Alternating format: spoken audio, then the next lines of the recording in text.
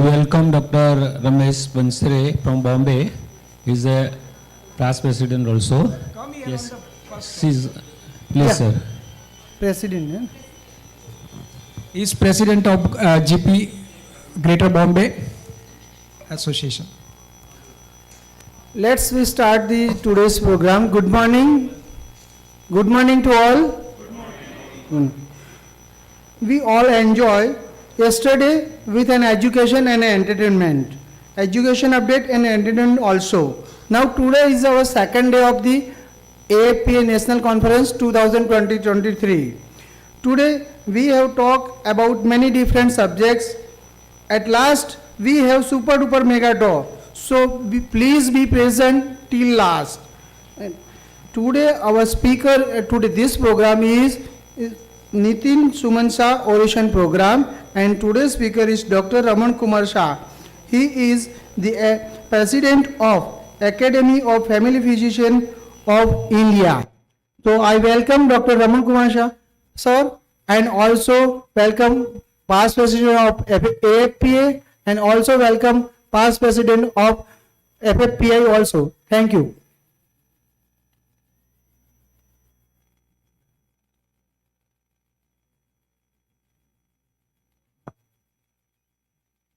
Good morning.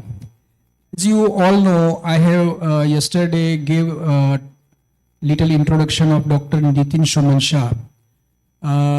Today's our first program is Nitin Suman Shah Oration Award, and it's my privilege to introduce Dr. Nitin Suman Shah.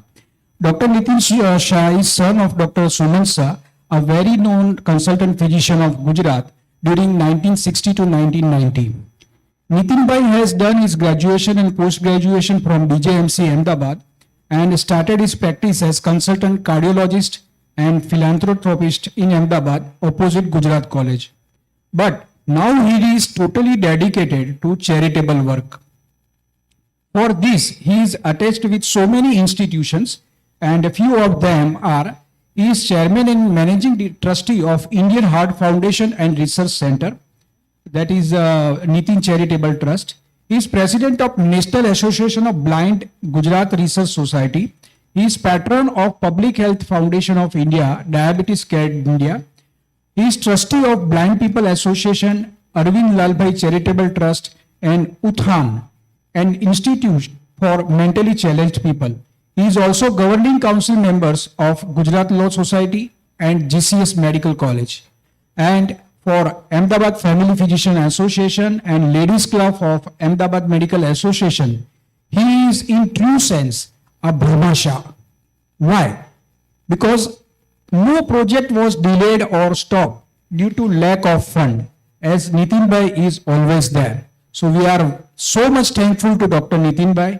This time also we met APA people to Dr. Nitin Bhai, and he readily gave a huge contribution for our association, and that is why we declared our Oration Award for certain years as Nitin Suman Shah Oration Award.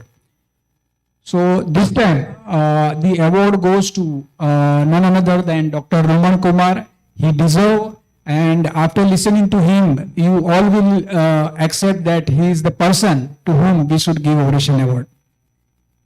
I welcome Dr. Raman Kumar, and before that, I request Dr. Viren Sanandia to give introduction of Dr. Raman Kumar.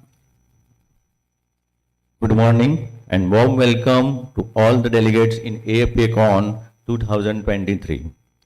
This year is Silver Jubilee year of AFPA, and this is our 21st annual conference and also hosting the 18th national conference.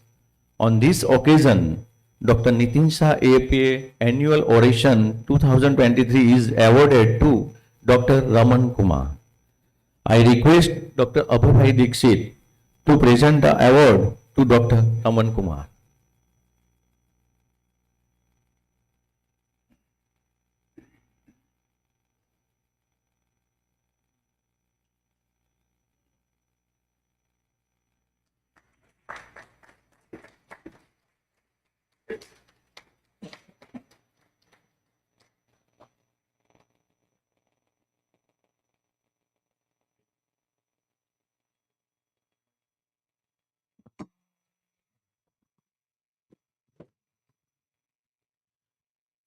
Friends, this is a pride moment for Ahmedabad Family Physicians Association because in the history of 25 years history of Ahmedabad Medical Association, first time the ovation has been started from this and under the banner of FFPI convention.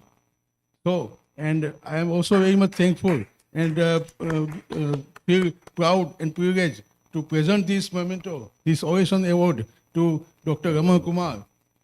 He is a great person, family physician in all over India. He is president of Academy of Family Physician Association of India, and in that association, all the members are majority of them are the DNB family medicine. So, sir, it's our great pride. Thank you.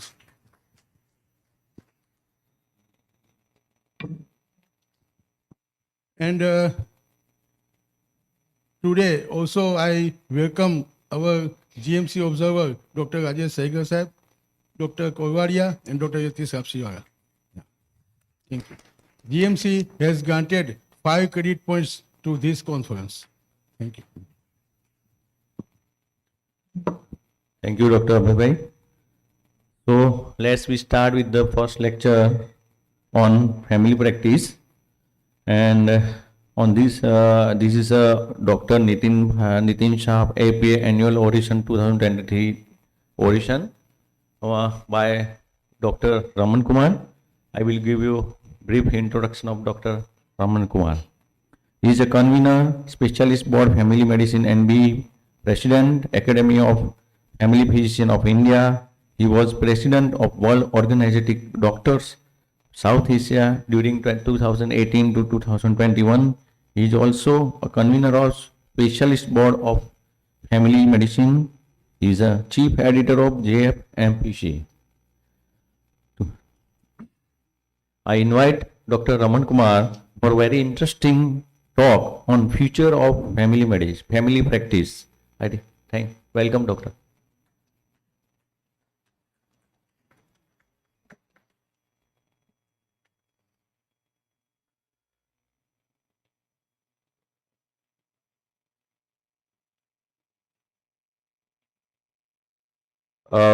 Good morning, everyone. Thank you very much, FFPAI, AFPA, all dignitaries on the dais, the organizing committee, for giving me this great honor. I'm indeed indebted for this honor, privilege, and recognition, and very kind introduction this morning. For my work has been on promoting family practice, family medicine discipline in academics. So we all are family physicians. We are practicing privately. Also in government sector, we consider the medical officer, general duty medical officer who are providing generalist medical care, who are providing primary health care in whatever capacity, in whatever system, whatever situation, all are family physicians. And wherever we go, we have this concern, especially in the private environment, where we see that the number of family physicians is declining. New doctors are not starting family practice. Wherever you go, Kolkata, Pune, Mumbai, Gujarat, Baroda, all the family physicians are in their 50s, 60s, 70s, and the new generation of MBBS doctors are not joining family practice. So why this has happened, I'll briefly take you through the journey and how it is now and what we can expect in future with respect to family practice. So most of the time we listen negative, kind of, news feedback that no, this is not going to survive. Times have changed. This is the time of super specialty. This is the time of big hospitals, small businesses, small clinics, practices cannot survive.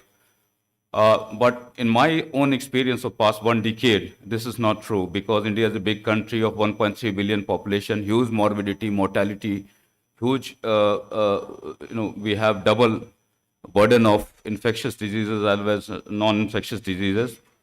So before I go to my, presentations and talk, I've been involved with WONCA, which is World Organization of Family Doctors. So there is a global organization which is called Wonka in short, and it has now headquarters in Brussels, also registered in Switzerland, and it is functional all over world. So through my activities, I was introduced to FFPAI in 2011 through Dr. Ramnik Parikh and Dr. Jyoti Parikh. I was active to organize the young doctors of South Asia region. So I was opted through that capacity to represent all young doctors in the Wonka board in 2013, 10 years back. So this is one of the conferences, European conferences in Turkey, Istanbul. So through this leadership position, I had opportunity to travel in different parts of the world. I have seen most of the health systems. Normally, we appreciate Indian health system a lot ourselves because we are very good doctors. Our doctors are doing great in United States, UK, even in India. We have very great specialist doctors. Big hospitals come up during past 2-3 decades. But largely, if you look from the population health perspective, public health perspective, the challenges of healthcare are not resolved. The large section of our society which is not able to afford good healthcare, quality healthcare. And if you look at the primary care sector, even the big urban cities, we have unqualified practitioners who are providing, I would not say unqualified, but not very high quality that you see in comparison to other countries, other parts of the world. So even if you go to Thailand, small countries, all over world, they have very good primary healthcare system. And similar countries, I've been to Brazil, China, and all these countries are at least 10 years ahead of Indian health system. If you look at the primary and secondary healthcare system, our private tertiary care system is of course very, very good, excellent. At part of the world, many times we are even better than many developing countries, developed countries also. But largely the system that caters to the majority of the population is not very functional, not very optimal. And even the efficient system of the old family physicians was on decline. So through this international learning, the Wonka is also active globally. This is the image of Wonka World President Donald Lee with WHO Director General. So family physicians are represented through Wonka to the highest level of governance across world and also in India. And I wear many hats. National Board of Examination, which runs DNB programs all across India, it is being now upgraded by the government through specific policy. I'm also chief editor of the Journal of Family Medicine and Primary Care. Journal of Family Medicine and Primary Care is the only PubMed index journal on family medicine, family practice in South Asia, entire South Asia. It is a very popular journal, not just for family physicians, but it is a transdisciplinary, cross-disciplinary, multidisciplinary asset. And we have been able to create a very good platform for research. And because for identity of a discipline specialty, you need to have certain pillars. Like journal research is one of them. So there was no such forum earlier, and we founded this journal in 2011, and this was launched in the FFPI conference in Mumbai. So I'm very thankful to all of you, and through there we have taken this journey. And 19th May, through Wonka, is celebrated as World Family Doctors Day. And this year, the motto of this day was family doctors are always there to care. And this is also being celebrated to recognize what we of course have Doctors Day, National Doctors Day, but to distinguish the role of family physicians, family practitioners, primary care providers. Wonka has popularized this day, which is called Family Doctors Day. It is celebrated globally on 19th of May. And I would like all of you to be aware of this day and recognize your own work, celebrate your own works, your colleagues' work on this day. And thank you very much. And I must pay my gratitude to Dr. Nitin Shah, who of course has been nicely introduced, his role, contribution to Ahmedabad, not only just for medical fraternity, but also for charitable work that he has been doing. So for me also, it is a great privilege to be awarded an oration in his name. I also pay my gratitude to Dr. Ramnik and Jyoti Parikh, the couple who started with a vision, started a forum which is called Spice Route Movement. Spice Route Movement was launched in Kathmandu 2010, and it kind of now promotes, and it is a forum for all young family physicians in South Asia region. So if you go to Nepal, Pakistan, Bangladesh, Sri Lanka, and even different parts of India, you have now young family doctors who are active, and which is happening because of the efforts. He not only, morally supported, we also supported financially. For 5 years, he gave 1 lakh rupees per year. Almost he donated 5 lakh rupees to this young doctors movement so that young doctors can travel in different parts of the world and they can see the health systems directly by themselves. So they have a great contribution. And if you talk about history of family practice, any talk or any information cannot be complete without talking Dr. Prakash Chandra Batla. He was born in the present-day Pakistan, Lahore. He graduated there only, and he later migrated to Delhi after partition. And he is the one because of whom the family practice, family medicine discipline is recognized in India in the regulatory bodies, because he founded IMS-CGP, Indian Medical Association College of General Practitioners in 1960s, late 60s. And he is also founder of WONCA, World Organization of Family Doctors. In 1972, WONCA was founded as he was one of the founder members, and he should be remembered as one of the greatest family physicians. He was president of Indian Medical Association, and he was a highly decorated, awarded medical leader, not just for family physicians, for also all medical professionals across India. The present generation does not know much about him, but he is widely known for his work for family practice in India. He is the one, because of him, the DNB family medicine program was initiated. It was originally the curriculum of IMS CGP FCGP program, which was upgraded to DNB family medicine later on. And now it is a full-fledged 3-year residency program across India. I'll talk more about the other academic programs, what they are happening. But Prakash Chand Batla, sir, is the one who can be, the father of academic family medicine, family practice in India. And we have, published his portrait on our journal to recognize his efforts.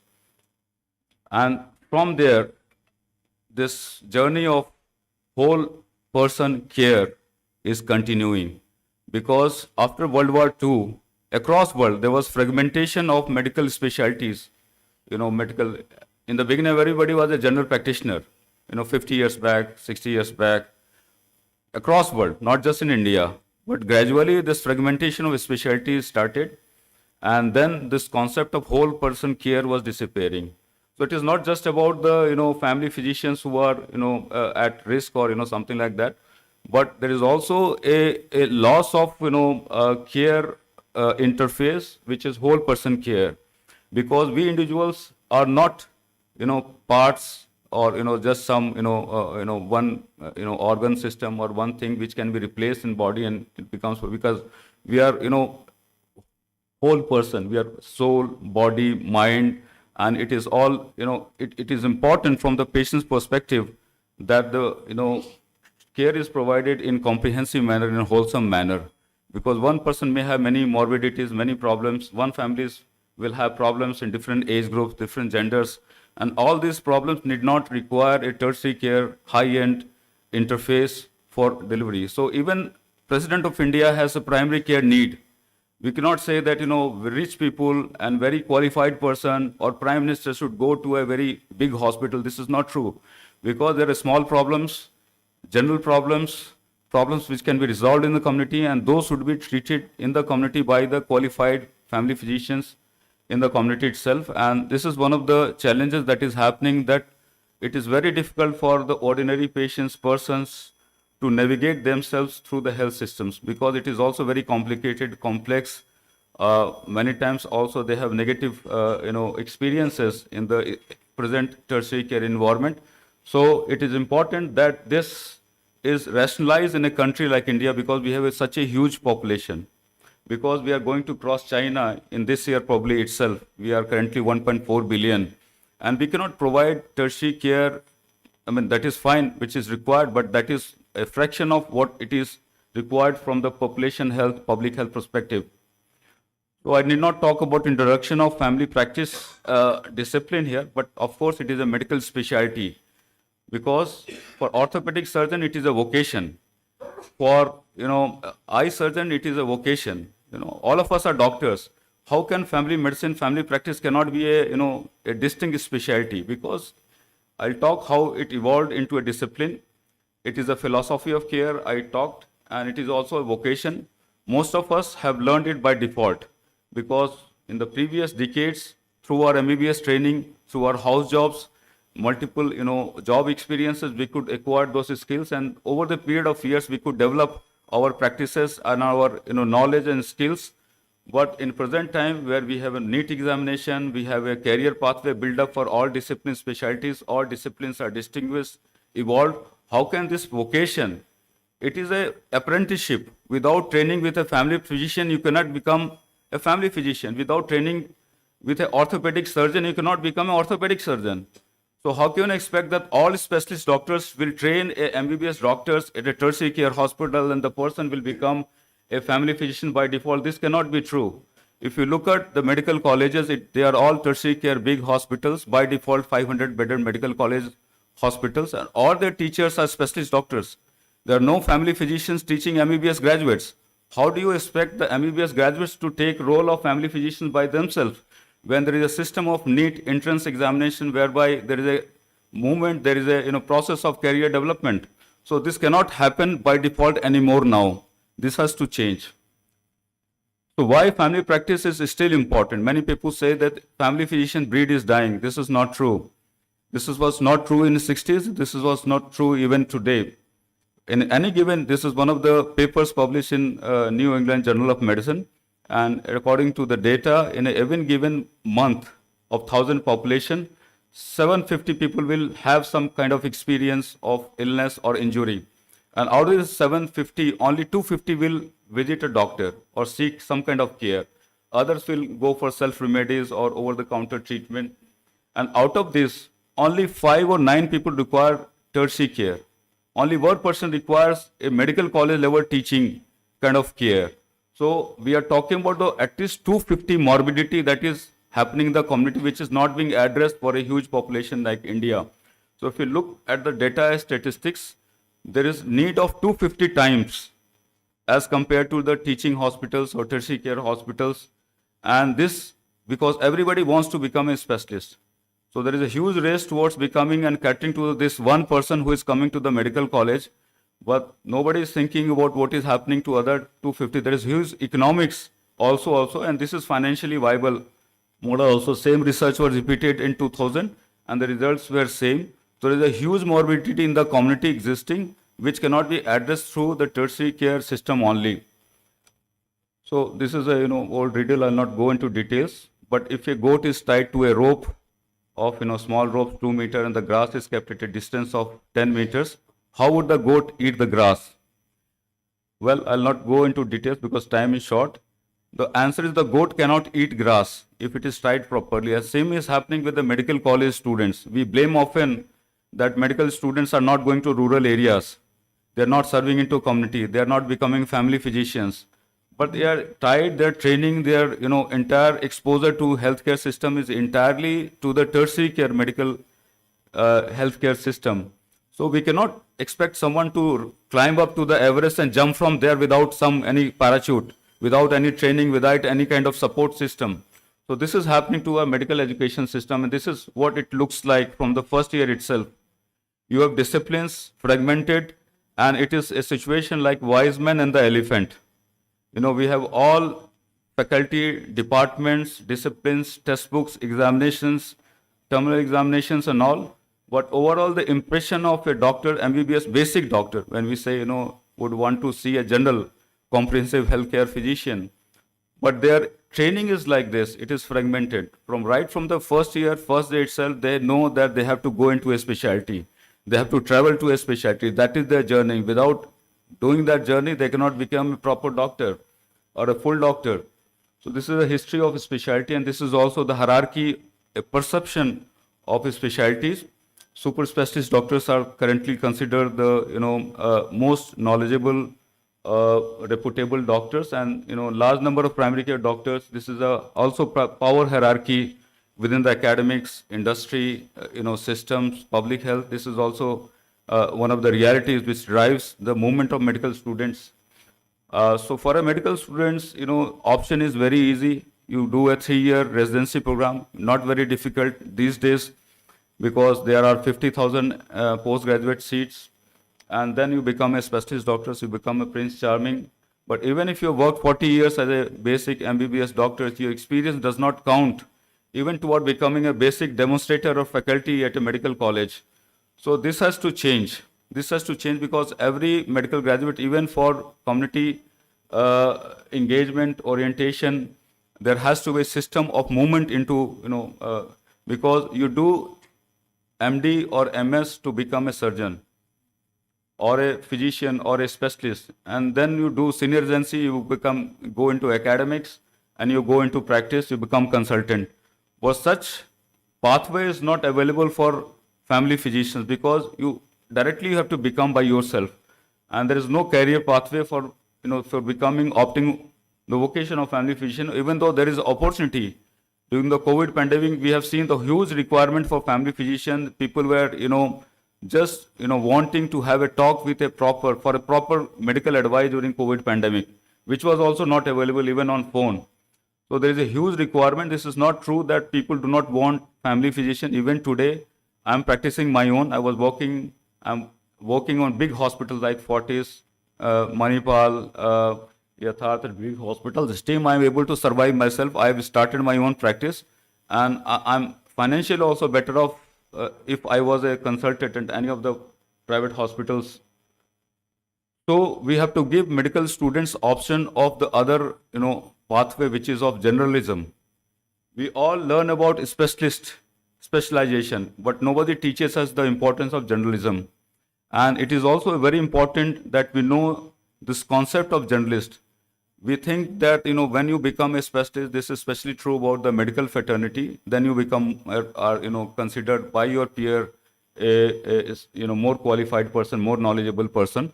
But if you look at this, this graph, this data, the horizontal sphere is of generalist. The vertical lines are those of specialists. You cannot compare the two into who is more intelligent, who is more knowledgeable. If you look at the horizontal interface, it is the knowledge and the domain and the interface of the general practitioner, family physician, family practitioner, which is nevertheless never ever can be compared with the vertical lines of the specialist individual specialties.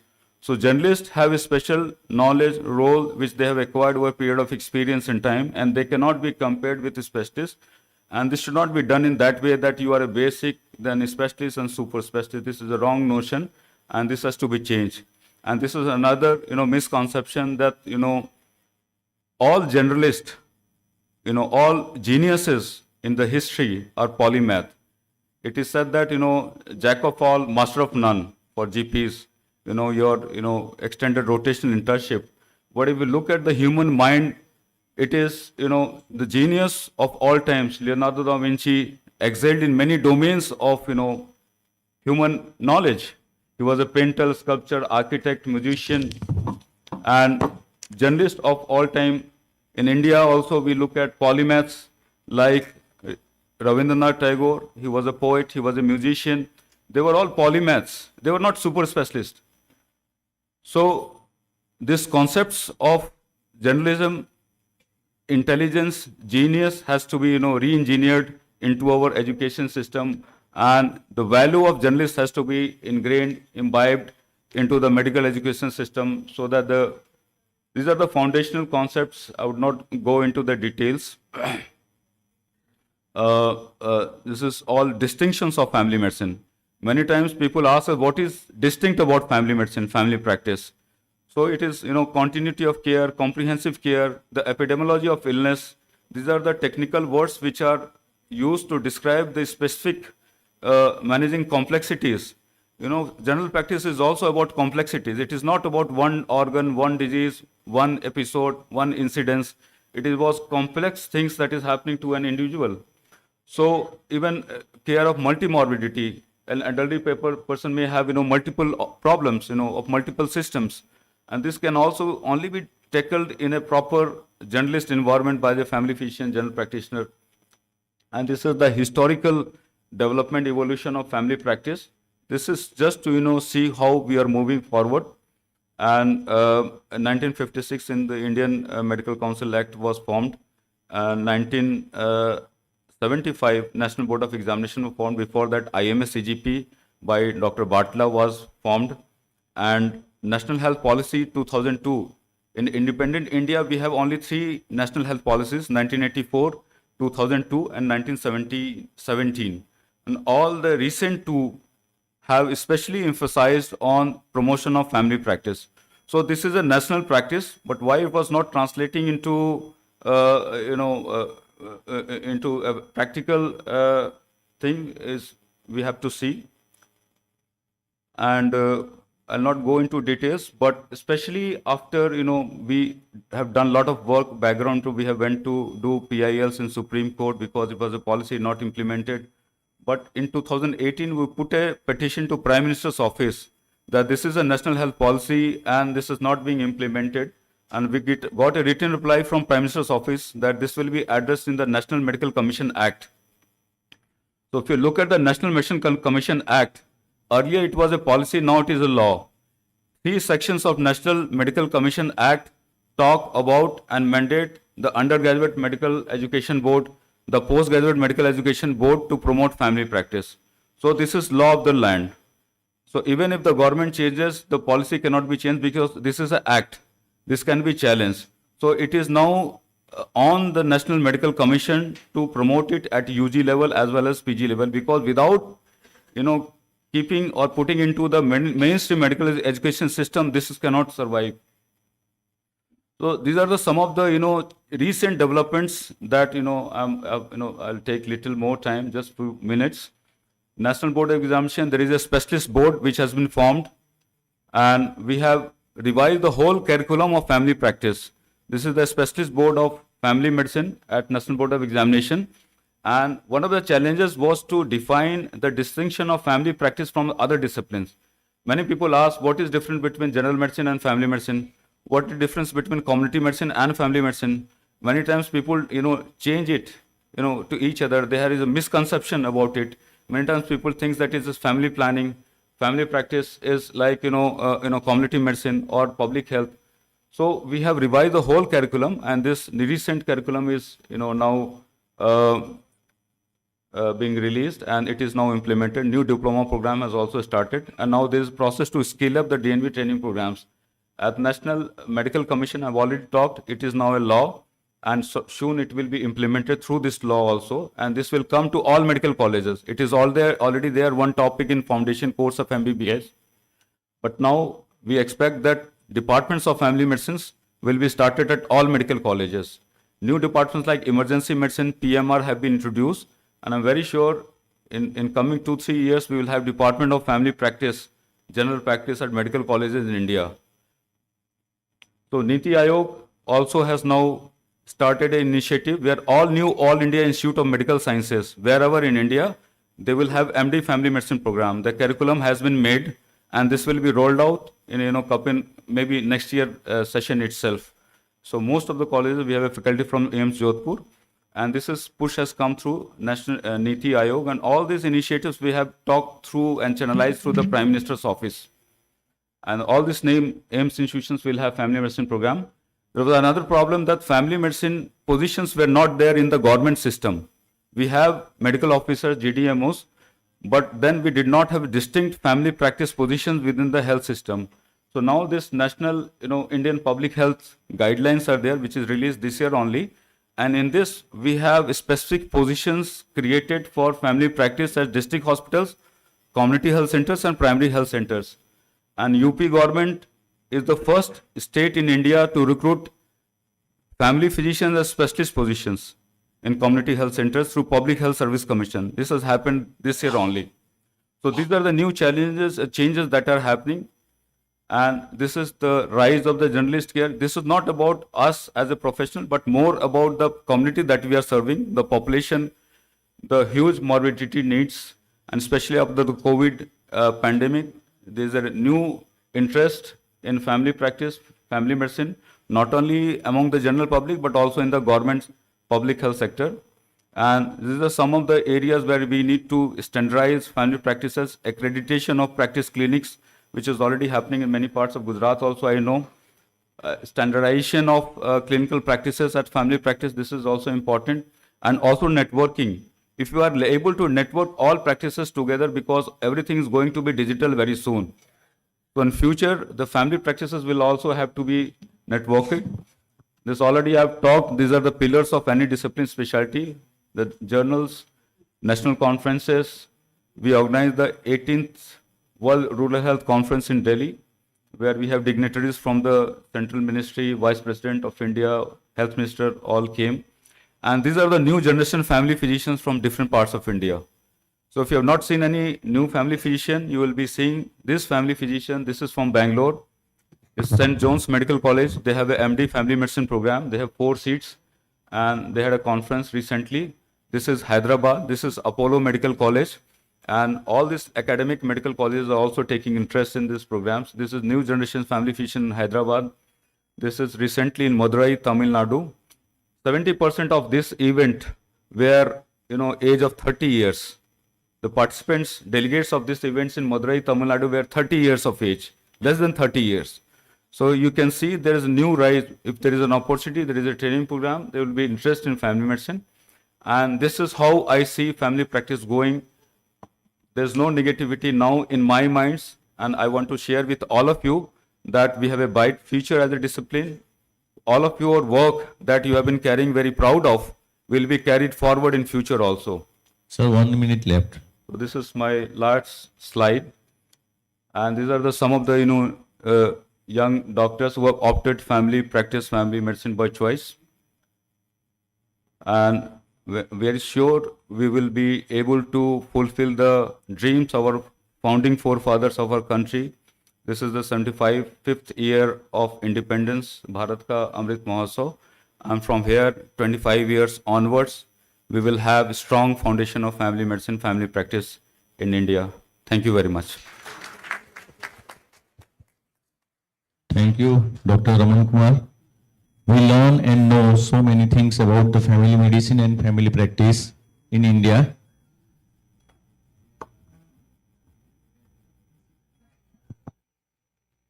Thank you, Dr. Raman Kumar. I hope you have enjoyed his talk, and he is with us for some time. So those who want to take advantage of him, he is having vast knowledge about how to increase our family practice. He has many ideas to increase our family practice. He has been moved to so many countries. As he has said, he has also experience of different countries' primary healthcare system. So I request all of you to take advantage of him if he comes outside. Because of short time, we are not having any question answer. Thank you, Dr. Raman Kumar.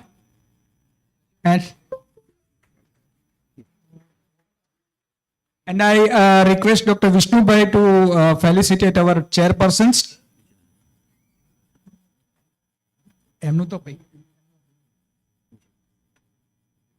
Dr. Vishnu Bhai to Dr. Dhiren Sarandia, and Dr. Arvind Panchal, he will give to Dr. Kamlesh. 39.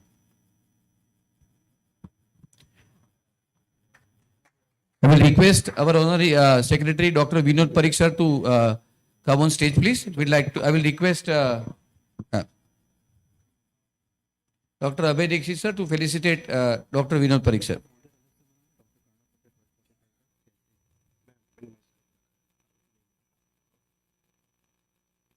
Request Dr. Bajpai also to join on stage for 2 minutes. Sir.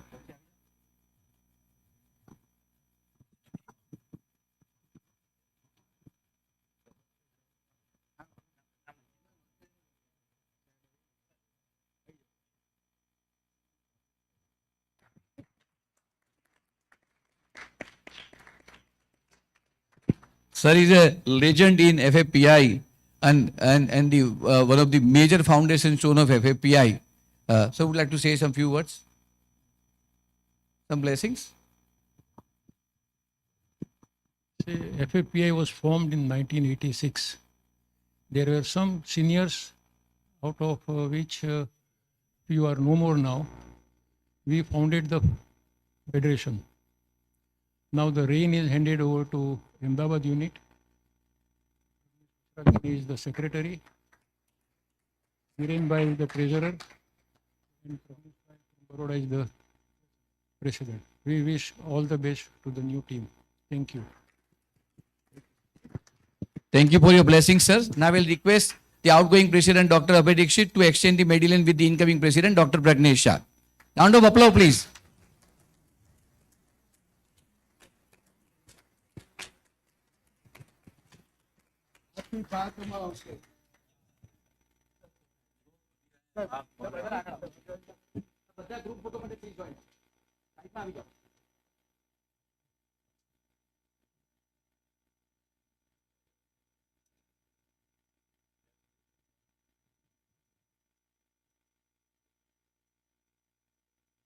Thank you. All yours, Sanjay bhai.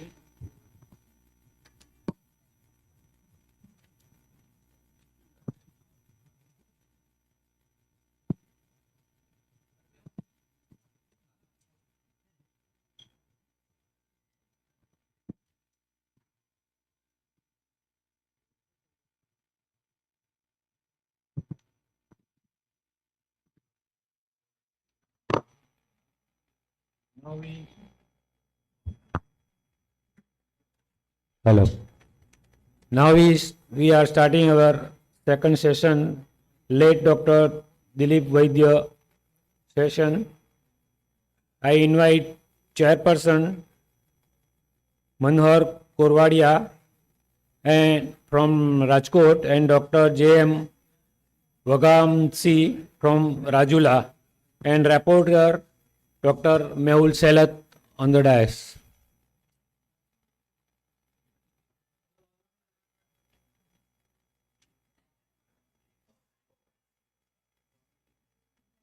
And Dr. Sanjay Shah will give introduction of Dr. Praveen Bhavsar. Good morning, everybody. It's my pride and privilege to introduce Dr. Praveen Bhavsar.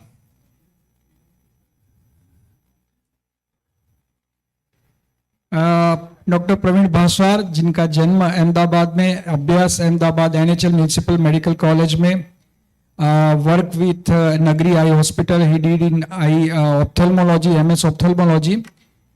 He did नेत्र यज्ञ for more than 45 places and Sarvarog Nidan camp more than 30 places. He is mainly attached with disaster management at more than 15 places. Largest and longest earthquake for 6 months he was attached with it. Jan Jagran Swasthya Prabodhan seminar and Rashtriya Sammelan also he did for more than 4 to 5 years. Medico-social service, it's a main field of work at national level and he is attached with RSS, Rashtriya Swayam Sevak Sangh, Bal Swayam Sevak Sangh. He is also attached with National Medicos Organization, Gujarat State President, National General Secretary, National Organizing Secretary, National Vice President. And Arogya Bharati चिंतन स्थापना से लेकर वो प्रमुख रहे हैं और तक भिन्न पदाधिकारी का दायित्व वर्तमान में वो राष्ट्रीय संरक्षक है. So with this good national personality, I invite Dr. Praveen Bhavsar, and today he is going to talk on a very good subject, holistic health, a need of our. I hope you all will enjoy his talk.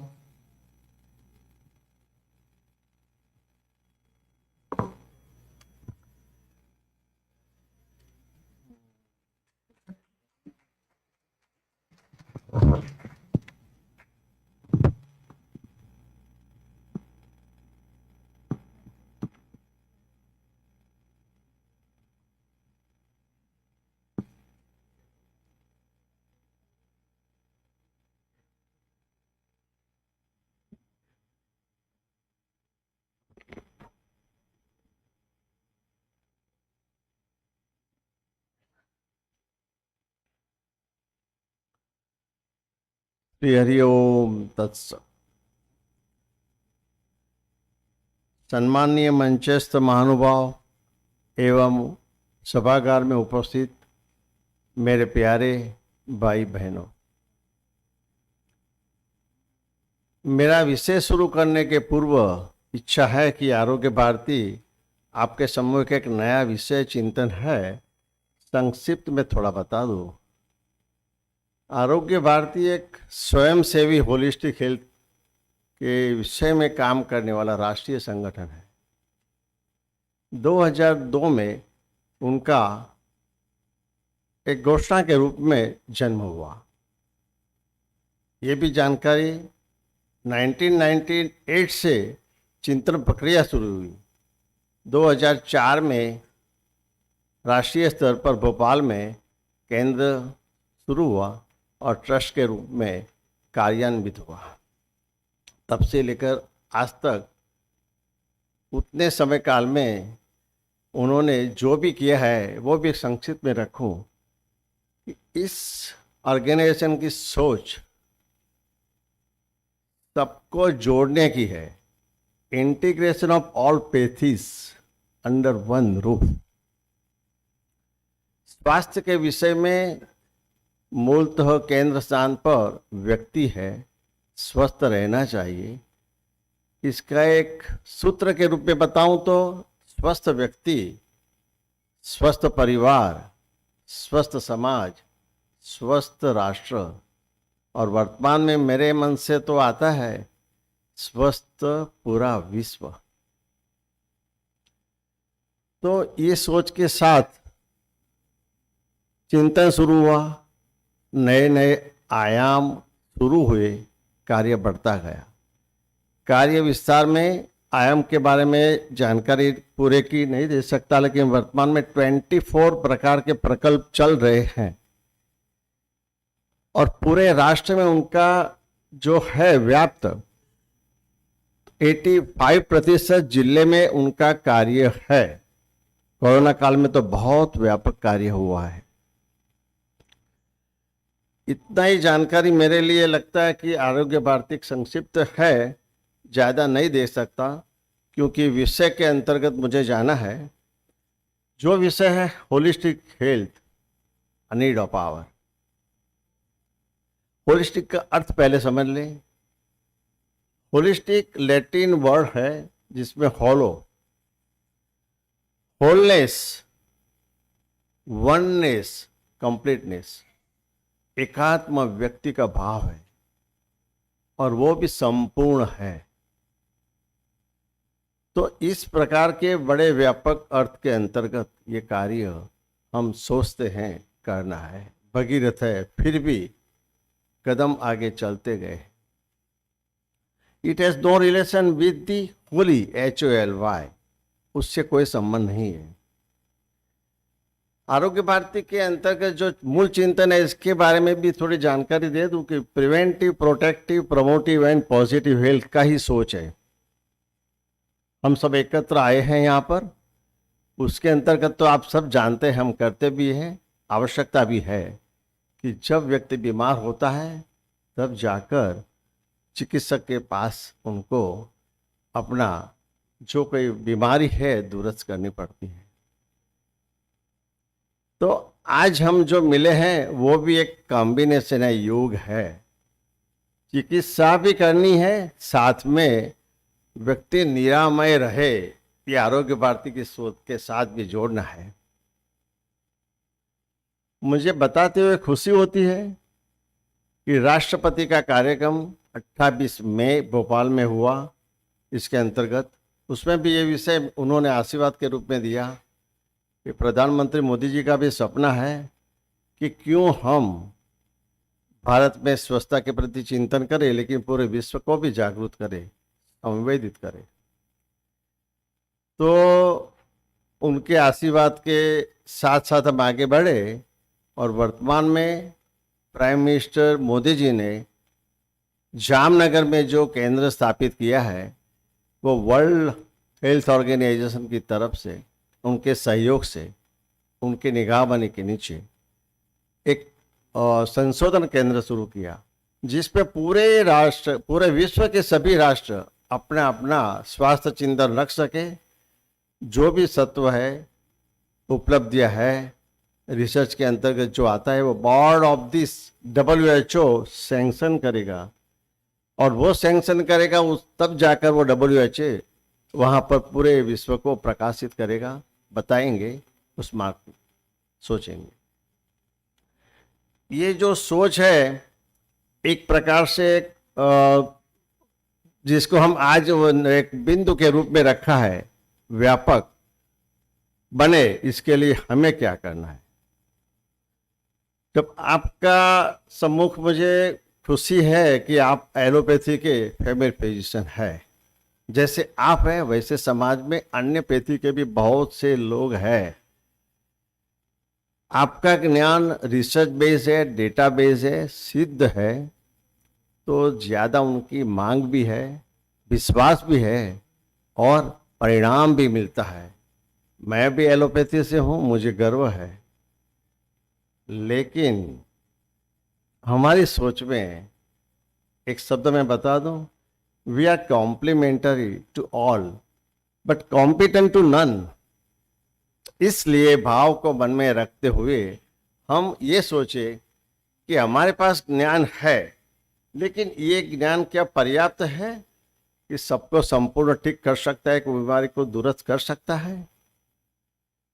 तो क्यों हम इस बिंदु को मन में सोचते हुए अन्य का सहाय ले।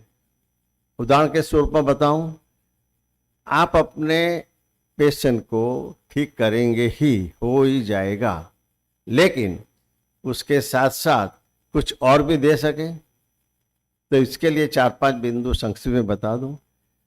जैसे एक योग है, हमारे माननीय नरेंद्र भाई ने वैश्विक स्तर पर यूनो में, यूनाइटेड नेशंस में रखा, उसी दिन से, उसी समय से 21 जनवरी 2015 योग को स्वीकार किया।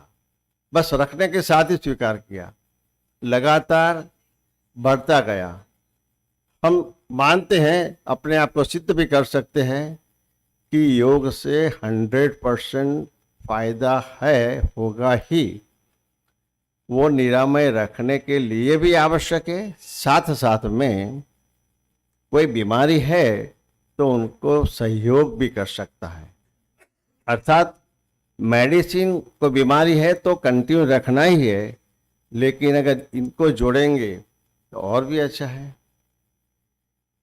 इसमें एक विषय हमारा स्वस्थ जीवन शैली है। हम सब जानते हैं कि हेल्थी लाइफस्टाइल अगर नहीं होती तो क्या क्या बीमारी आती है, तो क्यों हम उनको दूर न रख सके।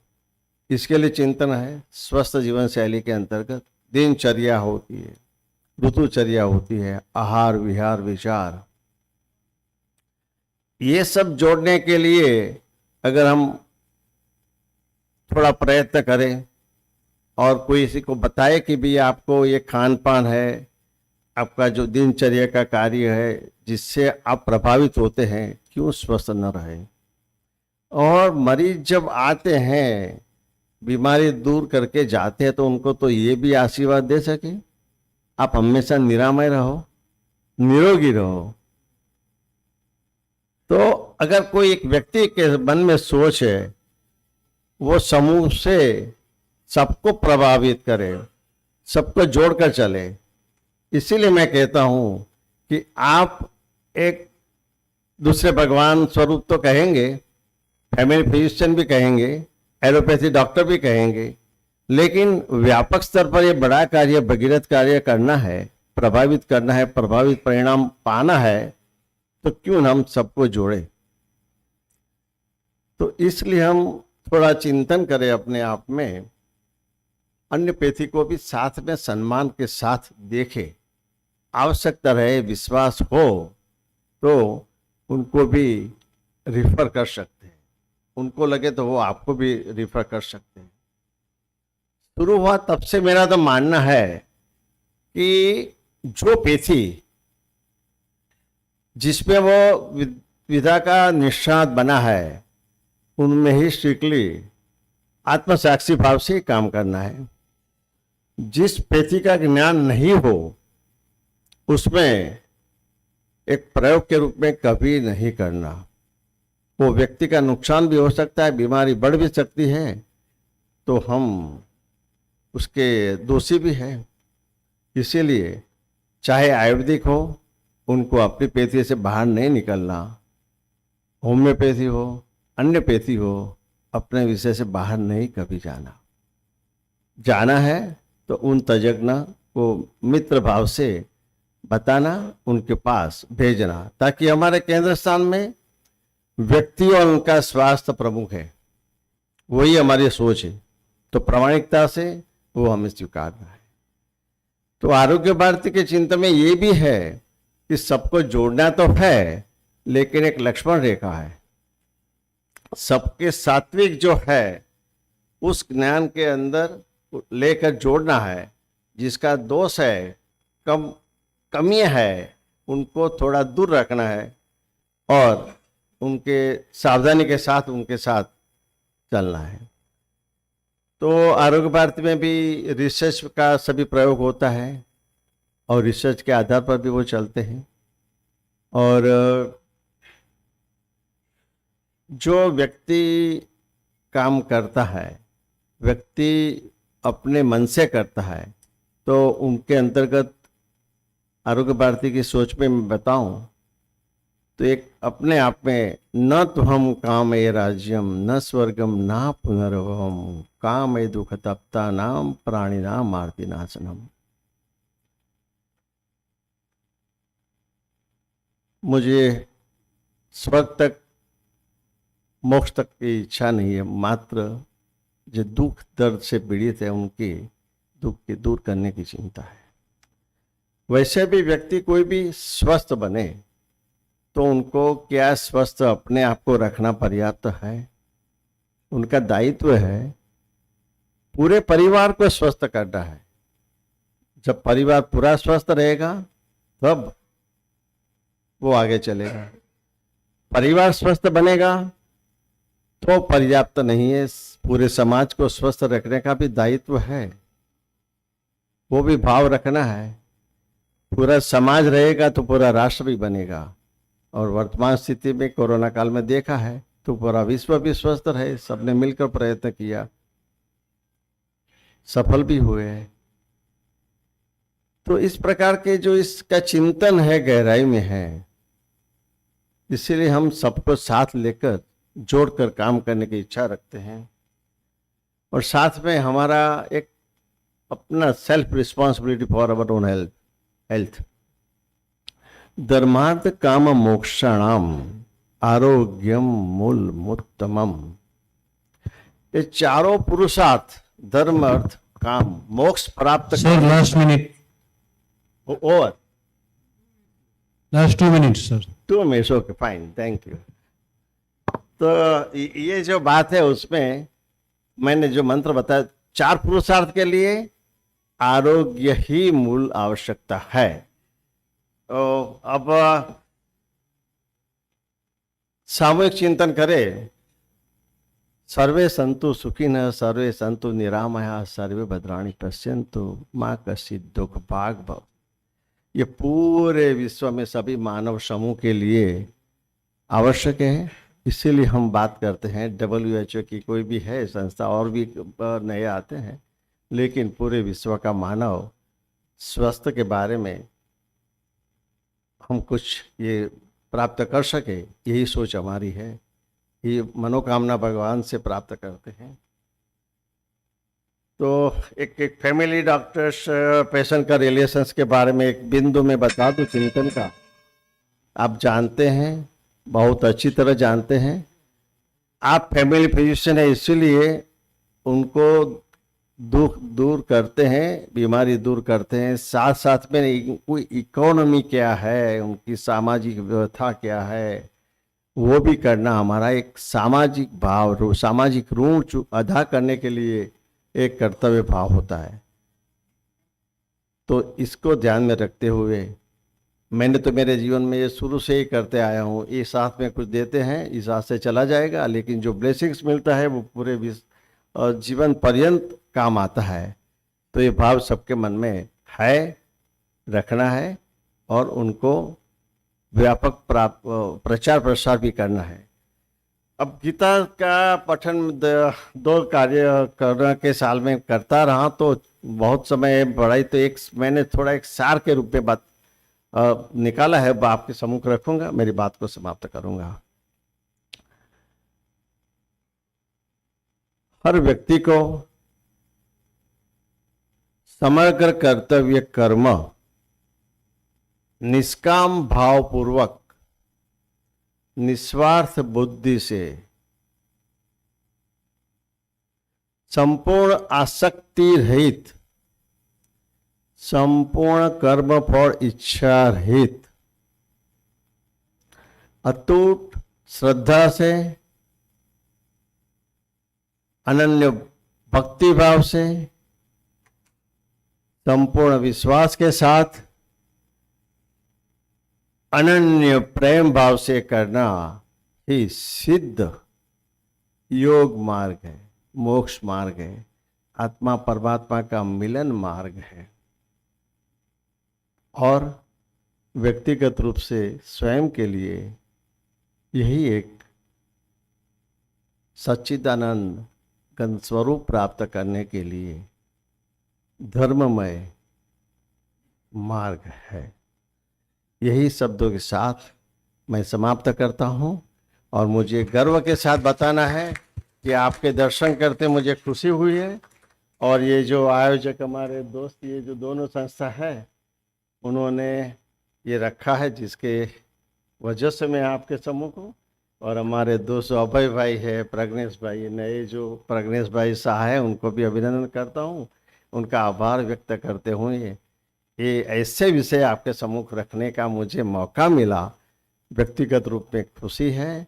आपको एक विनती भी करता हूँ कि आप एक स्पिरिचुअल, बिना अध्यात्म ये सब अधूरा है, स्वास्थ्य अधूरा है, इसलिए अध्यात्म का राह सबके लिए आवश्यक है।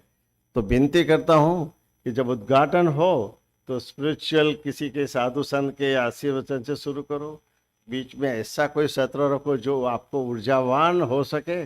ज्ञान तो अविरत मिलता ही रहेगा, उनका कोई अंत नहीं है, इसलिए इतना एक चेष्टा करता हूँ, स्वीकारो ऐसी अपेक्षा भी रखता हूँ। धन्यवाद, नमस्कार। Thank you, Dr. Praveen Bhai Bhavar sir, to beautiful lecture on holistic health and need of powers. Now I request Dr. Bhavesh Bhai Patel. His topic is life is larger than medicine. Please, Dr. Bhavesh Patel sir. After listening to Dr. Praveen Bhai Bhavar sir, as a family physician, we are treating our patients like we are treating two patients with our same knowledge, and we can see one patient is cured very well and another patient is not cured by any mean. So sometimes we think that why this thing happened, and that will go that something is there or somebody is helping us. In that way, holistic health is there. So we are thinking that we are treating patient and we are giving our best to our patient, but sometimes some patients are not getting cured by any way. It is unfortunate for patient or it is unfortunate for us also. So here some different spiritual activities happening. So we must all treat our patient with some holistic approach. And now our next speaker is Dr. Bhavesh Patel. He is going to give a talk on life is larger than medicine. It's a plenary lecture. I request Dr. Bhavesh Bhai to reduce the time limit because we are short of time. You have been allotted 30 minutes, but if you can complete it in 25 minutes, it's good. I know you can take 1 hour also. 1 hour is also less for you, but we are running short of time. So please complete it in 25 minutes. Thank you.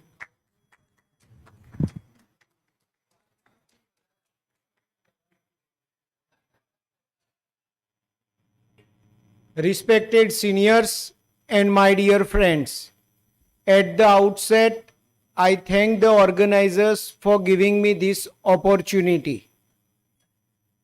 कल जैसे बात हुई inaugural session में कि mixopathy मतलब myxo language की बात थी कि जब भी गुजरात में कॉन्फ्रेंस होती है और पर्टिकुलरली जब मेरा टॉपिक है तो मैं कोई एक लैंग्वेज में रिस्ट्रिक्ट नहीं कर सकता अपने आप को, गुजराती, हिंदी, इंग्लिश तीनों में चलेगा।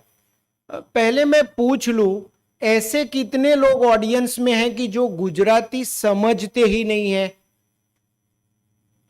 1 2 3 4 5 6 7 okay, then it is necessary कि I should mix all the languages. Normally तो स्पीकर की थोड़ी बहुत इंट्रोडक्शन होती है, but I am the first casualty of shortage of time. तो हाँ, but who reads the introduction? I know, मैंने भी आज तक किसी स्पीकर की नहीं पढ़ी, तो थोड़ा सोचा पहले हिंदी मूवी में क्या होता था, एक्टर अलग होता था, कॉमेडियन अलग होता था, फिर अक्षय कुमार, गोविंदा वो लोग आए तो एक्टर ही खुद कॉमेडी कर लेता था। तो मैंने सोचा मैं स्पीकर हूं, मैं इंट्रोडक्शन भी थोड़ी बहुत कर लूंगा, so that you can put the lecture in proper perspective. क्योंकि सम ऑफ यू जिन्होंने मुझे कभी सुना नहीं है उसको लगेगा कि ये non medical topic national conference में क्यों। तो पहले मैं पीडियाट्रिशियन था, मेरी भी 20 बेडेड नर्सिंग होम था, पीडियाट्रिशियन एंड नियोनेटोलॉजिस्ट के हिसाब से मैं प्रैक्टिस करता था। ईश्वर की कृपा से और आप लोगों की कृपा से प्रैक्टिस भी अच्छी थी, क्योंकि प्रज्ञेश, ये सर, वो सब तो मुझे भेजते थे पेशेंट। तो मैं पीडियाट्रिशियन 15 साल काम किया अपने नर्सिंग होम में। फिर मुझे सोचा, नहीं, कई लोगों को गलत फहमी होती है, वैसी मुझे भी अभी भी है, कि I am a born leader, I am born to lead. तो मैनेजमेंट मेरा पैशन है। तो मुझे सोचा, मुझे लगता था कि I want to work as a paediatrician but I don't want to die as a paediatrician. तो मैंने पीडियाट्रिक छोड़ दिया और अपना जो पैशन है मैनेजमेंट, उसके लिए मैं मल्टी स्पेशलिटी हॉस्पिटल ज्वाइन कर लिया। तो अभी मैं स्टेथोस्कोप नहीं रखता पिछले 10 साल से, सिर्फ मैनेजमेंट देखता हूं, so that you can relate the things what I am telling. That's why I told, otherwise introduction देने में कौन याद रखता है ये सब चीजें। दूसरा, कई लोग मुझे पूछते हैं कि पीडियाट्रिक छोड़ के आप मैनेजमेंट में क्यों आए? तो આપણે ગુજરાતીમાં કહેવત છે ને, ગો મરવાની થાય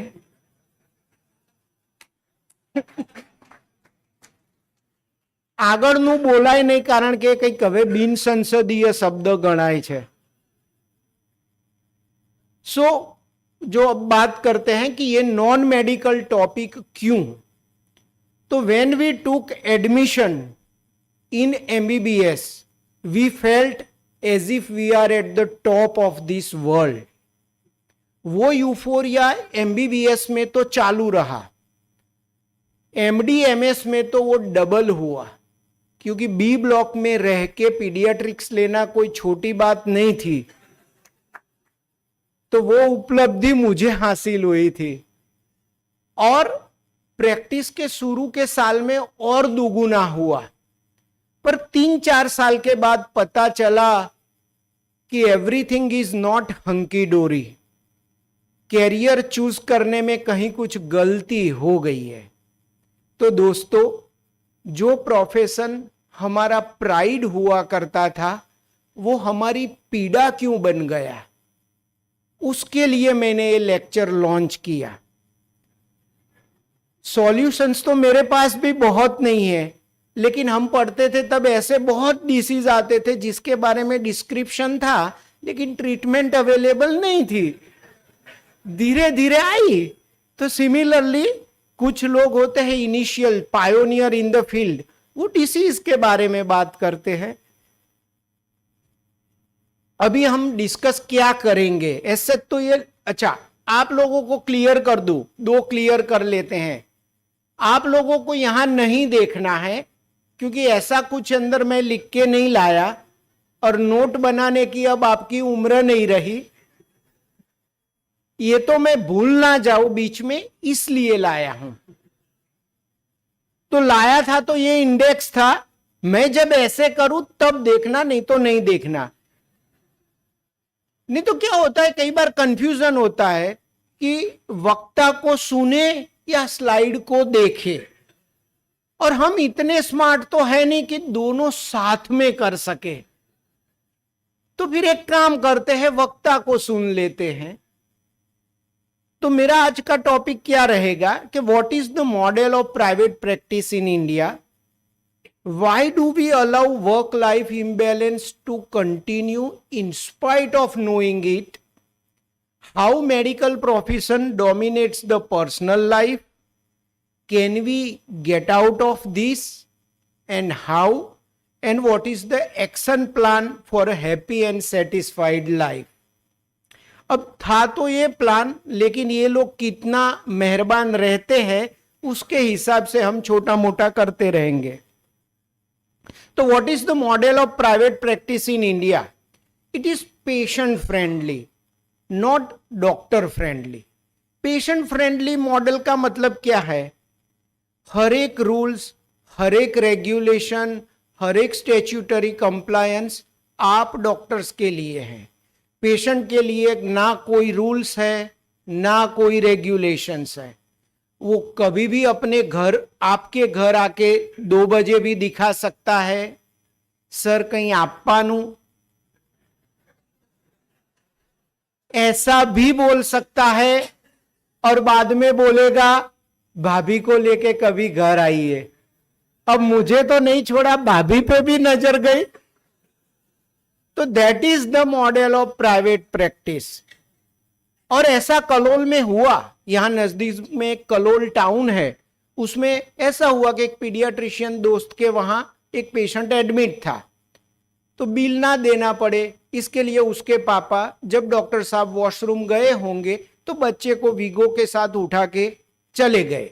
अब डॉक्टर भी उत्तर गुजरात का था, जिद्दी था, तो वो भी पीछे दौड़ा। तो कलोल की सड़कों पे इंट्राकेथ के साथ पेशेंट के पिताजी दौड़ रहे हैं और पीछे स्टेथो के साथ हमारे डॉक्टर साहब दौड़ रहे हैं। दूसरे दिन कलोल में क्या बात हुई पता है, डॉक्टर को ऐसा नहीं करना चाहिए। किसी ने ऐसा नहीं कहा कि पेशेंट को ऐसे नहीं निकल जाना चाहिए। वो कुछ भी करे, लेकिन आप तो मर्यादा पुरुषोत्तम हो। बट मैं बोलता हूं कि घड़वैया मारे ठाकुर जी नहीं थाऊ, जे छू ये रेवा दो बापा। दूसरा, हम 2 टाइम ओपीडी चलाते हैं, सुबह में भी ओपीडी चलाओ, शाम को भी ओपीडी चलाओ, फेस्टिवल के दिन भी ओपीडी चलाओ, रविवार के दिन भी ओपीडी चलाओ। ऐसा करते करते आप एक दिन 60 साल के हो जाते हो और पीछे मुड़ के देखते हो कि जीवन में क्या किया, तो कुछ नहीं, ओपीडिया ही चलाई। और ऐसे करते करते एक दिन आप खुद मर जाते हो। अब सरहद पे गोली खा के कोई मरता है तो उसको शहीद बोला जाता है, लेकिन लोगों को गोलियां बांटते बांटते आप मर जाते हो तो कोई नोट भी नहीं लेता। अहमदाबाद में प्रज्ञेश वचराजानी चौक या भावेश पटेल रोड नहीं बनने वाला। हम सब सोलो प्रैक्टिशनर है, तो हम ऑलवेज ऑन कॉल होते हैं। आधी रात को भी कुछ कर रहे हो और आधा छोड़ के जाना पड़ता है। एक तो दशहराना दिवसे माड घोड़ा दौड़ाया होय, એને ઊભા રાખીને ભાગવું પડે અને લેવાનું શું 100 રૂપિયા। એટલે પછી આપણી બૈરી કહે ને कि तेरी 2 टकिया की नौकरी में मेरा लाखों का सावन जाए। We cater to very poor to very rich people. जो लोग बंबई से होंगे, कुछ सीनियर जनरल प्रैक्टिशनर, उन्होंने धीरूभाई अंबानी को भी कभी देखा होगा। अब धीरूभाई को भी कभी डायरिया हो सकता है, अब डायरिया होता है तो वो जनरल प्रैक्टिशनर के पास तो जाएंगे ही। अब जनरल प्रैक्टिशनर ने धीरू भाई को देखा तो उसको लगता है कि यार धीरू भाई का थोड़े 100 रुपया लेना है, उसके तो 2000 5000 लेने चाहिए। वो लेना भी चाहता है, धीरू भाई देना भी चाहते हैं, लेकिन बाहर लिखा है नया केस 100 रुपया, तो आप ले नहीं सकते, धीरू भाई टिप दे नहीं सकते डॉक्टर को, तो साला ट्रांजैक्शन हो नहीं सकता।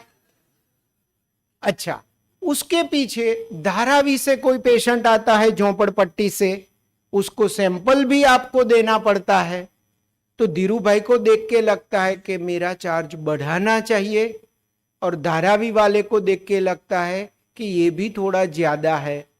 तो कई लोगों की तो जिंदगी ही इसमें खत्म हो जाती है कि मेरा एग्जैक्ट चार्ज क्या होना चाहिए।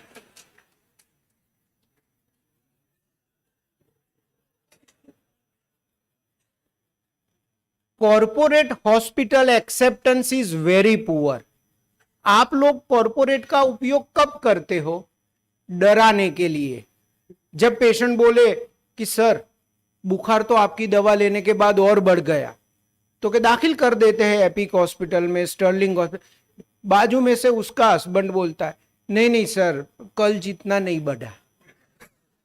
वो तो उसको पता नहीं है, एक्चुअली थर्मोमीटर खराब होगा, आज तो अच्छा है, क्योंकि आपने ब्रह्मास्त्र फेंका कि ज्यादा बोलेगी तो जाएगी कॉरपोरेट में। तो किसी को ना पेशेंट को कॉरपोरेट में आना है, ना आपको उसको छोड़ना है, तो फिर आपको उसको टॉलरेट करना पड़ता है। तो जब हम दोस्तों के साथ बैठते हैं तो मेरे दोस्तों की बीवियां मुझे बोलती है कि भावेश तू तो मोटिवेशनल स्पीकर है, मेरे हस्बैंड को यानी कि तेरे दोस्त को समझा ना। मैंने कहा क्या समझाना है? तो कि वो टाइम ही नहीं देता, घर पे टाइम ही नहीं देता। मैंने कहा बट पैसे तो देता है ना। तो वो बोलती कि पैसे से क्या करने का, वो तो कुत्ते भी नहीं खाते। तो मैं मेरी बीवी के सामने देखता था, क्योंकि मैं घर पे टाइम ही टाइम देता था, और वो बोलती थी कि प्यार से पेट नहीं भरता, हॉस्पिटल जा और कुछ ला। तो साला हमारी हालत क्या होती है ऐसी।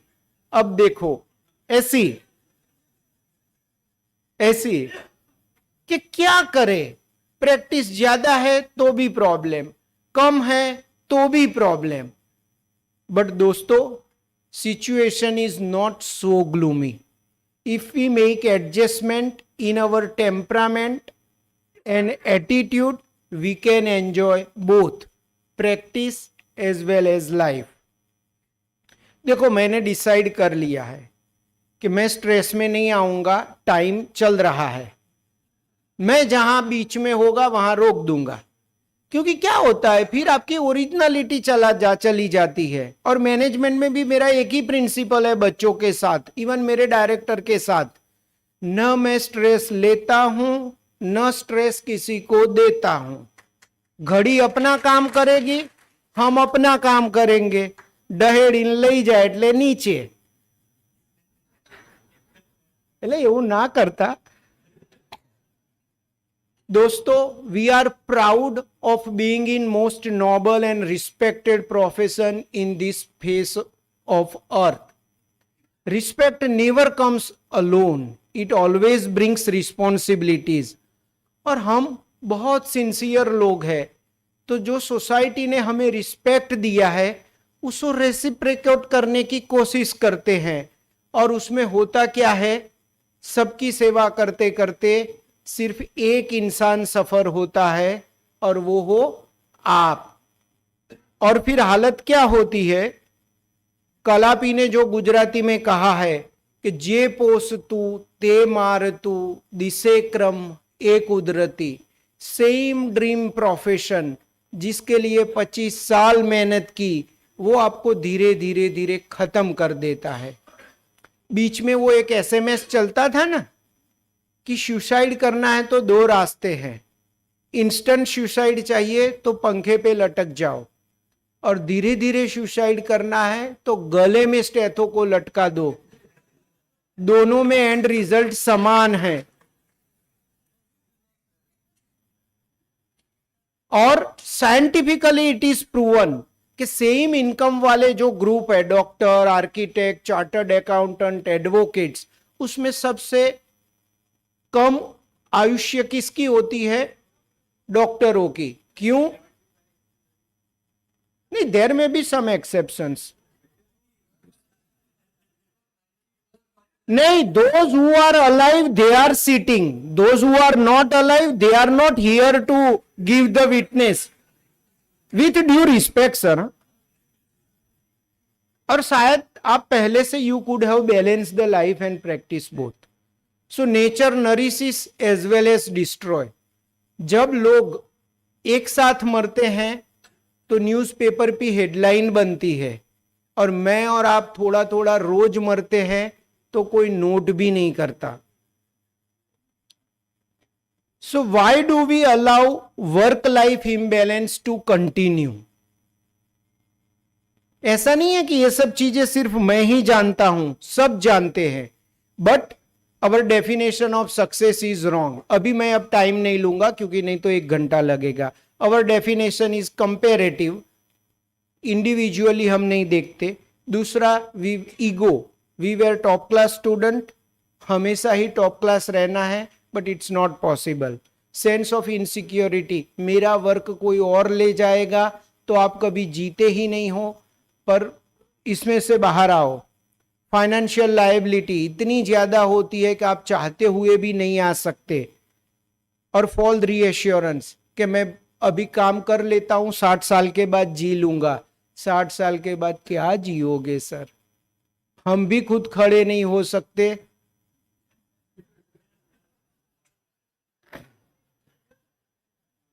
मैंने कुछ नहीं बोला, आपने आपके दिमाग में सोचा। मैं तो शुद्ध विचार, सिंपल जीवन का आदमी हूं। और फिर हमारी लाइफ कैसी रहती है? ऐसी कि दूसरों की सेवा करते करते हम खुद उठ जाते हैं। दुनिया का बोझ उठाते उठाते हम खुद उठ जाते हैं। तो can we get out of this? Yes, we need to be emotionally intelligent. Emotionally intelligent होना मतलब क्या है? ગુજરાતીમાં કહીએ તો એ ઢસરડા અને ગધા વૈતરું જે હું કરું છું એ જરૂરી છે? ના કરું કે ઓછું કરું તો શું થાય? અને સંપૂર્ણ છોડી દઉં તો જતા રહેવાય કે જીવી શકાય? આ બેલેન્સ અગર આપ ये कर पाओ तो you are emotionally intelligent. We need to reset our priorities. हमारी कन्वेंशनल प्रायोरिटी क्या थी? सक्सेसफुल डॉक्टर होना था, लोगों की सेवा करनी थी, बराबर है, मेरी भी थी। हो सके तो अपने इलाके का बेस्ट बनना था, हो सके तो अहमदाबाद का बेस्ट बनना था, क्योंकि वी वर ब्रिलियंट स्टूडेंट, मुझे भी बनना था। बात वहां रुकती तो अच्छा था, लेकिन ब्रिलियंट थे तो इतिहास के पन्नों में अमर हो जाना था, मुझे भी हो जाना था। पर मैंने इतिहास उठा के देखा तो एक भी पीडियाट्रिशियन का नाम नहीं था। तो मैंने फिर हमारा एजेंडा चेंज किया, विचार माड़ी वाड़ो। फिर मैंने क्या डिसाइड किया? I want to be a successful human being first. I am okay to be a common paediatrician. Successful human being मतलब क्या?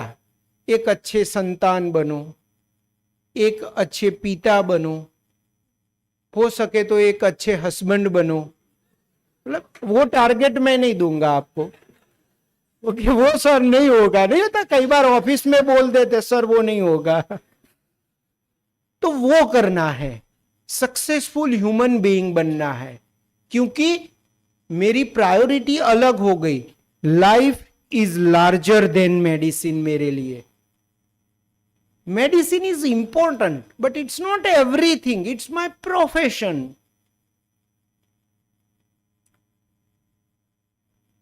Not only think life is larger, it's more beautiful than medicine. देखो, इतना beautiful है, इतना beautiful है, right? ये तो हम कभी देख भी नहीं पाते, थैंक्स टू फार्मास्यूटिकल कंपनीज कि ये देखने को मिल गया है। और वो भी मुझे और आपको तो नहीं मिला, क्योंकि हमारी तो मिलीग्राम वाली छोटी छोटी टैबलेट बच्चों में होती है। हाइपरटेंशन नहीं होता, डायबिटीज नहीं होता, क्रोनिक रीनल फेलियर नहीं होता, जॉइंट नहीं रिप्लेस होता, न स्टेंट आता है बच्चों में। तो हमें तो आबू अंबाजी से दूर कोई ले भी नहीं जाता।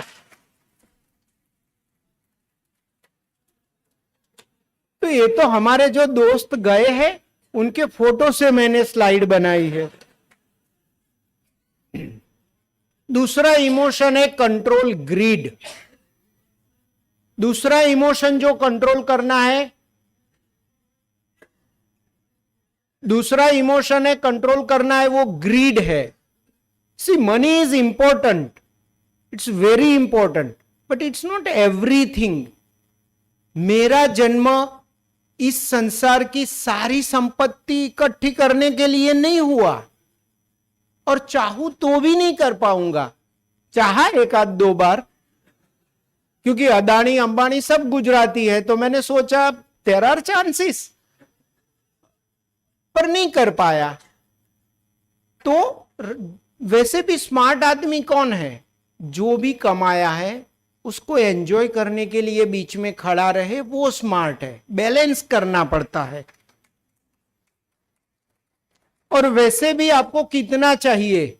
साईं इतना दीजिए जामे कुटुंब समाए, मैं भी भूखा ना रहूं साधु न भूखा जाए। और आजकल कोई साधु तो भूखा रहता नहीं है, उनकी तो सब तरह की भूख तृप्त हो जाती है।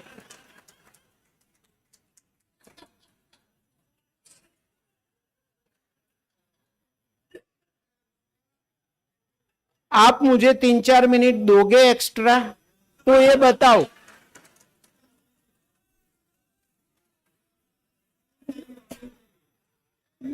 ओके चलो। Let us protect the meaning of life. Life का मीनिंग क्या है? सात्विक आनंद। चलो मैं हर एक को सात्विक के बारे में फोर्स नहीं करूंगा, लेकिन आनंद, क्योंकि see who am I to decide, who am I to decide for you कि आपको ऐसे करना है। लेकिन आनंद तो वी एग्री। जीवन का आनंद, मकसद आनंद और सुख है, अपने लिए और हो सके तो समाज के लिए। तो हैप्पीनेस लेने के लिए क्या चाहिए? पैसे। सूट पहनने की इच्छा है तो पैसे तो चाहिए। फॉरेन जाना है, थाईलैंड कभी जाने की इच्छा होती है ना। There are beautiful beaches, BEACH, BEACH। तो उसके लिए पैसे चाहिए और थोड़ी रेप्यूटेशन चाहिए। कितने भी पैसे हो, लेकिन लाइफ में कभी यहां बैठने को नहीं मिलता तो थोड़ा दर्द रहता है। उसके लिए क्या करना पड़ता है? वर्क। अब देख सकते हो इक्वेशन को, वर्क करो तो पैसे आएंगे, रेप्यूटेशन आएंगी और उससे खुशी मिलेगी। इक्वेशन अच्छा है। आप थोड़ा ग्रीड आ गई कि और खुशी लेते हैं, तो आपने क्या किया? और ज्यादा काम करते हैं। और ज्यादा काम किया तो सच्ची में और मनी आई, मोर मनी आया, मोर रेप्यूटेशन आई, लेकिन वो साथ में स्ट्रेस लाई। तो हैप्पीनेस बढ़नी चाहिए थी, वो क्या हुई? कम हुई। तो बैलेंस रखो, कितना काम कितना जॉय, उसको बैलेंस करो। कंट्रोल राइवलरी और जेलसी। देखो, my mission is not to beat my neighbouring doctor, I want to improve myself. ऐसा कमीना नहीं हूं मैं कि कुछ नहीं करता, अकेला दौड़ता हूं, अपने टाइम पे दौड़ता हूं, अपनी स्पीड पे दौड़ता हूं। मुझे आपके साथ रेस में नहीं दौड़ना है, क्योंकि जो एक अच्छा वाक्य है ना किसी से ईर्ष्या ना किसी से होड़, मेरी अपनी मंजिलें मेरी अपनी दौड़।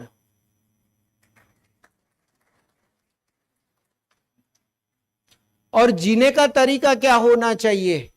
समंदर से सीखा है मैंने जीने का तरीका, चुपचाप बहना और मौज में रहना। सी कंट्रोल फ्रस्ट्रेशन, ये सर की बात सही है।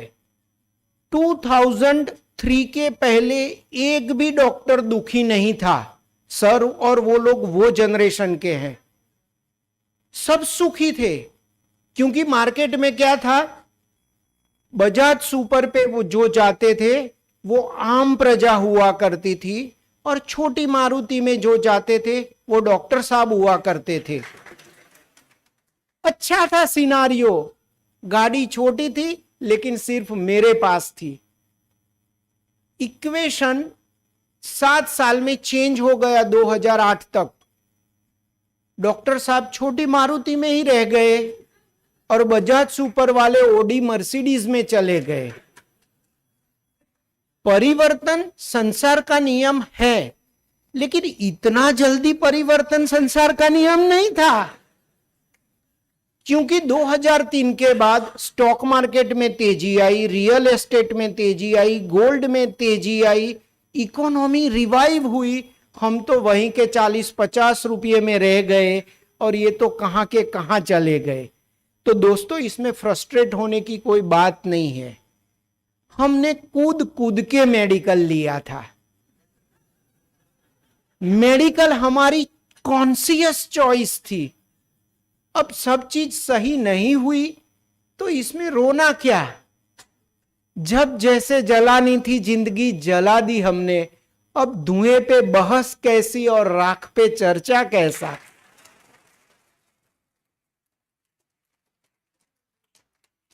और परिवर्तन संसार का नियम है। तो बीच में कोरोना आ गए, हमारे कुछ पल्मोनोलॉजिस्ट क्रिटिकल हेलीकॉप्टर ला सके, उतना पैसे कमाए कि मैंने अभी पूछा एक कॉन्वेंट में, कैसे आया यहां तो हेलीपैड ने, कि नहीं भावेश अभी तो बॉडी में ड्राइवर है। क्योंकि पल्मोनोलॉजिस्ट है, उनका ड्राइवर मैं भी हो सकता हूं। So control frustration, control fear. See, जब चार्ज बढ़ाने की बात आती है, फियर मतलब हमें किसी को मारना नहीं है, सिर्फ अपना थोड़ा चार्ज बढ़ाना है। चार्ज क्यों बढ़ाना है? सिंपल, क्योंकि जिसके पास बहुत काम है वो काम की वजह से घर नहीं जा सकता। जिसके पास काम नहीं है वो कल काम आएगा, वो उम्मीद में घर नहीं जा सकता। दोनों मर रहे हैं। तो मैं सोचता हूं थोड़ा चार्ज बढ़ा दो। चार्ज बढ़ा दो तो जिसके पास ज्यादा काम है उसका थोड़ा कम होगा, कम होगा तो जो नवरो बैठो नखोद वाले जो उसके घर जाएगा काम। तो दोनों को विन विन सिचुएशन। अब चार्ज बढ़ाने की बात आती है तो लोग बोलते हैं कि ये नहीं बढ़ा था तो मैं क्यों बढ़ाऊं, ये नहीं बढ़ा था तो मैं क्यों बढ़ाऊं। मैंने कहा दूसरे को छोड़ो, अपना बढ़ा दो। कैसे? एडवेंचरस नहीं बनना है, take little risk, reevaluate and go ahead. जैसे कि आपका चार्ज मान लो कि 100 रुपया है, कल जाके 2 पेशेंट का लास्ट 2 के 120 लेने का। कोई हल्ला गुल्ला होता है तो वापस कर देने का, नहीं होता है तो रखने का। Sir, please finish in time. नहीं है, बस 2-3 minute.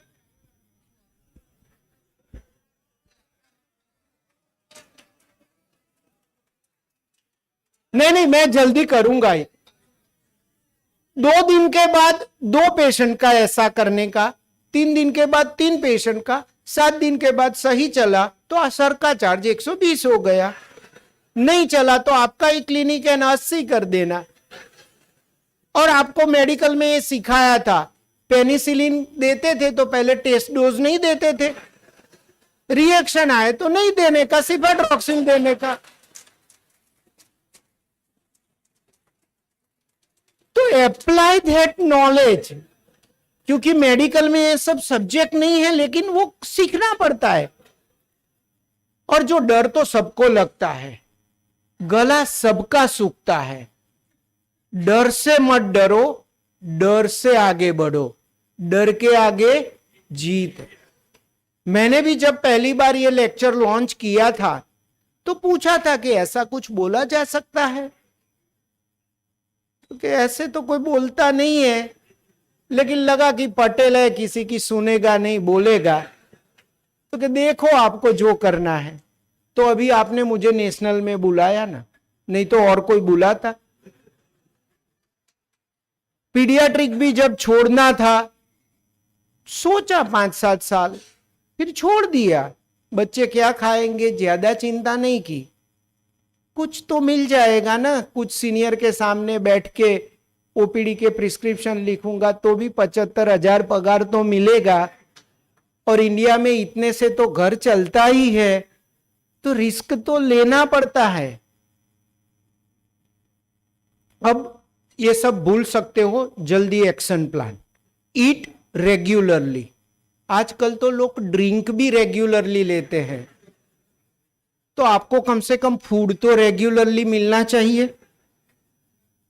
Sleep adequately and peacefully.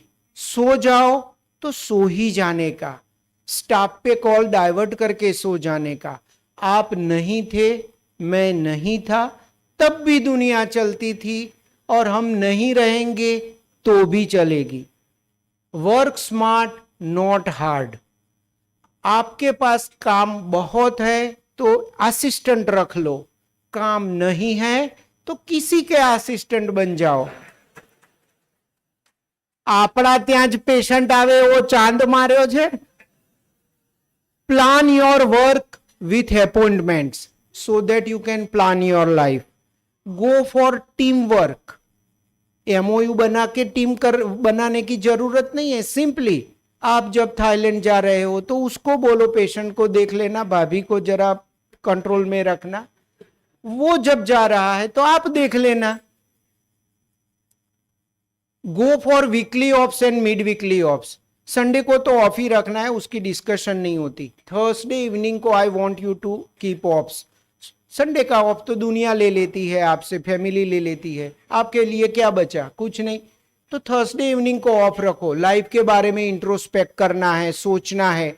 अब थर्सडे इवनिंग को जब ऑफ रखने की मैंने घर पे बात की थी प्रैक्टिस में, तो सब दोस्त आए, परिवार वाले आए, बुजुर्ग आए, बोले कि बेटा ऐसे ही चलता रहा, थर्सडे को ऑफ रखेगा शाम को तो भीख मांगेगा. मैंने कहा भीख भी मांगूंगा ना तो थर्सडे इवनिंग को तो ऑफ ही रखूंगा. मेरी लाइफ अब मैं खुद डिजाइन करूंगा. जब बच्चा था तब आपने बोला था ना कि डॉक्टर बनेगा तो आगे जाएगा, खुश रहेगा. अब मैं अपनी खुशी छीन के लूंगा. Have vacations and mini vacations. आपको जरूरत ना लगे तो भी लो, क्योंकि आप तो वर्काहोलिक्स हो और कभी कभी you are proud of being so. तो वैकेशन एंड मिनी वैकेशन लेते रहो. दूर पैसे कम है तो दूर जाना जरूरी नहीं है, थोड़े बहुत आउटस्कर्ट में जाके भी एंजॉय करो. लर्न टू से नो. जो चीज नहीं हो सकती है वो नहीं ही हो सकती है. Politely, humbly, sir I am sorry, मैं नहीं कर पाऊंगा. That's all. Take care of your own health.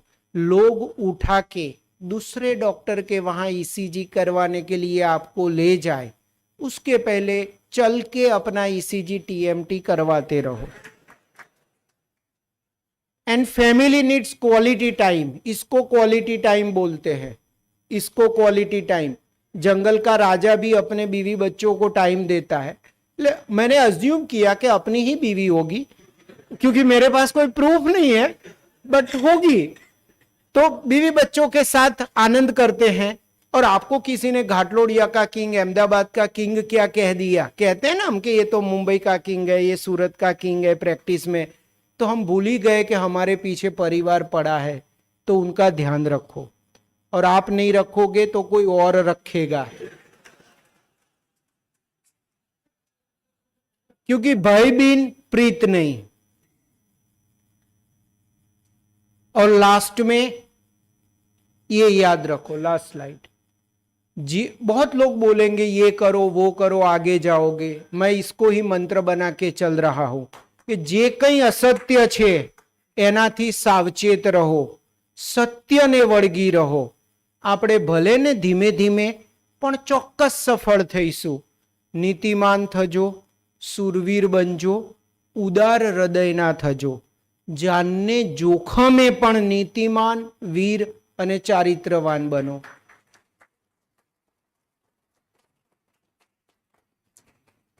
Thank you very much. Big round of applause.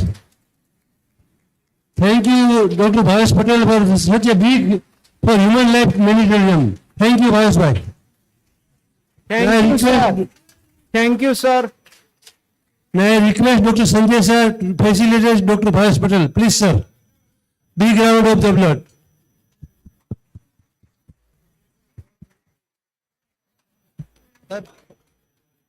और गाड़ी में सेशन करना पड़ा हमें.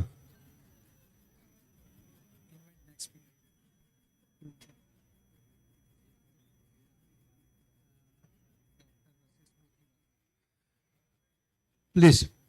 Now I request Dr. Rashesh Pothiwala for his kind lectures, coronary artery calcium score, a useful tool. Please, Dr. Rakesh Pothiwala, sir. Please, good morning. As we are running short of time, though all of you like Dr. Bhavesh Patel's talk, and we can extend this time, but our lunch session will skip otherwise. So I request all forwarded speaker also to conclude their lecture in 15 minutes, please. Thank you. ભાવેશભાઈનું lecture ખરેખર appreciable હતું. એવું થાય કે બીજા બધાના lecture cancel કરીને આપણે એમનું લેક્ચર જ સાંભળીએ. મારું થોડું ગળું ખરાબ છે, લેરિન્જાઇટિસ થયેલું છે, એટલે માય વોઇસ ઇઝ ચેન્જ. હવે coronary calcium score it's a basically a very boring subject. Okay, આપણને બધાને ખબર છે કે એગાસ્ટન સ્કોર હોય સિટીમાં. Yeah, we all know that કે coronary this calcium score is a very boring subject. We all know about the Augustin score कि we perform the CT coronary angio और उसमें आता है कि भी calcium score बहुत ज़्यादा है and patient is having the high risk. Definitely coronary calcium score is any patient who is having high coronary calcium score उसमें coronary के incidence ज़्यादा रहता है. एक simple सा है कि if you perform CT coronary angiogram first time, like ideally it should be performed 40-45 years के बाद सबको करवाना चाहिए. And if CT coronary angiogram is normal, then you do not require any repetition of the CT angiogram. You just go for the calcium scoring. And if your calcium score remains 0, then prediction heart attack is less than 1% per 10,000 patients. So you do not require for repetition of the CT angiogram. Just go for the calcium screening. But honestly, friends, calcium is a big enemy as an interventional cardiologist. And how sometimes we having the very difficulty in intervention. Just I want to show one good case who is having the high calcium score and having the acute coronary syndrome. Patient itself is a gynecologist, very long-standing diabetes. So any diabetes, long-standing diabetes, history of coronary disease in 2004, these patients are having definitely high calcium. Having recent onset of angina, ECG shows STT, depression with troponin elevated. Again, it suggests acute coronary syndrome, high calcium, long-standing diabetes, very complex case. So, let the classification of the calcium. This is the image-guided calcification score. I do not go into the detail, but nowadays we normally perform image for each and every patient with high calcium. And these are the various calcium, like A is the less than 80, very easy to deal. While at the same time, if you see the B, it's at 360 degree, 270 degree calcium, more than 270, very difficult. Same things, C is the superficial calcium, D is the deep calcium. So you can differentiate thick calcium versus the thin calcium. Thin calcium normally have the reverberation, see, on the right side. This is again, you can see, this is the deep, this is the calcium. The whole is the calcium. And from this calcium, we can decide our strategy like direct stenting versus the compliant balloon, non-compliant, atherectomy or IVL. Let's start with the case. So this patient is having acute coronary syndrome. Left side stent was the fine. The circumflex shows disease little bit, and the right coronary system is the culprit one.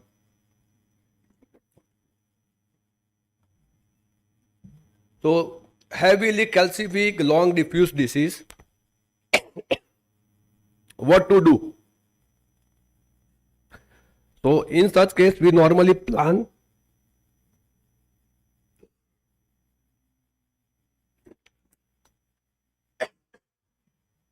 so syntax score, TPI pacemaker, IVUS, rotablation, whatever. So normally we start such case with the rotablation. What is rotablation? This is basically for the all MBBS guys. Rotablation is the drill-like machine having the diamond chip, and we rotate per minute. Normally we start with the 1.8 lakh rotation per minute to 2 lakh rotation per minute, and final finishing with the 1.4 to 1.5 rotation per minute. And see, in this case, we try with the wire, and this is the very fine Carawel catheter. It is also not going. So we upfront take the rotablation.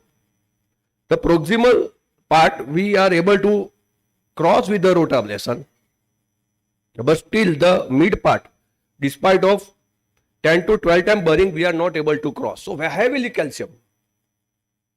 This is a 1.5. Normally we all start with a 1.5 rotabur.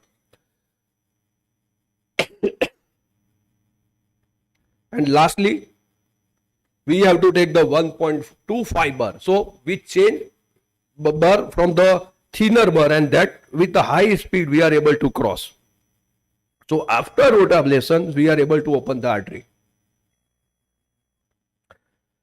Then series of dilatations and NC balloon, cutting balloon. So we prepared the coronary bed, and then stent placement. Okay. So 2 stents were placed, distally and proximally. So all these take very jugglery. And see the final results.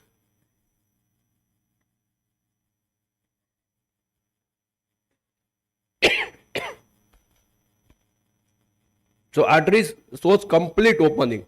We believe our work is now done. We remove the gloves and just let's see with the IVUS what happened. So though coronary angiogram shows complete normal, the distal part of the stent is absolutely fit with the vessels. Very good.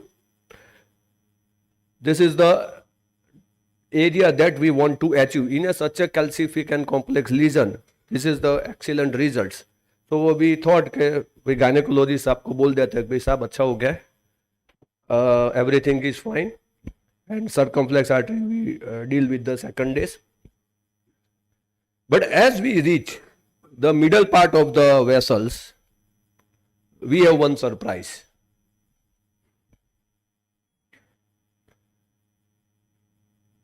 So, and only one frame, at the one frame stent was not expanded at all.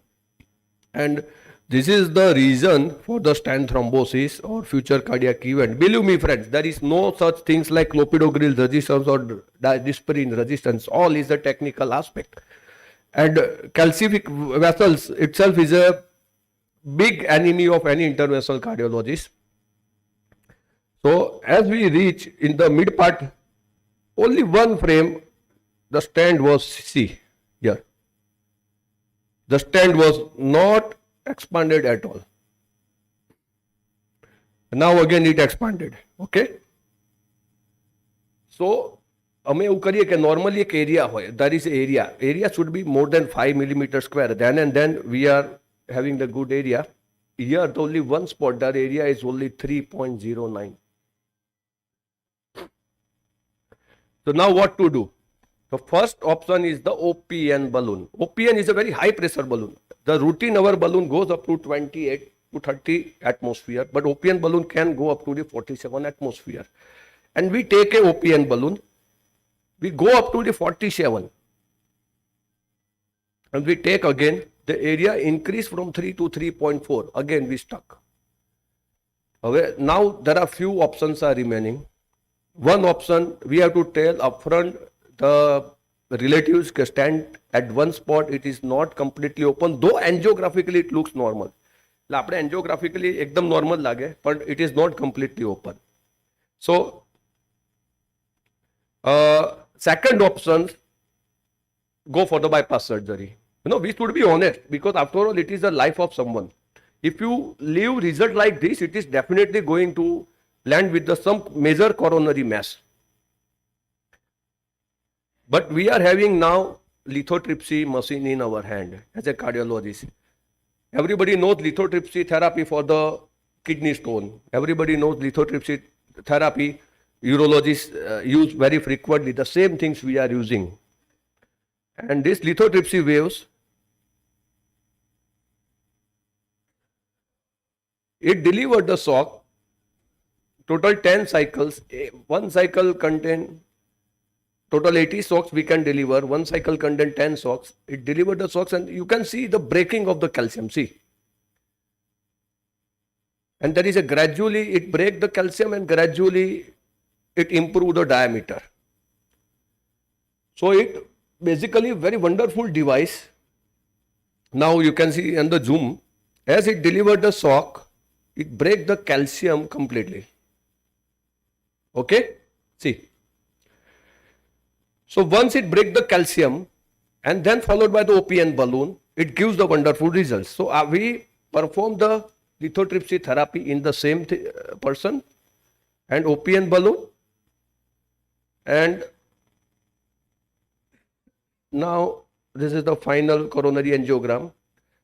Honestly, angiographically it looks normal even previously,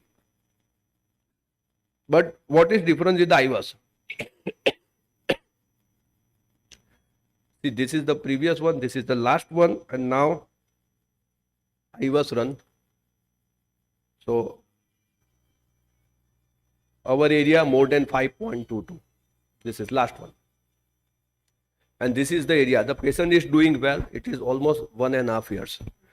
So dear friend, it's a very short topic. It's only one case, but these are the problems that we are facing. You know, many times family doctor એવું કે ભાઈ આ બધી જરૂર નથી, રોટ એબ્લેશનની જરૂર નથી, cutting બલૂનની જરૂર નથી, because expense જ્યારે ડોક્ટર વધારે કે ભાઈ આ IVL therapy જેવી કંઈ હોય જ નહીં.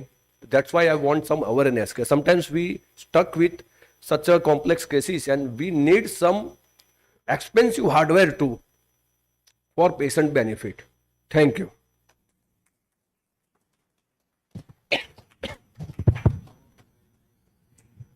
Very best lecture and with short of time. I request Dr. Raghavan Sahib to facilitate Dr. Rakesh Puthula sir. Please, Rakesh sir.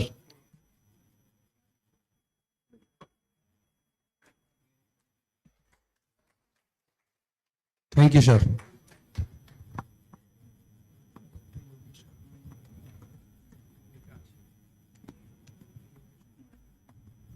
Now invite Yogesh Sharma sir, excellent.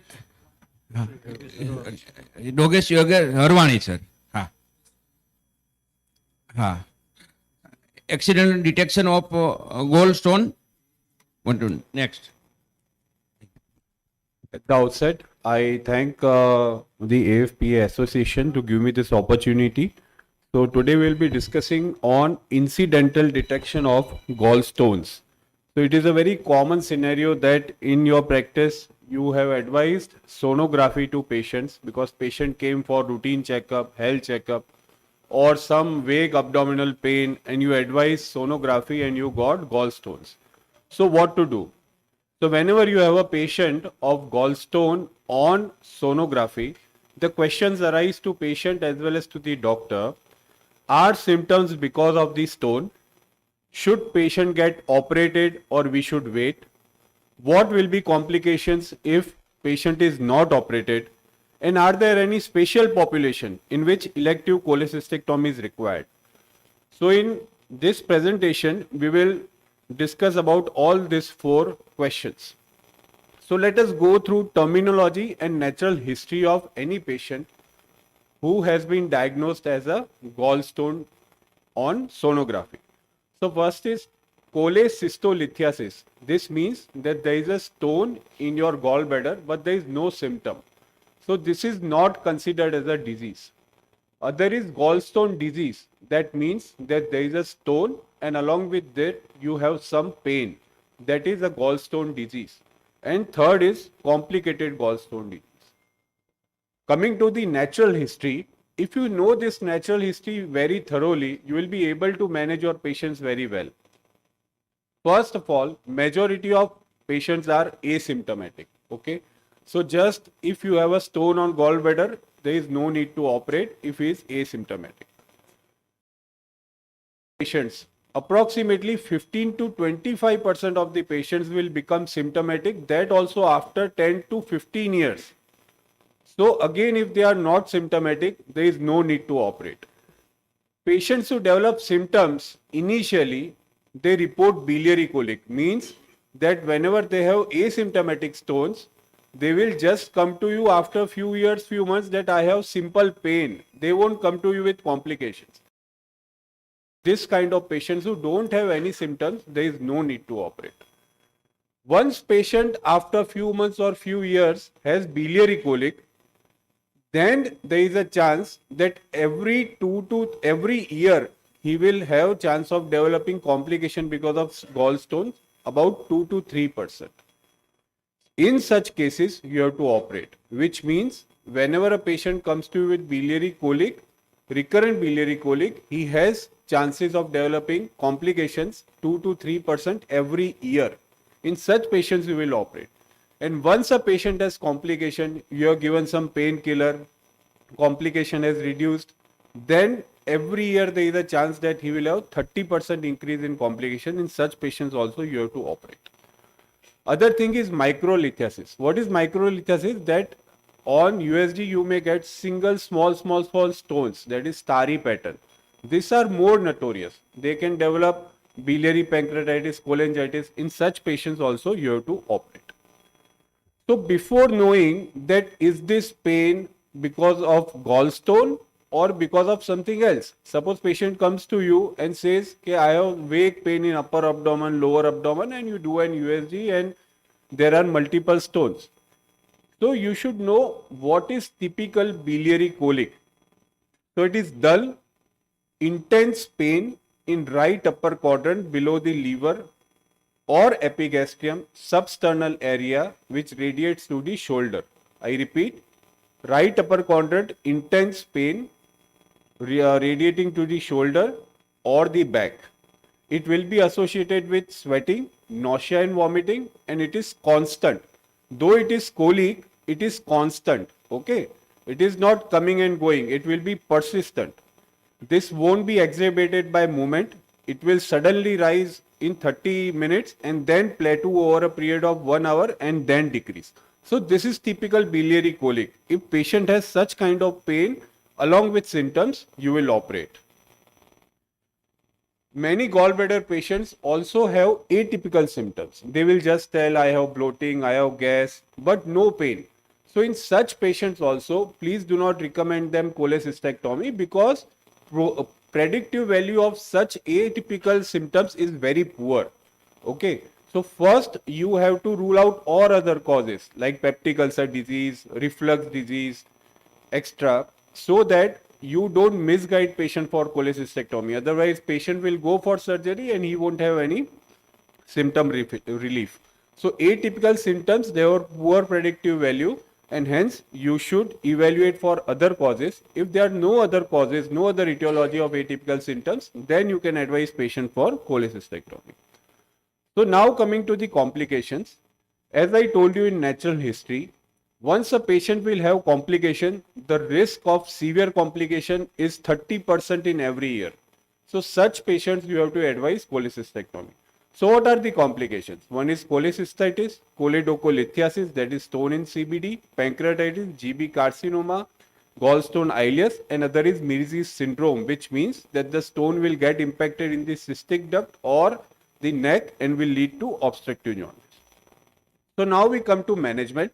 There are three types of management. One is expectant management, which means do nothing, just wait and watch. Other is surgical management, which means operate. And third is non-surgical, like giving UDCA, that is UD-Leave or Ursocol to dissolve the stone. But that therapy is not widely practiced. So we mainly discuss two management. One is expectant management, which means when you will wait, and other is surgical management, when you will advise patient to operate. So prophylactic cholecystectomy is not indicated for most of the patients as discussed in natural history, because this patient have low risk of developing complication or a symptom in next 15 to 20 years. And patient with asymptomatic gallstones should only be educated about the symptoms, that whenever you have a symptom of typical biliary colic, you may report and then go for cholecystectomy. In a study, prophylactic cholecystectomy has not been indicated because once you operate these patients, the bile which flows into the large intestine have risk of colon cancer. Hence, you should not advise patients prophylactic cholecystectomy if they do not have any symptoms. Now, though patient doesn't have any symptoms, but there are special populations in which you should advise cholecystectomy, like those patients who have large stones. Large stone means those stones which are more than 1 centimeter, because 4 to 5% of such patients will develop malignancy in next 10 years. Hence, you should advise large stone patients to go for prophylactic elective cholecystectomy. Other is APBU, which means anomalous pancreatico-biliary union. What happens in this?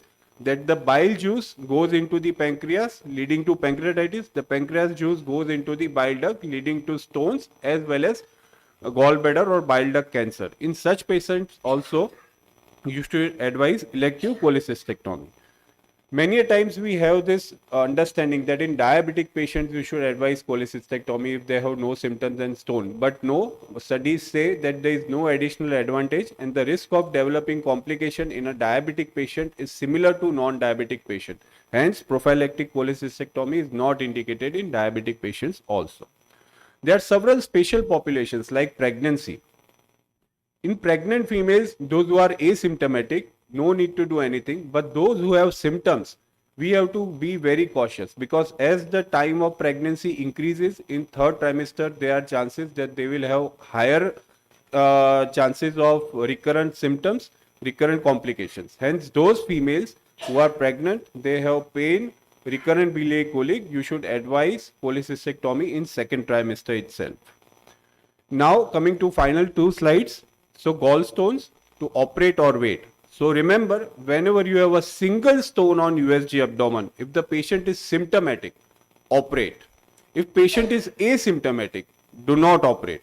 If there is a single stone, large stone more than 1 centimeter, irrespective of pain, no pain, always operate. Any complication, always operate. Okay. So single stone, symptomatic, operate. Asymptomatic, do not operate. More than 1 centimeter, operate. Multiple stones, always operate, because the risk of complication is high. Multiple stones may lead to pancreatitis, cholangitis, gallstone cancer. Okay, so always operate irrespective of symptoms.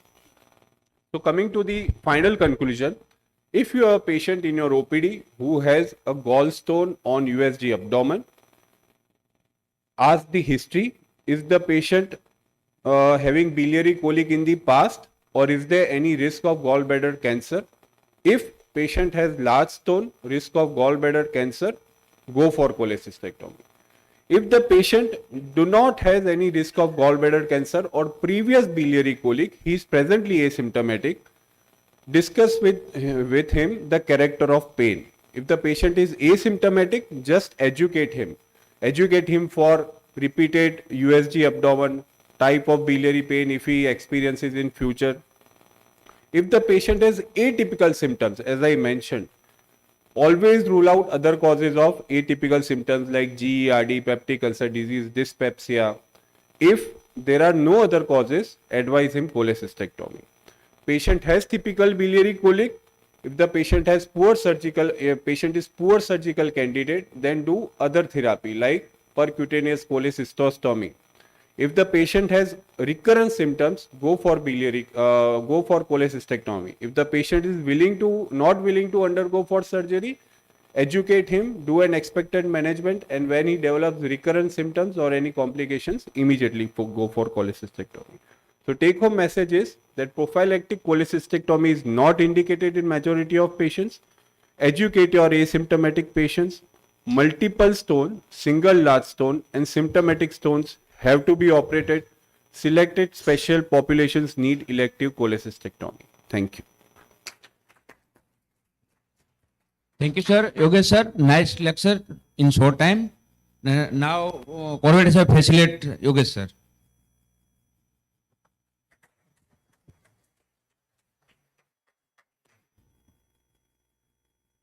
Thank you, Yogesh sir. Bye. Now there is a time for a quiz. Madam, please put our website. If everybody has properly listened to Dr. Yogesh Bhai Harwani, I think they can answer very easily. But read the question and see the answers and give your answers. First of all, go on the website www.aapa.co.in/quiz. Question is already uploaded and time start now. 1 minute will be given, and those who give the quick answer and correct answer will be the winner.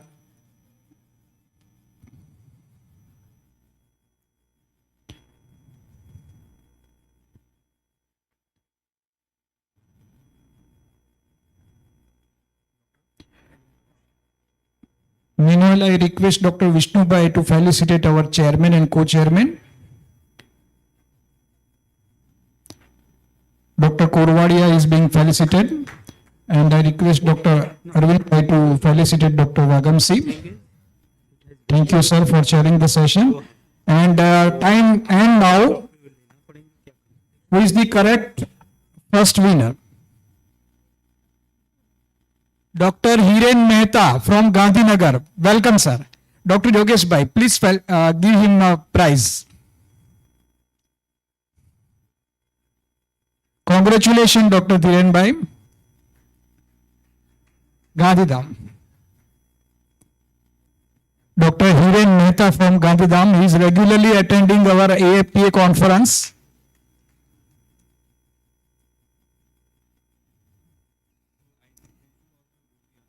Yes, I am giving the question and answer both. 55-year female USG abdominal health checkup shows 11 millimeter single gallbladder stone, asymptomatic presently, family history of gallbladder cancer. What next? Answers were emergency cholecystectomy, second elective cholecystectomy, third follow-up USG abdomen every 6 months, 4 will think when symptoms occur. Yes, most of have given correct answer. The answer is elective cholecystectomy. Good.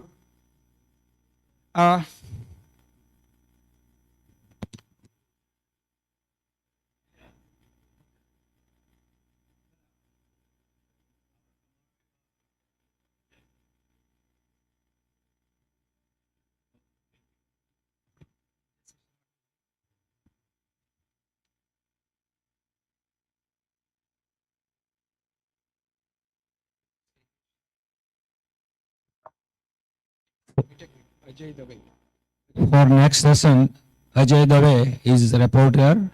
Please come and ask. Dr. Dinesh Nihlani and Dr. Girish Modi. Dinesh Bhai from Sidpur and Girish Modi is from Surat. Yes, sir. Come and ask.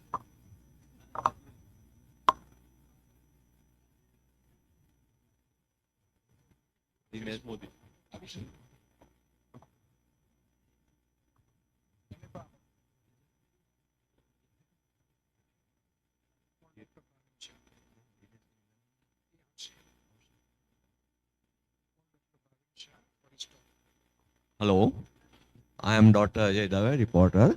I am inviting Dr. Bhavin Shah for his talk on approach to a patient with low hemoglobin.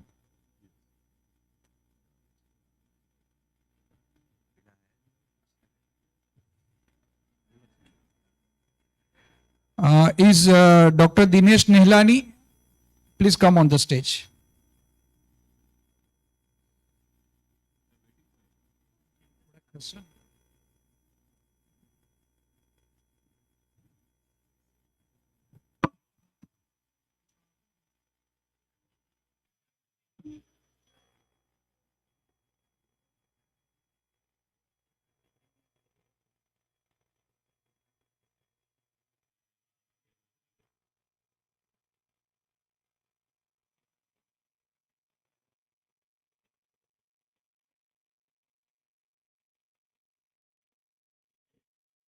Good morning, everyone. At the outset, I am thankful to Family Physician Association for giving this opportunity, and I am going to speak on approach to a patients with anemia. So, the essence of wisdom is the ability to make the right decision on the basis of inadequate evidence. And I am aware that many times, as a family physician, you have a quite restriction in getting the investigations done compared to what we are as a hematologist advise the investigations. So I will take some practical point by which we can diagnose the patient and treat the patient accordingly. So what is the anemia? Anemia is a drop in hemoglobin, or there is a decrease in circulating red blood cells. So by definition, WHO defines that any male less than 13 gram percentage, female less than 12 gram percentage, and pregnant female with less than 11 gram percentage of hemoglobin, they are considered as anemic. Now, if you see the incidence of anemia in the world in around 90s, the India came in around a group of 50 to 60% of the population had anemia. With the National Anemia Control action, the government has reduced this incidence to around 30 to 40%, but still 30 to 40% of the Indian populations are anemic by definition. Now, if you see the normal hemopoiesis, there are pluripotent stem cells. That stem cells are differentiated between the myeloid cells and the progenitors, and among that there are erythroblasts, and they gradually mature to RBCs. And before they mature into the RBCs, there are reticulocyte count. So reticulocyte count is a precursor RBCs. We all know if there is a normal production and normal consumption, the hemoglobin remains normal. If there is a decreased production and consumption remain normal, there will be underproduction related anemia. And if there is a overproduction, but along with that there is a over destruction, then also it will lead to anemia. So if you see the life cycle of red blood cells, there are stem cells which produces the RBCs. So this is the bone marrow where the stem cells are there. Then we required iron, vitamin B12, folic acids and vitamin B6 for hemopoiesis. There are kidney which secretes the erythropoietin, and the thyroid hormone secretes the thyroglobulin. So along with the normal bone marrow and the raw material like iron, vitamin B12, folic acids and vitamin B6, normal kidney which secretes the erythropoietin and thyroid hormone, they induces the hemopoiesis. This hemopoiesis leads to a normal hemoglobin. Now, if there is any problem at this level, it will affect the production. So if the patient have deficiency of iron, vitamin B12, folic acid, or if there is a renal dysfunction where the kidney is not secreting erythropoietin, or there is a hypothyroidism, or if there is any problem with the bone marrow, there will be a reduced production of red blood cells, and because of that there might be a normal or low reticulocyte count. Once from the bone marrow blood comes into the circulations, usually we all know that survival is around 120 days. So after 120 days, they get sequestrated and we get all that iron for the new RBC production. But many times there are increased splenic sequestration, which usually happens with hypersplenism or thalassemias, where the splenomegaly is there. There is a blood loss or there is a hemolysis. So what happens that whenever there is a increased destruction of RBCs, this peripheral blood, the signals will send to a bone marrow that we require more blood. So bone marrow will supply more, and that will lead to increased reticulocyte count. So whenever you see a low hemoglobin, you have to look for whether the reticulocyte count is on the lower side or a normal or on the higher side. If it is a higher side, you have to think for hemolysis, you have to think of blood loss or increased splenic sequestration. If it is a low or normal, you have to think of deficiency, anemia of chronic disease because of the renal dysfunction or hypothyroidism, or the problem can be lie at the bone marrow level. So how to evaluate anemia? So from the our MBBS day, we always told that the history and physical examination is key to reach any diagnosis. Along with that, we have to look for a CBC, that is a complete blood count, which includes the RBC indices, reticulocyte count and peripheral smear examination. And then there are specific investigations which we do on the basis of history, physical examination and the CBC examination. So history is very much important. So we have to ask for whether there is a short history of symptoms or a prolonged symptoms are there. So hemoglobin, if it has reduced suddenly, the patients are usually decompensated. So they have tachycardia, they have dyspnea on exertion, they complain of weakness. If it is a chronic anemia, usually they are well compensated. So many patients with hemoglobin of 6, 7, if they have iron deficiency or vitamin B12 deficiency, they are usually not very symptomatic. Many times we accidentally find them during the routine investigations or during some consultation for another problem. We have to ask for a blood loss. So black color stool, bleeding, PR. In female, we have to ask for menorrhagia or any blood loss from the in the gum bleeding or epistaxis. Dietary history is very much important. If any patients complain for pica, the pica is a history where the patients wish to eat sand, mati, baraf, એ બધા જ્યારે consumption કરે ત્યારે they are a confirmatory signs of iron deficiency anemia. You have to ask for whether they are eating adequate vegetables, pulses or not. Vegetarian diet or non-vegetarian diet is also important for vitamin B12 deficiency. Exposure to drugs. Many patients are on antiplatelets,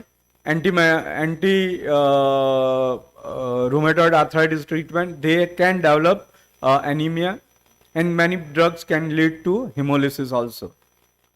The past history and family history is very much important. If the patient has recurrent anemia, if the family history is positive, we have to look for the causes which where the family history can be positive.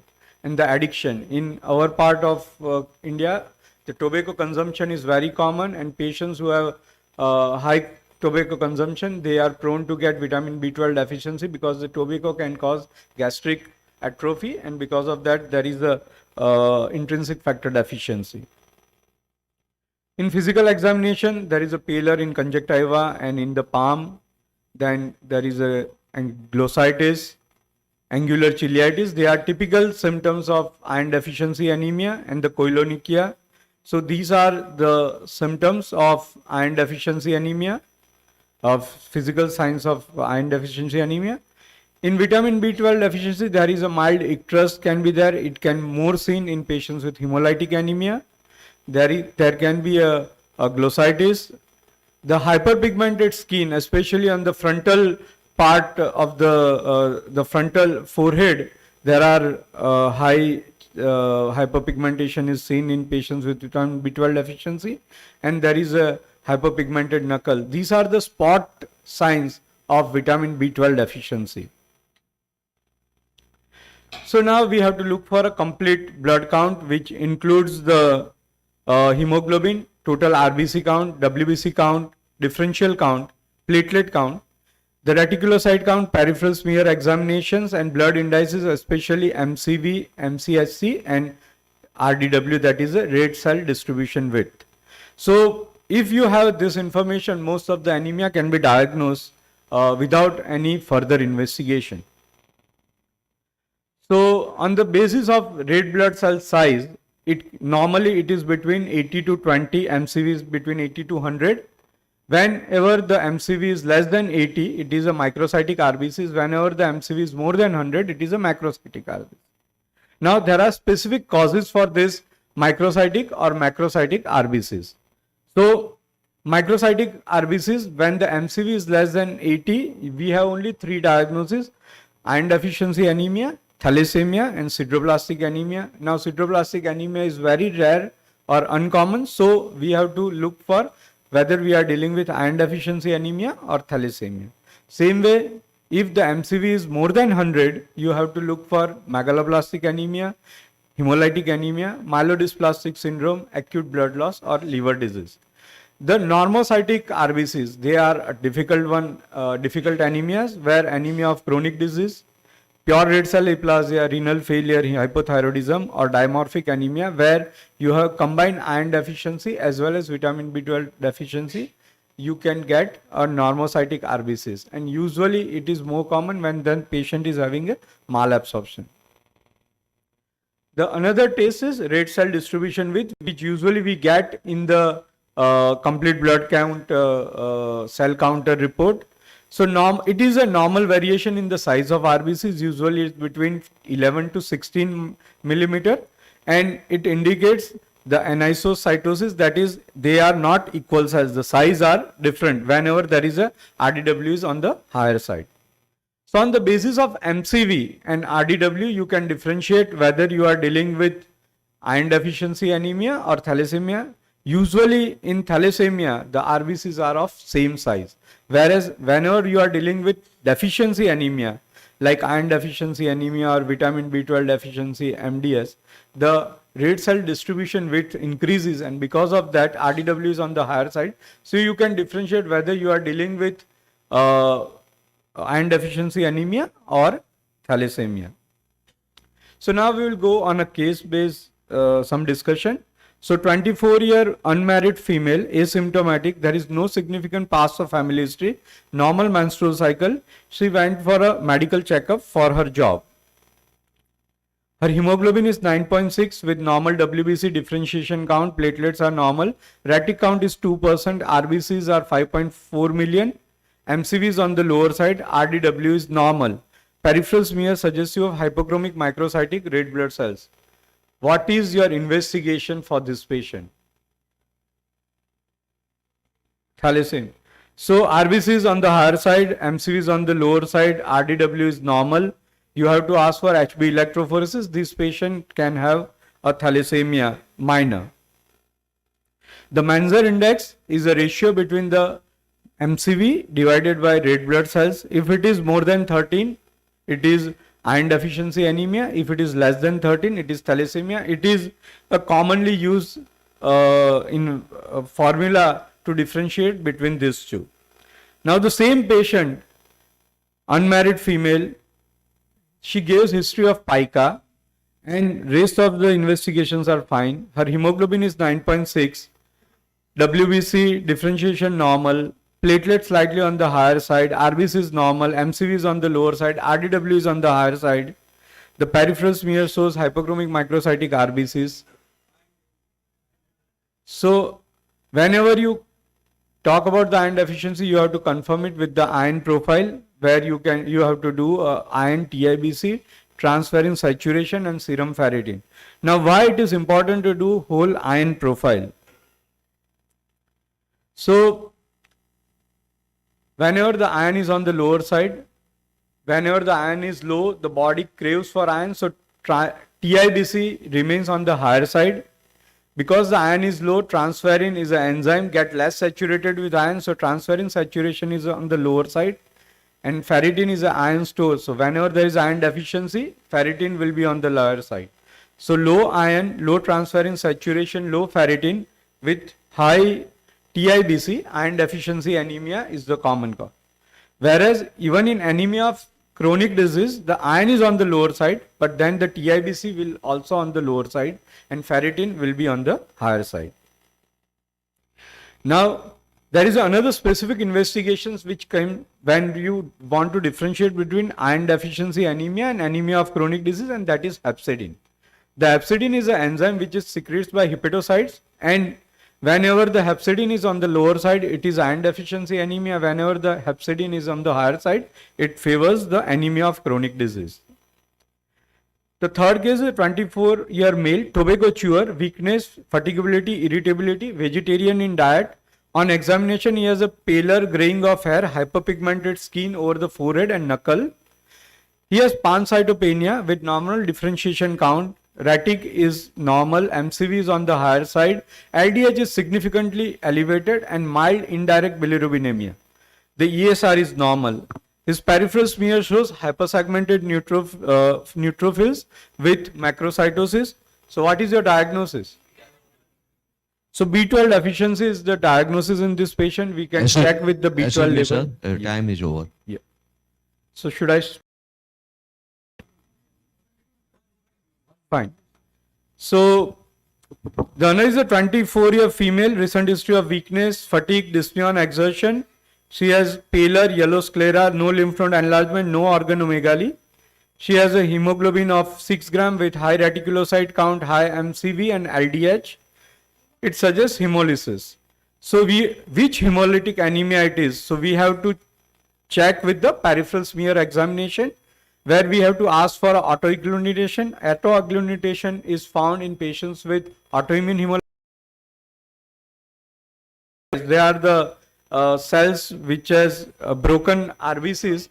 Microangiopathic hemolytic anemia, it can be seen in patients with DIC. The spherocytosis, it is a central pallor is absent, the large RBCs. They are because of the hereditary spherocytosis. Even in autoimmune hemolytic anemia, you can see the spherocytes, the sickle cells, the bite cells, which is usually seen in patients with G6PD deficiency, and this is a target cell which is seen with the thalassemias. So on the basis of peripheral smear, you can diagnose the patients, the which hemolytic anemia patient is suffering from. And then you can do a specific investigations like direct Coombs test, which is done for autoimmune hemolytic anemia, osmotic fragility test for hereditary spherocytosis, G6PD activity, and HB electrophoresis. I'm skipping these slides for anemia of chronic disease. And this is a flow chart which shows that we have to look for whether there is along with anemia, is there any other hematological abnormalities? If it is yes, then we have to do a bone marrow examination. Otherwise, we have to look for whether the reticulocyte count is on the higher side or a normal. If it is high, then we have to look for hemolysis. If it is not normal, then we have to look for MCVs. And on the basis of MCV, we can differentiate whether we are dealing with iron deficiency anemia or megaloblastic anemia. So thoughts to ponder is the proper history, examinations and appropriate investigations are essential. Ask for a diagnostic investigations before initiating the treatment. Never transfuse the blood before identifying the cause. Always evaluate the response at regular intervals. So many times the patients are not affording. You start treatment with iron or vitamin B12, but if at the end of 1 or 2 months, if patient is not responding, you have to evaluate your diagnosis. Review the diagnosis. If suboptimal response and if indecisive, refer the patient to HOC Vedant. Thank you very much for your patience. Thank you, Bhavin Bhai sir. It's really a burning problem of anemia in India right now also. I request Dr. Dinesh Bhai to felicitate Dr. Bhavesh Bhai.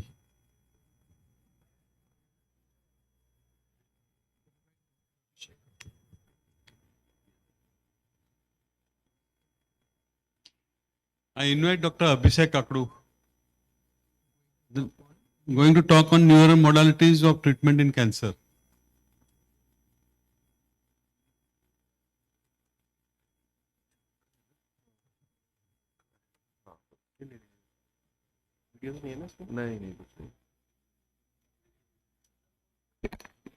All the speakers are requested to restrict their time.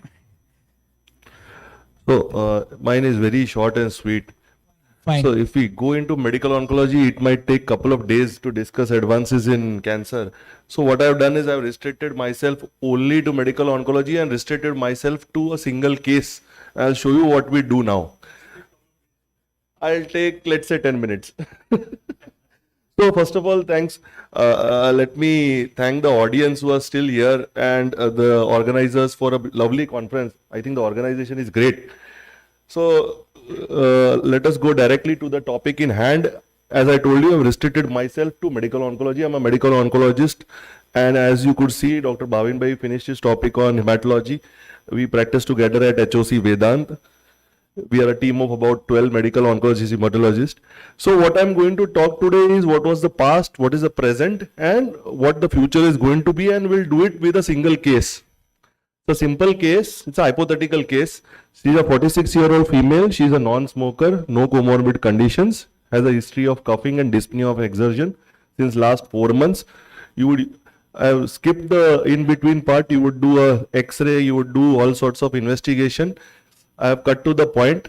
Her PET CT is showing a left lower zone mass, and obviously there were liver and bone secondaries.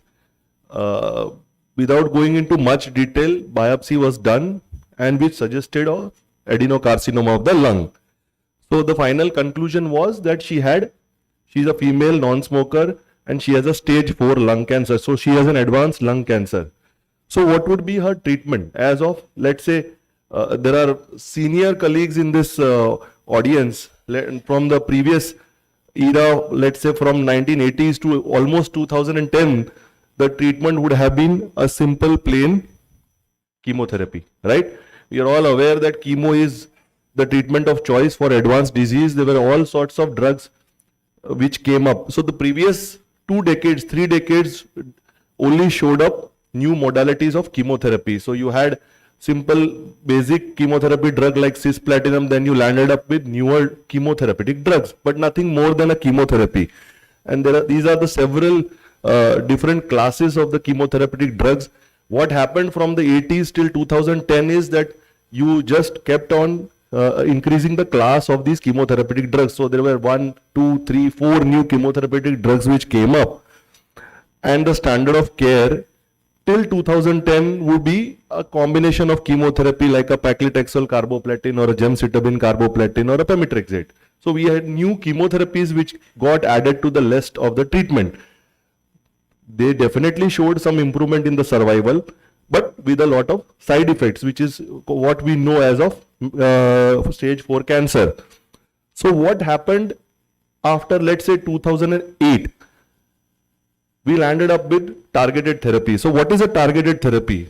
Most of your patients, so if the patient comes to us as a medical oncologist, we tend to talk about all this stuff, and maybe most of these patients might be coming back to you as family physicians. Okay, sir has explained, so you know chemotherapy because all of us are aware about chemotherapy. So sir has told us about something like a targeted therapy. What is a targeted therapy? So targeted therapy is nothing but you are trying to target either the cancer cell or its microenvironment in order to get rid of that cancer cell. So you might be targeting the proliferation of the cell, you might be targeting the blood supply, that is the angiogenesis, or you might be targeting several other nuclear factors which are resulting into the division or multiplication of that cancer cell. So this is broadly, so what you are trying to do is trying to find out targets which are allowing that cancer cell to survive and trying to block those targets in that patient. So these are what we call targeted therapies. What happened is, so the drawback of chemotherapy was that it was causing a lot of side effects. So what happened is these targeted therapies, what they did is you are achieving the same responses, but the side effect profile was far better. So what happened is there was a balance between the activity and the side effect, safety profile of the drugs. So what improved is efficacy. What went down was safety improved. So side effects got down. So if you don't go into the details of all the targeted therapies, there are about more than, let's say, therapies which are available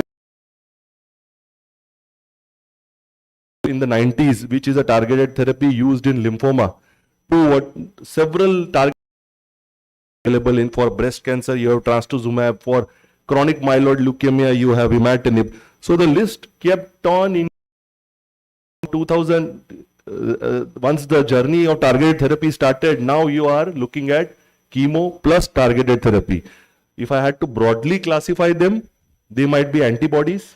So there are few antibodies you are also aware as family physicians, like an Avastin or a bevacizumab, which is used not only for cancers, which is used also for conditions in ophthalmic conditions and several other conditions. So these are your antibodies which target the drugs, and there are small molecular inhibitors. Small molecules means these are pills which act as targeted therapy. So antibody is an injection. Your small molecule inhibitor is a tablet. I'll give you an example. So as I told you, bevacizumab, Avastin, it's a monoclonal antibody. So what it does is it decreases the blood supply to the tumor. And that is how, together with chemo, it would have a synergistic effect, improve the effectiveness and decrease the side effect profile. Or an oral small molecule like a Jeftinib. It's an oral tablet. Again, it's a targeted therapy used in lung cancer.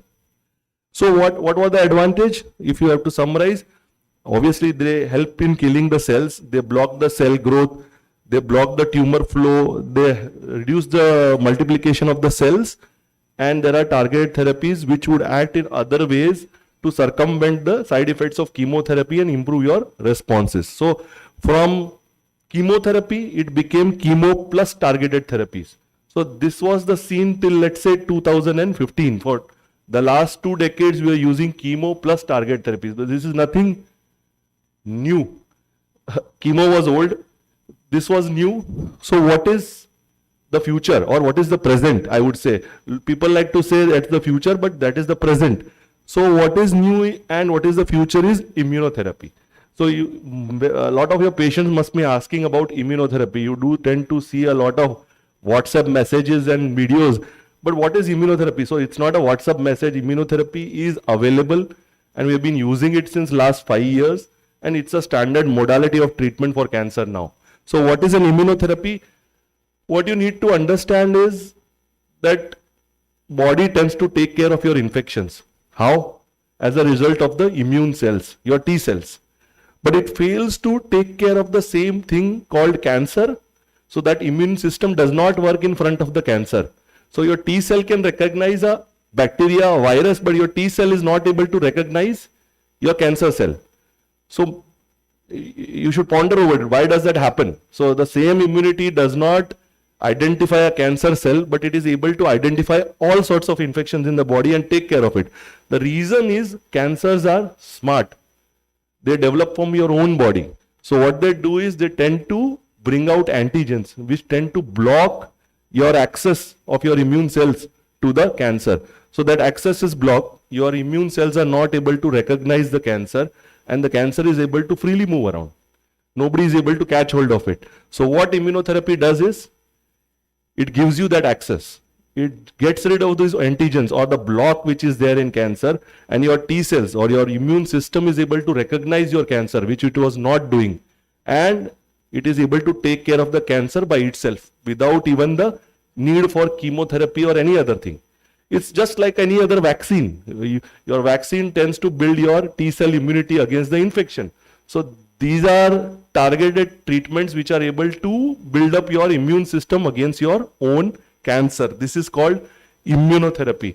So you can see this is just a short list of immunotherapy drugs, and there are classes of immunotherapy drugs which are available. These are some of the immunotherapy drugs which we are currently using, not only in India, very freely in Ahmedabad as well. We do this at our center. These are 2 basic classes of immunotherapy drugs, which is called nivolumab and pembrolizumab. And don't worry about the list, don't go into the details. Why I have put up is, there were only 3 chemos in this list in 1990s. Now there are 30 immunotherapies in this list. And there are about 100 targeted tablets in this list. And mind you, these 2 pages belong to only lung cancer. So from 3 chemotherapies in the 90s, you now have about 50 immuno-chemo combinations, and maybe I don't know how many, I've never counted this. These are all targeted tablets available for lung cancer, not even chemotherapies. And there is a whole range of drugs which are already available and are used in medical oncology for various different types of cancers. So we are not going into the details of all these, otherwise the advances of cancer would take a whole day. A couple of slides, how treatments have dramatically improved is, it is not only just the treatment. So treatment was always there. Problem was the tolerance of the patients. So we are always very skeptic as physicians as to how the patients would fare as far as chemotherapy or target therapies or immunotherapy treatment goes, because everybody is concerned of what? Side effects. So the basic supportive care has dramatically improved. So these are only a couple of examples of how supportive care is improved. Towards your left is it's an NK1 receptor antagonist. We call it Netopitant. It's an oral tablet which takes care of your worst of your vomitings as far as chemotherapy goes or any other cancer treatment goes, which was not there. And to the other side of it is your PEG GCSF. We call it growth factor, which takes care of your neutropenia, septicemia, infections. So these are all supportive treatments which are available. You give it together with the chemo. Mind you, if you don't, you will still have all the side effects which we tend to notice, but using them will dramatically reduce the incidence of side effects, and these are all available. Why most of our patients still tend to suffer is because 90% of our patients don't use it, because they might be taking treatments in civil or in yojanas where all these are not accessible to them. So using them will make life much more easier. So this is about supportive care. A last couple of slides about the future. So the future is, as you can all know, being a doctor, we are all aware, future is genetics. So we caught hold of the human genome with the help of a next generation sequencing. Now we are able to catch hold of the cancer genome. So you are able to do an entire genetic sequence of every tumor and find out why that tumor happened, what is the reason that the tumor is progressing, and how do you treat it. So I'll show you a couple. This has been possible after the advent of once the human genome was mapped, the technology of next generation PCR or NGS. NGS is ahead of PCR. Once the technology was mastered, now you are able to do everything with the tumor. So just a couple of examples. So case of CML. So you're not only able, chronic myeloid leukemia, you're not only able to identify that the patient has a CML. So you can see from the report, I have highlighted from the blue bar, you are able to find out whether the patient is actually becoming zero or getting rid of the cancer, because we are now monitoring the level of cancer in the body from, let's say, 100% to 0.001% with the help of PCR. A same case of lung cancer, biopsy was done, our entire genetic sequencing of the tumor was done, which you can see I have highlighted is showing an EGFR mutation. So it's a specific mutation where one of those tablets, I had showed you the entire list of those tablets. One of those tablets could be used instead of chemo, injections or anything. And the patient would do probably even better than your conventional treatments. So again, you are able to find out these with the help of next generation sequencing. And even one step ahead of it is something called Foundation 1. So you can see you just got a biopsy done, you send it for an NGS, you got an entire genomic spectrum of that tumor. So this is all that is happening in the tumor, and from this you are able to learn which particular medicine or targeted therapy should be given to this patient, and accordingly we treat our patients. So from chemo to chemo plus targeted to chemo plus immuno, I tend to call it, or we tend to call it, we love this, it's called precision medicine. So you do a biopsy, find out what's going on, and then you treat the patient accordingly. And this is all possible with the help of genetic sequencing. So from, as I told you, from past, present, we have come a long way. The future will probably be without chemo. That is what I do. Thank you very much. It was a good lecture. Time. Before time. Yeah, thank you very much. Looking to the newer modality of the cancer treatment, I think only thing for family physician is to refer him to the oncologist. I think we don't have any guideline. Thank you. I request Dr. Nilesh Bhai to felicitate the moment of Dinesh Bhai.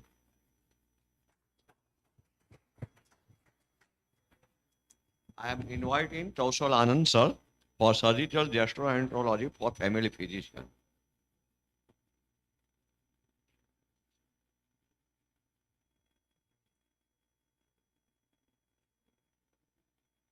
Dr. Kaushal Anand available at present in the hall? I think he is taking a lecture in another session. I request Dr. Snehal Tanna. Yes, welcome. He is going to talk on the subject need gaps and their solutions in diabetes care.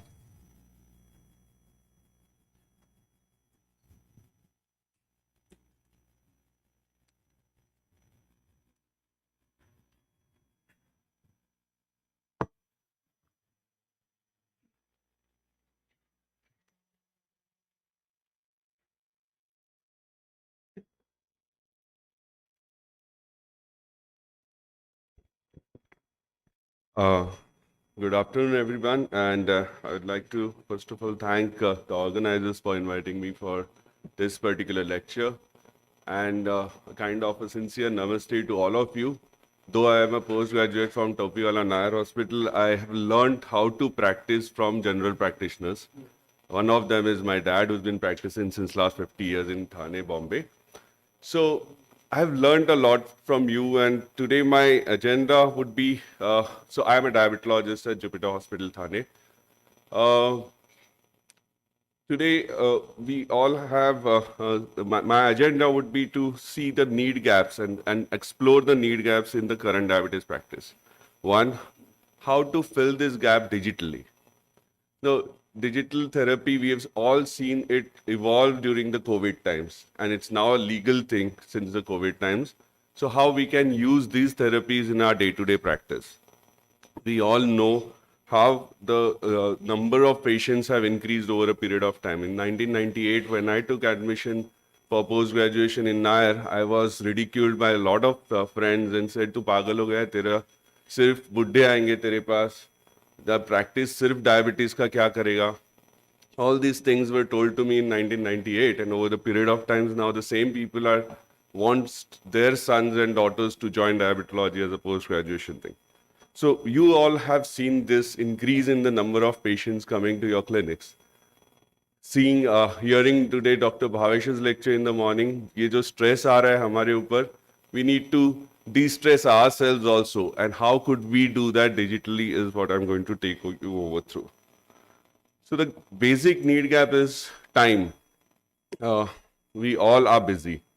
Was discussed in the morning lectures, and we all have seen it in our clinics. We don't have so much time to give as we would want to give our diabetic patients, because it is really important to let them know what they are going through rather than just prescribing them with some medications. Staff attrition, lack of compliance logistically.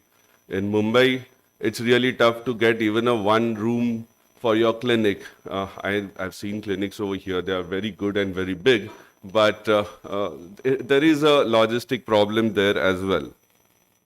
This is an Indian study which showed that less than only 70% of the, more than 70% patient received minimum time for their first consultation, which do require a detailed not just history-taking examination, but also explaining our patients about diabetes and metabolic disorders.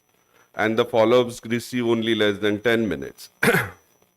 We all have asked our patients to follow diet, exercise in their practice, isn't it? I mean, we do tell them, apart from the medications, they have to have a good lifestyle management. Right from what was Dr. Bhavesh was telling, we should also be following the same thing, eat healthy, be more active, manage our weight, understand diabetes, and last but not the least, control their glucose levels. If you do this, then only you could achieve a good diabetes control with minimum hypoglycemia, and something which nowadays is a big thing, which is a part of management of diabetes, is glucose variability, that is day-to-day changes in blood glucose levels, which nowadays we do it with the CGM in our practices. So for all these things, you require so many help. It's a team approach. You can't do everything on your own, isn't it? I mean, you could advise your patients about diet. A dietitian would do a better job than what I or you could explain the diet in detail. A common practice of diet you all must have seen is a diet history is, or recall is taken by a dietitian, and one sheet of diet is given which the patient, we expect the patient to follow that for the life. It's practically not possible.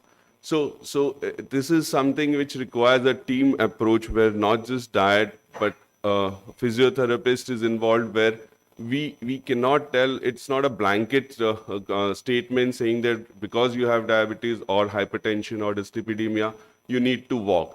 How much to walk? Can he or she walk? So many things are involved. So we do require a team approach for management of our metabolic patients.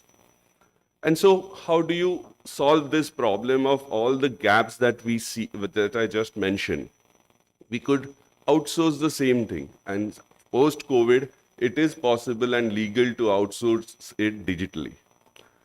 So what is digital therapeutics? It's basically delivering evidence-based, clinically validated therapeutic interventions for our patients to manage various disorders, which is driven by advanced technology and high-quality software. It is a treatment of future. We all should be gearing up for this particular wave that will come. It is almost there, where we will have to be digitally knowledgeable. At least we should know what is available across, rather than our patients coming to us showing some ad saying that this is particular thing that reverses diabetes or reduces my weight. We should know, and we should incorporate this and extend our clinics digitally so that we can be at par at the current trends. All over the world, for neurosciences, gastroenterological problems, cardiovascular problems, even onco problems, and so many different metabolic problems are being explored that can be managed digitally. So how can we use it in your and my practice? Apart from consultation, medication, and tests that we advise, if we involve some or outsource or extend our clinic digitally to see or to follow up patients in between their visits, it would help make their and our lives easier and get their glucose levels under control. A simple coaching done on a phone and WhatsApp had reduced, this was a paper presented in ADA, had reduced HbA1c by 0.7%, which is almost equivalent to giving another tablet to your patients. These are papers. One of them is mine, the lower one, which I presented in IDF. It was a simple thing where the patients were called up on phone, not even WhatsApp, regular phone calls in between the visits, and asked whether they could follow up with the diet and exercise that they were advised. All that was done was they were called up and asked whether they are following the advice. No advice was given. And even that improved the HbA1c to a great level. So how does it go? Once you have the data collection on the basis of history and you have come to a conclusion, you've analyzed the reports by either doing a home monitoring thing or CGM. The basic, we adjust our patients' dosages, we ask the patient to change their diet, initiate some kind of physical activity under physiotherapist guidance, and last but not the least, the bane of everything is stress. Stress management through a psychology support. The upper part, dosage, timing, and replacement of drugs is done by you and me only, but the lower three parts can be digitally done and is legal as well. So you get a greater HbA1c outcome, good amount of weight loss. There are no side effects of these because obviously you're not giving anything, any medical dosages online. It is natural, cost effective, and it does cause reduction in stress and from the patient's end and doctor's end. So amongst 875 patients that were enrolled recently, we could see a reduction of weight, which is one of the most driving factor in most of the metabolic problems, is to the tune of 4.9% in almost 79% of the patients. There is 30% reduction in the diabetic medication, which was seen. There was 85% of the patients lost weight. An average reduction of HbA1c was 1%, which, as I mentioned, is equivalent to giving any additional oral therapy to our patients. Normally, you and I would spend 5 to 10 minutes or 15 minutes max or max.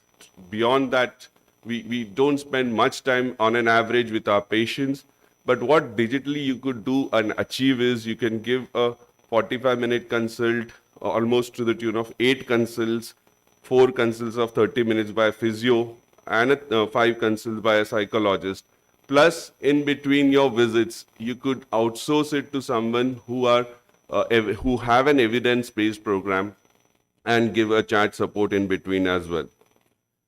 From patient side, what happens is after they follow up these digital therapeutics is that there is a greater compliance to lifestyle management. The sugar levels are better. They are much more well managed in terms of nutrition as well as health and motivation.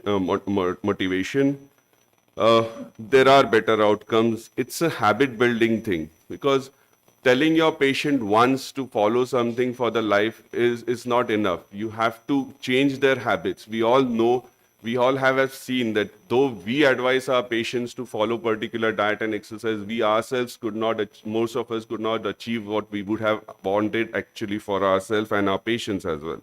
So it's a habit building process. From the doctor's end, how does it help me and you? It's a better retention program for the patients because the patients feel you are still connected to them. Though you are not physically connected to them, at least digitally you are. There's a doctor-patient relationship and trust increases and at the end of it. There is no interference as far as your prescription goes, and it basically saves time and resources from your end. It's not for everyone. So I'll just quickly show you 2 or 3 cases that typical cases that helped in my practice. Normally, this is what our patients would ask us. Every time you would want a newly detected patient will be the first person to tell you कि मुझे कुछ और दो पर मुझे दवाई मत दो. That's a common statement which आप अभी शादी थी घर में क्या कुछ मैं बाहर गया था इसलिए ये टाइम का रिपोर्ट मेरा अब नॉर्मल है नेक्स्ट टाइम मैं 100% करके आऊंगा. These are things that we have seen. Once it's okay, but if you hear this again and again from the patient, these are the patient whose habit needs to be changed and have to be enrolled. So a newly detected patient, not controlled, giving multiple reasons for being not under control are the typical patients that could be enrolled in this program. I'll just take now 2 minutes in which I could show you a couple of cases over here.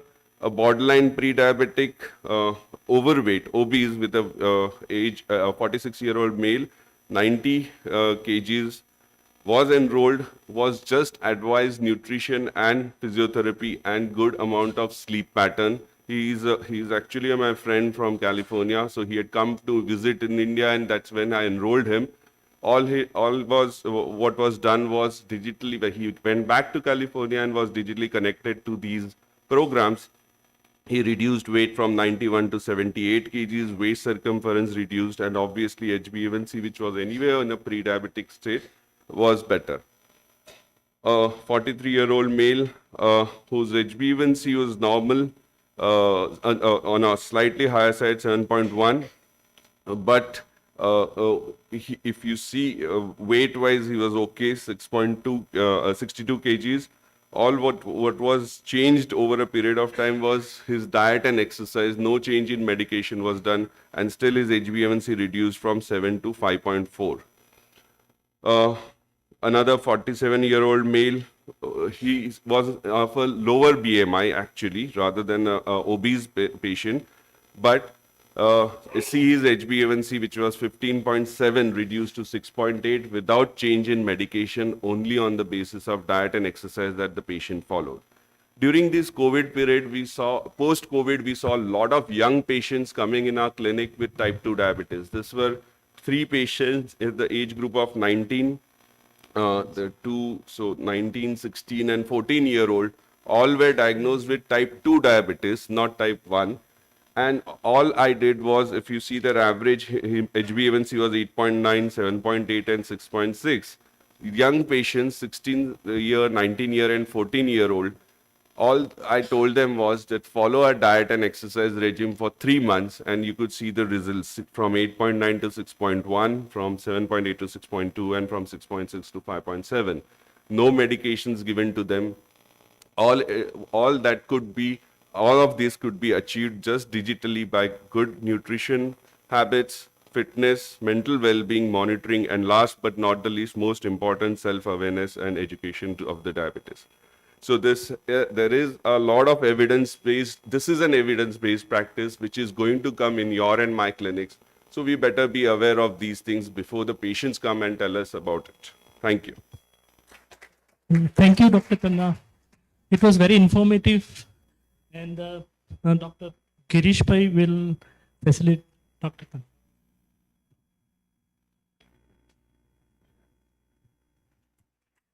Thank you, Dr. Snehal Tanna.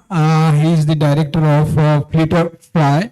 As you all know, our quiz competition is prizes are by Flutterfly. Even our lucky draw prizes are also from Flutterfly. We are thankful to Flutterfly.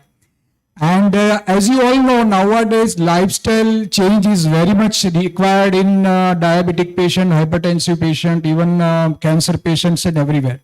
So we must take help of such type of platforms. Even in obese patient, sometimes we have to advise to go for an app like Healthify Me. Similarly, Flutterfly is one type of platform through which one can go through lifestyle changes.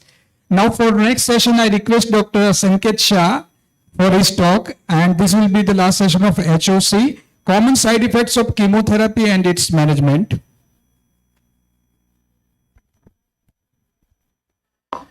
Namaste. Can I get the response? Namaste. Thank you.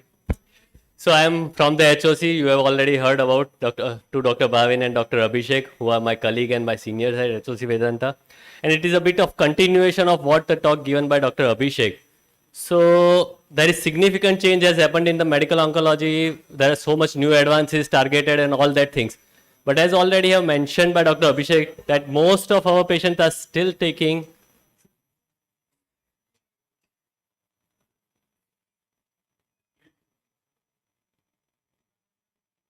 Thank you.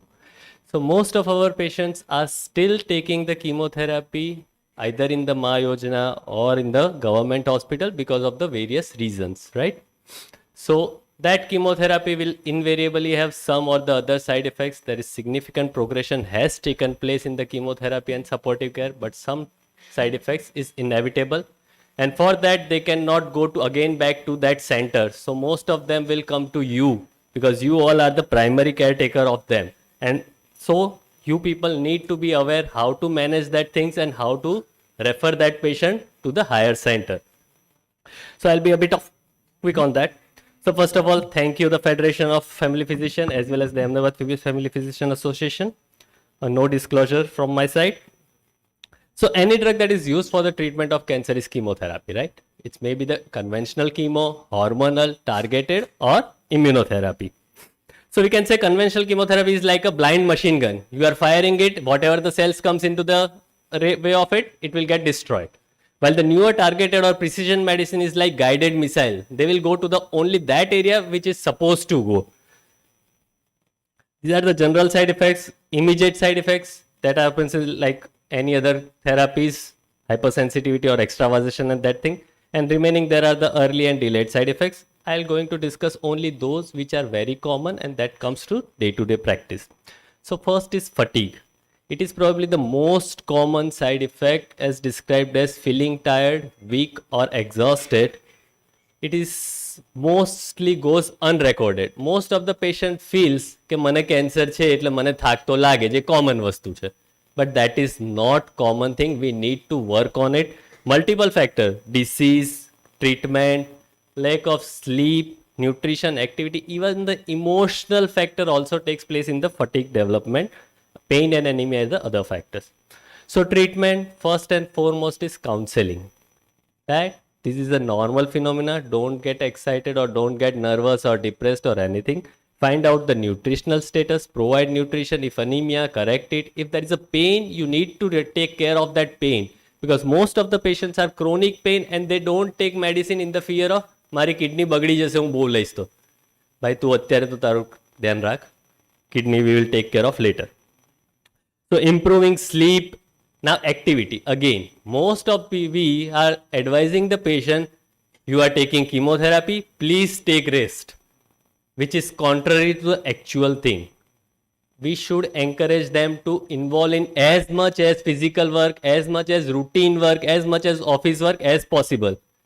ઘરમાં કામ કરે છે તો એ લેડીને ઘરે જમવાનું નથી બનાવવાનું, એવું નથી કરવાનું. Let her prepare the food. That will increase her self-confidence and decrease this fatigue symptom. Right? There are only few drugs that can help in that, like mood elevators or androgenic steroid magestrol, which we use in the later part of the stage of the cancer. And some degree of the fatigue may persist despite completion of the treatment years after that, and we cannot do anything for that at present. Next is alopecia. Now this is one of the most distressing side effect and associated with significant social stigma in our structure, right? Occurs in 65% of the patient and the most common cause of denying chemotherapy by females. And that is the reason why we have the breast cancer recurrence is much more in India. Can affect all hairs of the body, scalp, beard, eyebrow, eyelashes, everything gets affected. Thinning, curling, change in the shades or color of the hair. It usually starts in the first 2-3 weeks and maybe maximum by 2 months. Most of the time it's temporary, but can be permanent if you have given the radiotherapy in that part. So this is the recovery from 1 to 2 to 3 to 4 Lisa ray, right? So patient recovers fully. Counsel that. These are some prevention stuffs are also available here, and there are certain wigs and covering stuffs available for the alopecia, and this is pretty good for patients. Next is nausea and vomiting. Now this is again we perceived as a major frightening complication as a medical fraternity, right? Not only by the patient and relatives but also by the medical fraternity. It can be acute when we are giving the chemotherapy or within 24 hours of the chemotherapy, may be delayed up to 4 days, and third is the anticipatory, like Pavlov's same feeding. Once patient had vomiting, every time he comes to the hospital he start nauseating even before starting anything. So that is anticipatory vomiting. Now that is different on the different. Some chemotherapy does not produce vomiting at all. Some may produce significant degree. Depending on that, we usually give the premeds. Now patient coming to first is the prevention is better than cure, because chemotherapy vomiting is better prevented rather than treated. Pre-med with antiemetics is standard of care, and so as the post-chemo 3 to 4 days of antiemetics. What drugs we are using? As mentioned earlier by Dr. Abhishek in his talk, 5-HT3 antagonist, ondansetron, granisetron, palonosetron, NK1 receptor antagonist. Steroids is commonly used by us. Antipsychotics like olanzapine has also good role. Sometimes we also use lorazepam in the discharge. Whenever patient comes to you for complaint of nausea and vomiting, find out the severity of nausea and vomiting, right? Accordingly, patient might even need the IV hydration and IV antiemetics. Simple ondansetron 4 mg might not work.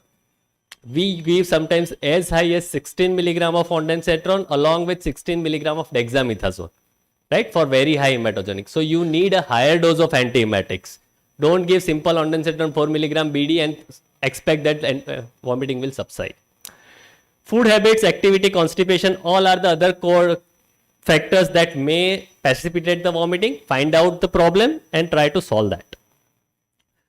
Next comes with this diarrhea. It can be infective, or it can be drug induced, or it can be due to mucositis. Various risk factors are there. It can happen in first cycle itself or in the later cycles also.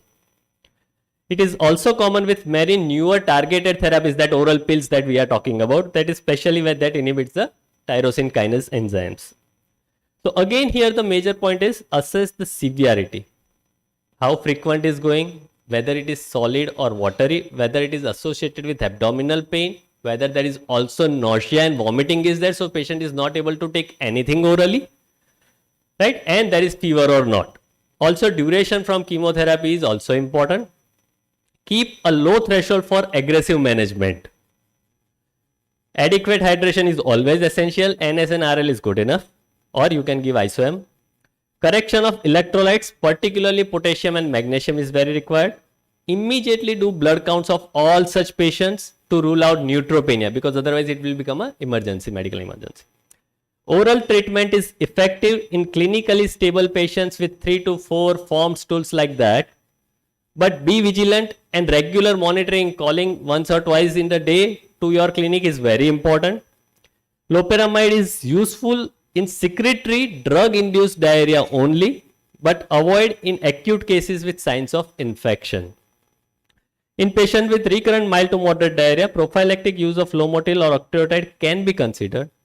When you are using antibiotic, the one most important thing is Metrogyl is not much effective when it happens to the infective cases post chemotherapy.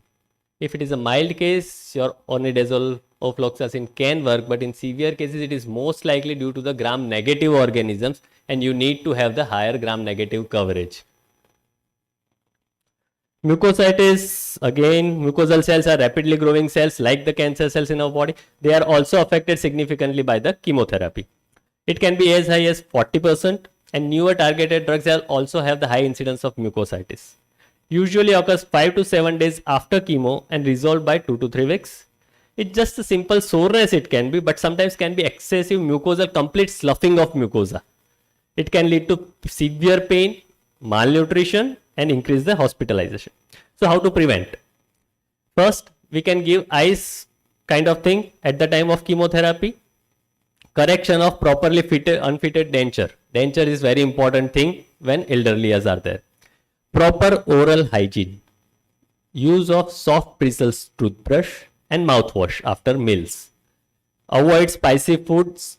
Serve food at room temperature, right? Very high temperature food better to avoid. Only if there is high risk of mucositis, otherwise patient can take any food he wants. And use plenty of water to prevent the dryness of mouth. If the mucositis is already there, which is most commonly patient when comes to you, use the saline gargles with non-alcoholic like benzodiazepine or chlorhexidine.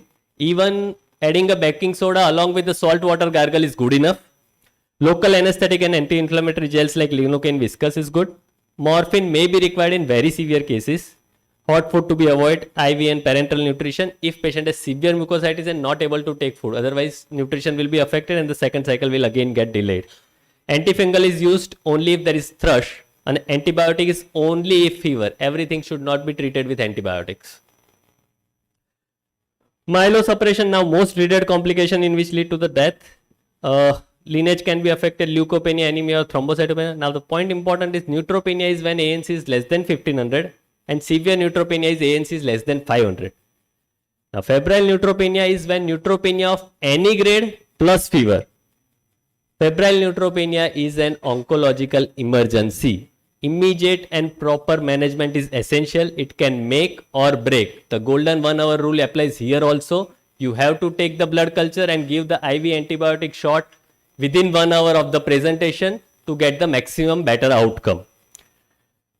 Usually we cover it with dual antibiotics and mostly covering the gram negative in our setup. Always consider hospitalization and close observation. If no neutropenia, then consider the other causes like dengue, typhoid and all that causes should be coming into mouth. Just one slide on anemia. Usually multifocal iron profile should be done before starting even oral iron therapy because most of them have the chronic iron deficiency anemia. B12 folic acid is usually we give. Erythropoietin might be required in some patients who are not responding to oral treatment. PCV transfusion should be considered if HB is 7 gram% or less or patient is symptomatic due to anemia. No benefit if it is more than 8 gram%. Just because patient is feeling weak, giving the PCV does not make any sense. Thrombocytopenia, I can skip this I think. If there is skin disorders, again hyperpigmentation, different rashes and nail dystrophies. Require specific local creams, emollients and sometimes steroids are also required for the management. Late organ toxicities, I think because of the time we can skip it. This is toxicity but not to the patient of chemotherapy. First is to the nursing. Chemotherapy is not an easy job. Anyone, any compounder, any nursing cannot do that because while preparing the chemotherapy, microparticles comes into the air which can be inhaled, which can come into contact with the skin of the nursing who is preparing, and there is a data that such nursing staff has decreased reproductive effect activities, or even the increased incidence of cancer is there. So there is a proper cubicle machine has been made for the chemotherapy preparation, and chemotherapy should be prepared only in that machines to prevent the toxicity to caregivers. Other problems are emotional, financial, social adjustment and rehabilitation that we cannot talk right now. Take home message. So chemotherapy practice has changed significantly, and there is significant improvement in supportive care. With well-trained staff and well-equipped daycare centers, overall incidence of acute toxicities have decreased significantly. Treatment paradigm is shifting from conventional chemotherapy to targeted and immunotherapy. Family physician, being the family person of patients, play a very important role in overall management of cancer patients. Whenever you get a patient of chemotherapy with complaints, always ask for his or her file and examine him or her before you connect with a medical oncologist. Most cases can be managed by at home under your care, but serious and high risk cases should be better transferred under the medical oncologist. Family physician is most important in counseling of patient, his relatives, and taking treatment related decisions. So it is always desirable to have more communication between primary healthcare provider like you and medical oncologist on such platform for betterment of the patient. Thank you. Thank you, Sanket Bhai, for having a wonderful presentation. I'll ask Dr. Girish Bhai to facilitate Dr. Sanket Shah.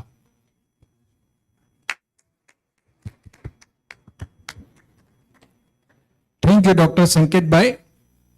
Sanket bhai, you have said that, for vomiting, 4 milligram ondansetron is not enough.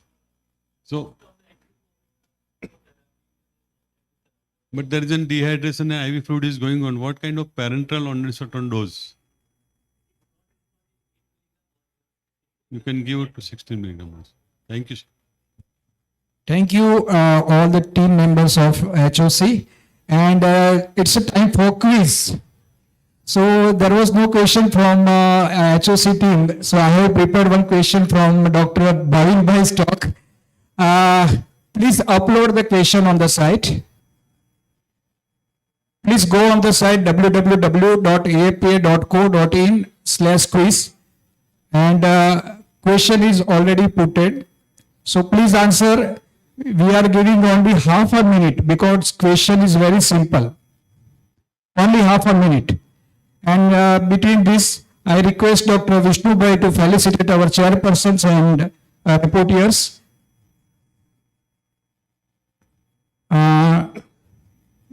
Dr. Girish Bhai from Surat and Dr. Dinesh Bhai from Sipur. And again, I request Dr. Vishnu Bhai to felicitate our reporter, Dr. Ajay Bhai Dave. And that's time end. And the winner is Dr. Suresh Chatwani. Now, I request Dr. Suresh Chatwani to come on, and I request Dr. Bhavin Bhai to give a prize to him. Question was, microcytic anemia means MCV less than 80 FL is seen in following conditions except iron deficiency, thalassemia, renal failure, and sideroblastic anemia. Answer was, everybody has given the answer. Tell.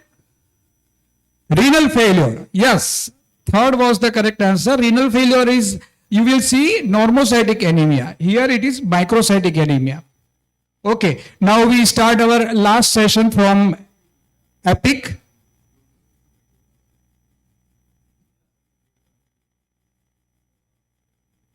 And for that, I request reporter Dr. Sailesh Rawal, Chairperson Dr. Manoj Rawal, and Dr. Ashish Patel. Please come on the stage. Thank you. And as we are short of time, I request Dr. Anup Gupta to come on the stage, and he is going to deliver medical treatment of failing heart.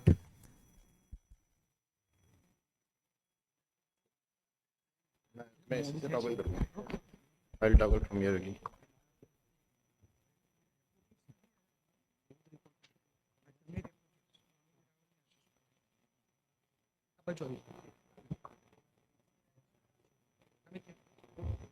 I invite Dr. Manoj Rawal from Surendranagar and Ashish Patel from Vadodara to chair the session.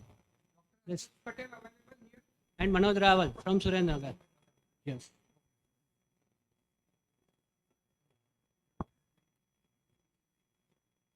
Shall I start? Yes. Thank you very much. The topic which has been assigned to me for this forum to talk for next 10-12 minutes is management of failing heart. So I believe all of you guys are practicing general physician. So that is what I'm going to stick to my talk. So statistics, if you're talking 50% of heart failure patients, they have got 3 and more comorbidities. So, it's not only treating the heart failure, you need to treat the comorbidities also. That's very, very important. The other thing which in our country is a difficult thing, on an average, a patient has to take at least 6 medicines for heart failure. So, every time they'll come and they'll ask can you get my medicine down? Can you get my medicine down or not? And if you see overall, overall expenses of heart failure all over the world is almost $120 billion. That's quite a lot. And 5-year survival, 50%, all the class, whether it's NYHA class 1 to 4, so it's only 50%. So that's very important. So what need to be focused here as a general physician is stage A and stage B, because those are the patient which comes to you first. Stage A means that they are at risk for developing heart failure. So, if the family history is very strong about heart failure, or the patient has got a diabetes or a blood pressure, or a patient has got a dyslipidemia, those are the patients who are going to develop heart failure. So, they need a lot of attention. And the stage B, when, the patient has got a structural heart disease, although they don't have any symptoms, and you have got the markers, you have got the heart failure markers are pretty high, NT-proBNP is on the higher side, no matter what the echo says. 3 and 4, obviously, you have to refer to the specialist to treat. So, I'm not going to focus on 3 and stage C and D. A and B is the most important thing. So, this is the thing, if you see almost 1/3 of the patient, either they're asymptomatic and they remain with general physician. So, that's very, very important. Only stage C and D, they do come to the specialist, and those need more attention and probably more treatment for those patients. So this is almost 70 years back, the statement Voltaire, what he gave, the art of medicine consists of amusing the patient while nature cures the disease. So it is not correct for heart failure. If you think that a heart failure patient is going to get treatment on his own, just write any of the medication and he's going to get improved in his symptoms, it's not true. So this is what the vicious cycle, and that is what you see, heart failure, again the fluid accommodation, goes to a physician office. He will give oral Lasix probably. Doesn't improve, come to the hospital, intravenous Lasix, again get better and goes to the home. So this is what the vicious cycle, you have to break the cycle so that he should not get into this cycle again and again. So what it says, again, if I focus new onset or de novo heart failure, these are the important things. They don't have any previous history. If you can pick these patients and you treat early, they do pretty good. And you can have resolution of symptoms. So, try to stop here. Treat new onset or de novo heart failure, get the resolution of the symptoms. Don't let the patient go into stage 3 and stage 4. That's very, very important, because if he goes to stage 3, they will require a lot of medicine. They will need specialist. And stage 4, then it's all mechanical circulatory or a transplant or the devices. They do come. So what the algorithm you should follow in your clinic? So histophysical always remain the basic thing. Histophysical gives you a lot of information, and you can diagnose heart failure on histophysical examination also. ECG is important. Don't always trust on echo, because see what happens most of the time, if you see LV ejection fraction of 55%, 60%, you don't think that patient is have a heart failure. That's not true. Now what we call is a preserved heart failure or mid-range heart failure. So always try to get markers. So pro-BNP or BNP, you get it done, and if it is high, always think probably the patient has already developed diastolic heart failure, and probably the subset who is going to go into heart failure. So less than 40% we define as a reduced ejection fraction, 41 to 50 we say mid-range, and more than 50% heart failure preserved ejection fraction. So it's not the patient echo is normal, he is not having heart failures. That's not correct. So what the treatment says, this is what I need to emphasize. High risk with no symptoms. So, the risk factor reduction, family and patient education, treat hypertension, diabetes, dyslipidemia. So the crux remains ACE inhibitors. So the patient should be on ACE inhibitors. If the patient has got a cough or side effect of ACE inhibitor, in that situation only, you can think about giving ARBs. Otherwise, ARB has got no role about that. And if you think that patient has already entered in stage B, in that situation, probably you add beta blockers also. So you add beta blockers, ACE inhibitors, ARBs. So that's very, very important. So what are the general measurement? Weight reduction is important. Fluid restriction. If suppose the patient you are dealing with a reduced ejection fraction, fluid restriction is very, very important. That should be there. Tell the patient weigh every day and see whether the patient is accumulating any weight or not. Discontinue smoking if the patient is taking alcohol, because we know alcoholic cardiomyopathy is pretty common. So, stop alcohol. Medical condition, treat hypertension, diabetes or any other arrhythmias. Coronary revascularization, the patient has got a coronary artery disease. And do all alternative like, sodium restriction, weight loss. So now I'm going to come with the pharmacology management. What are the drugs which should be given and what the guidelines say, and I'm going to talk about guidelines of latest 2022 ACCHA.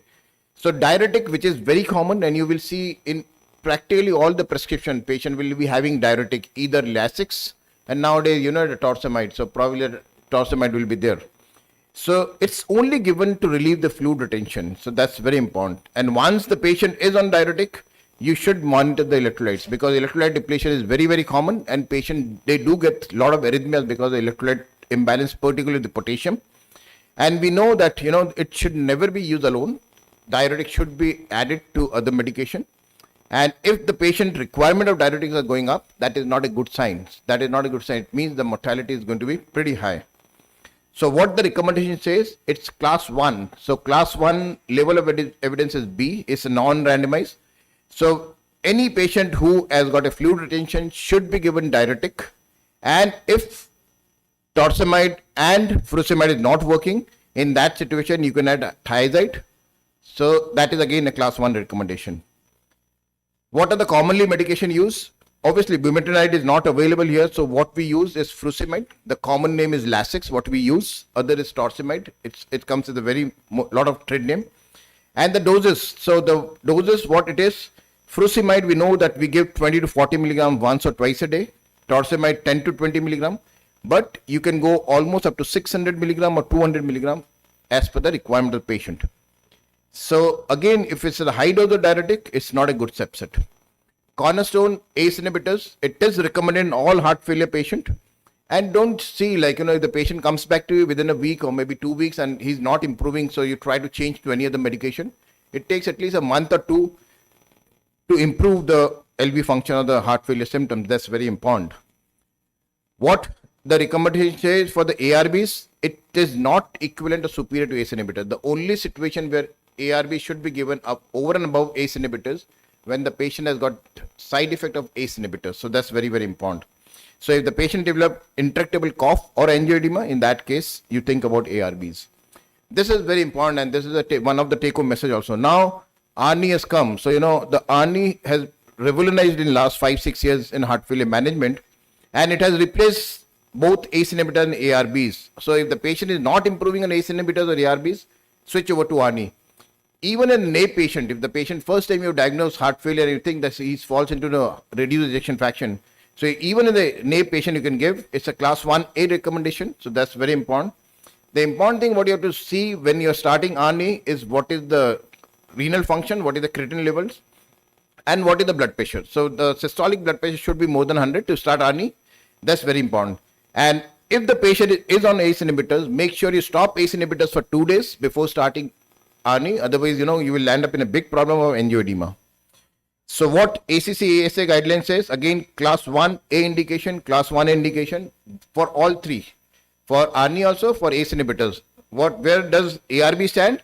The ARB is only recommended when the patient cannot tolerate ACE inhibitors, they develop intractable. This is a new thing which has come in the latest guideline, value statement. And that's very important again in our country, because see, if the patient is spending a lot of money on his medication, what is the value statement on that thing? So in the current symptoms of the chronic heart failure, ARNI is not feasible. So treatment with ACE inhibitor ARB provide high economical value. So this is again a complaint of your patient, ARNI is a very expensive drug, I cannot afford. So in that situation, probably you can go for ACE inhibitor ARBs also. Next come the beta blockers. Again, one of the cornerstone, all the patients should be on beta blockers. What normally we see in our outpatient clinic, patients are not on beta blocker because the physician think that probably is getting short of breath. Probably this is asthma, but that is a cardiac asthma. You have to give beta blocker. Why? Because you want to block it, the excessive sympathetic nervous stimulation. That's very, very important. And what the trial have shown, it reduces all combined mortality as well as morbidity. That's very, very important. And even the disease progression. So what are the three beta blockers? Carvedilol is one. Second is bisoprolol and metoprolol. These are the trial which has been taken place. Capricorn, US carvedilol, these are for carvedilol. Cibis2 is for bisoprolol. Merit is for metoprolol. So three medicine, metoprolol tartrate is not available in India. So what are the three medicine? Bisoprolol, metoprolol succinate and carvedilol. Again, if you talk about the doses, so you start with a low dose and try to optimize. And that's again, it's very important. Like, patient should be an optimal medical dose before labeling that probably is a refractory heart failure or a resistant heart failure. So again, the target dose, if suppose you see metoprolol, you can go as well up to 200 milligram. Carvedilol, you can go up to 50 milligram. Bisoprolol should be on 10 milligram. That's very important. And what the guidelines says, again, class 1A indication. So class 1 indication, selection is yours. Among the three, either bisoprolol, carvedilol or metoprolol, whichever you want to start, you can start that. What is the value statement? Again, a high economic value. So that's very important. It's a very high economic value. So patient should be on beta blockers. When do you want to add MRS, mineralocorticoid receptor antagonist? When the patient is in class 3, class 4. So, when he has gone into class 3, class 4, add mineralocorticoids. Only thing you have to observe whether the patient is getting hyperkalemia or not. Spironolactone, they do produce a lot of gynecomastia, but eplerenone has become very good. Doesn't produce so much a complication of gynecomastia. So you can add eplerenone in those patients. So recommendation, eGFR should be more than 30, potassium should be less. Again, class 1, level of indication A. So that's very important. What the value statement says, again, it's a very high economic value. So patient should be on MRAs if indicated, if they are in stage 3 and D. SGLT2, this is now has become very, very popular medication. Even in diabetes, people are going for SGLT2. So what the trial says, the DAPA trial is very promising, and it say even non-diabetic patient, heart failure patient, newly onset, they do pretty good.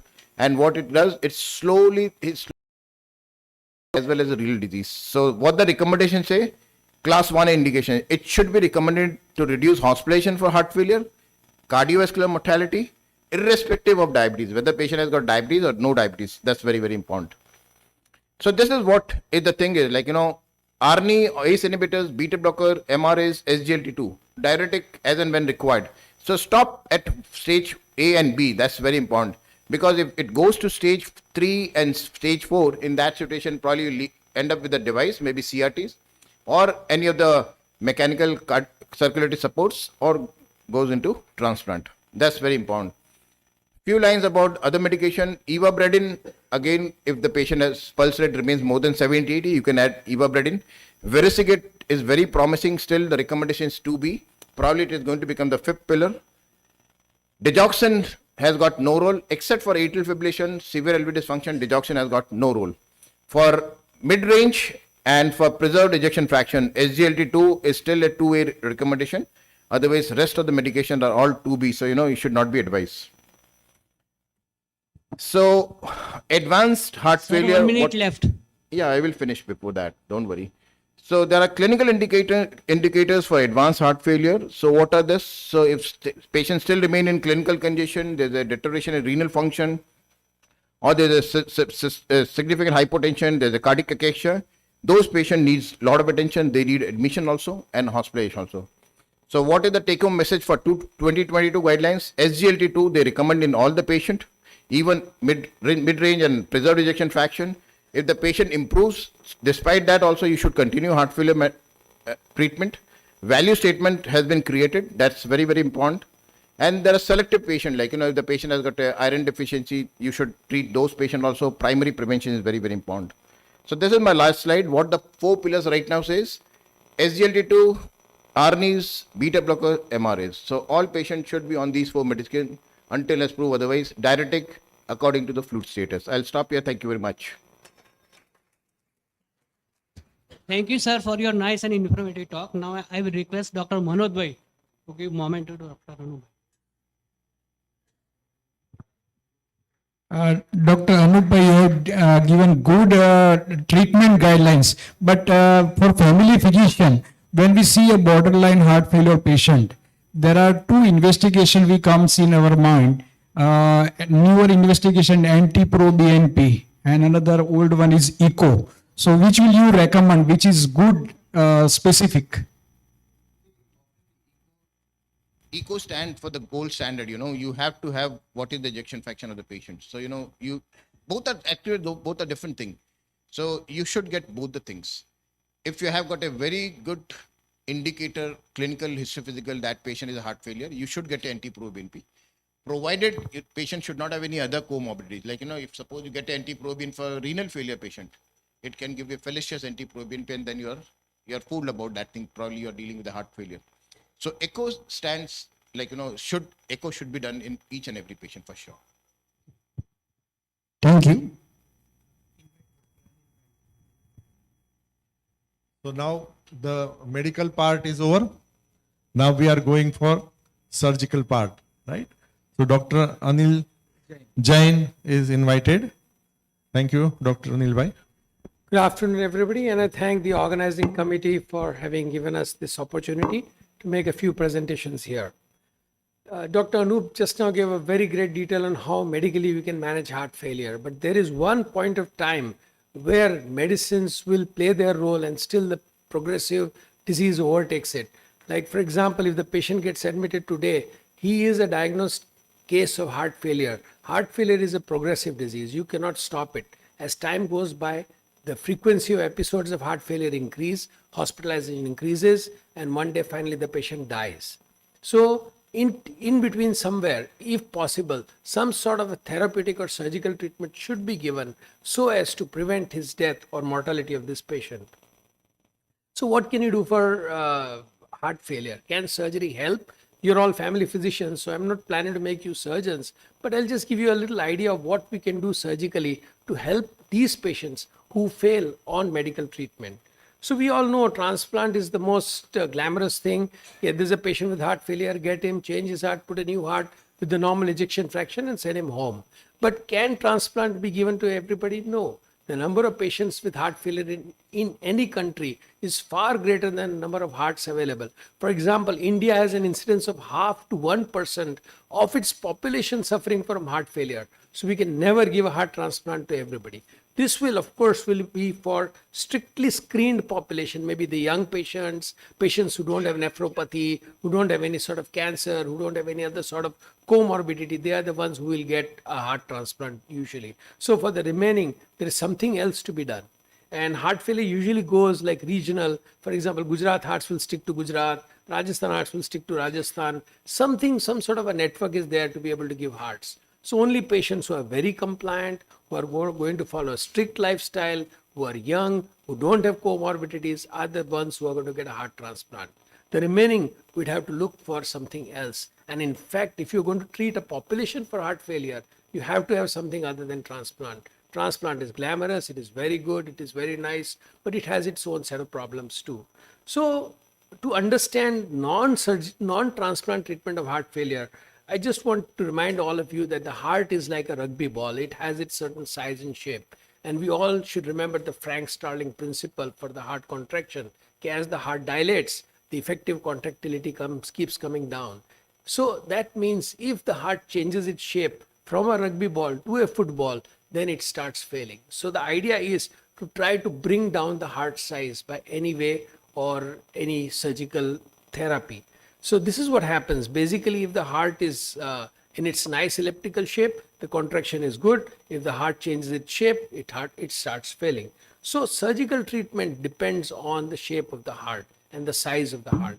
Again, this is what happens. If the heart dilates, the papillary muscles are pulled down, mitral regurgitation starts, and again, that leads to worsening heart failure.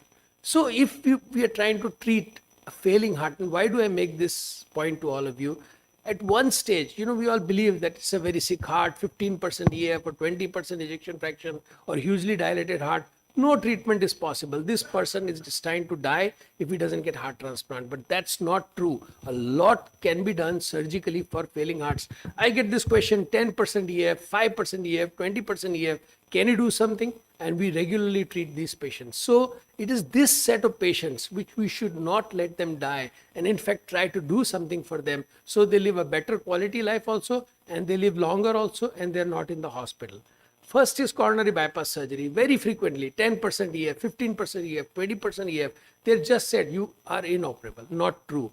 Patients who have small hearts, viable myocardiums, we should evaluate them and they can have surgery.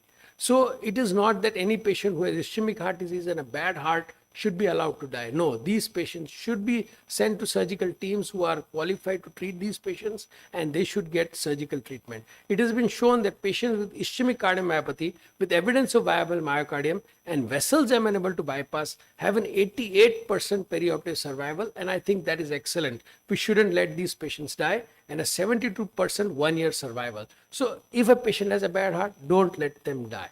Stitch was a big trial for treating ischemic heart disease surgically, and it showed that if the heart dilates, the risk increases, but yet these patients have a better quality and a better outcome than when treated purely with medicine. So instead of medicine alone, CABG and medicine has better outcome in patients with LV dysfunction.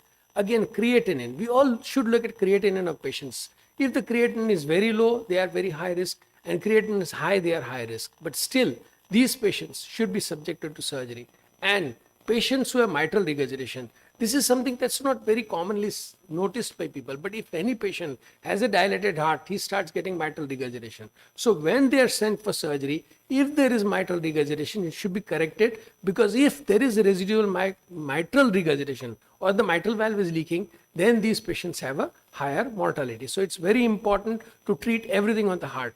Do a bypass, correct the size, correct the shape, and correct the valve. I'm sure all of you know which is the girl you would prefer. The girl on the right, she looks more pretty. So same way about the heart.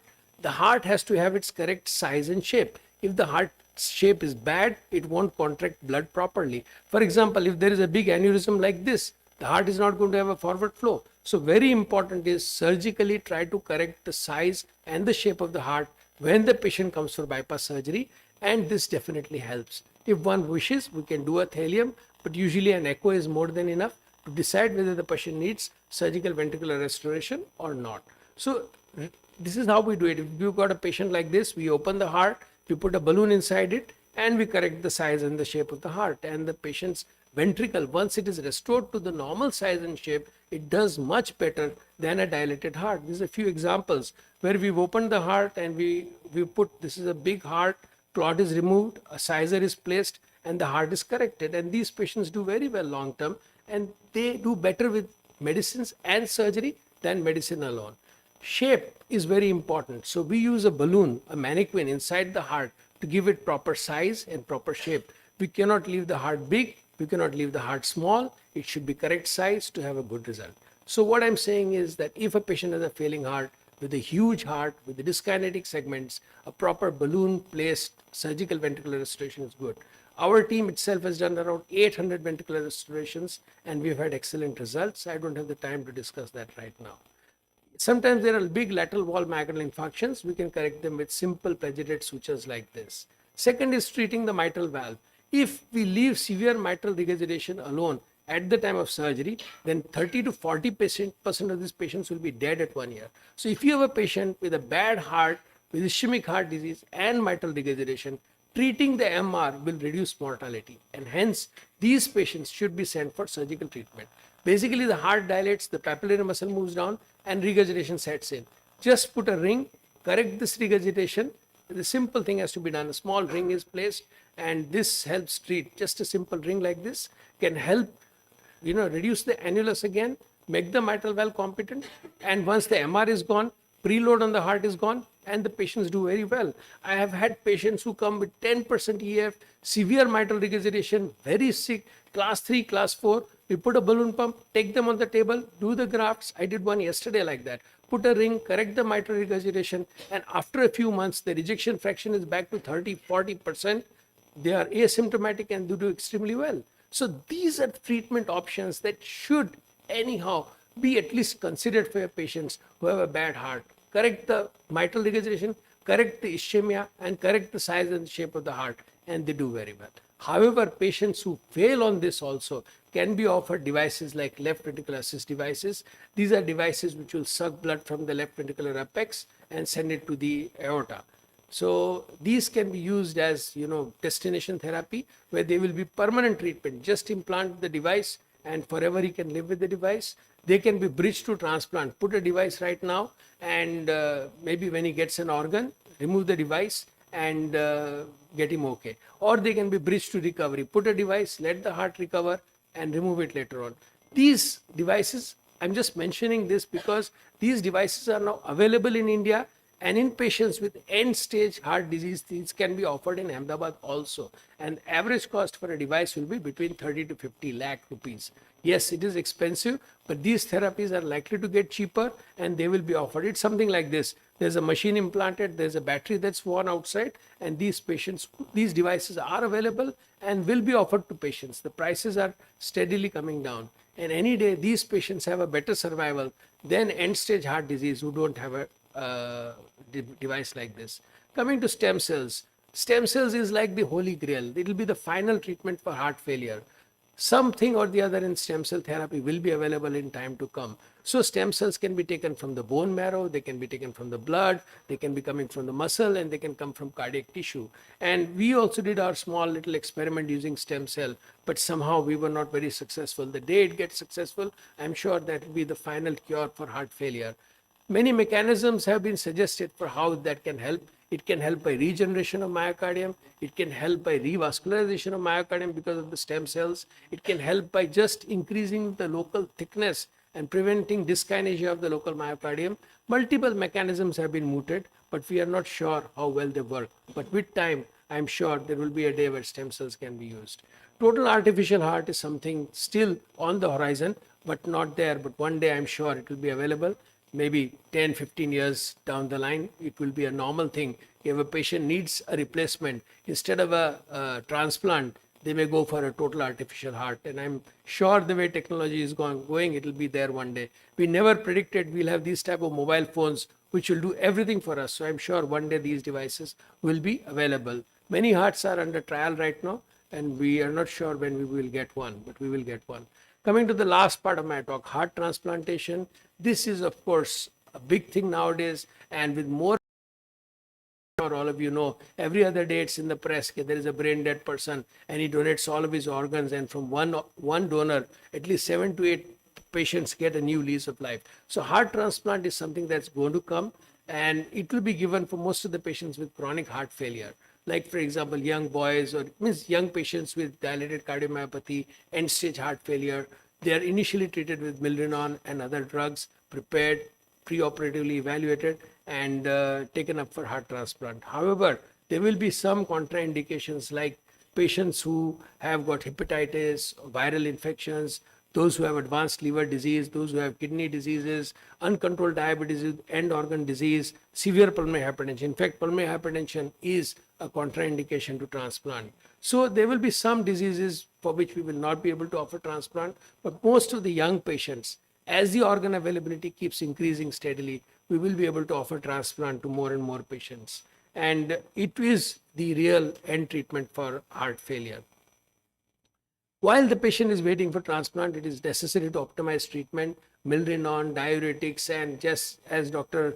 Gupta said, ARNIs, they have been a big change. Even the price of ARNIs are likely to go down because the patent period for the drug is now over. So we will be able to use a lot of drugs, treat these patients, and only once they fail on drugs, we will need to offer transplant.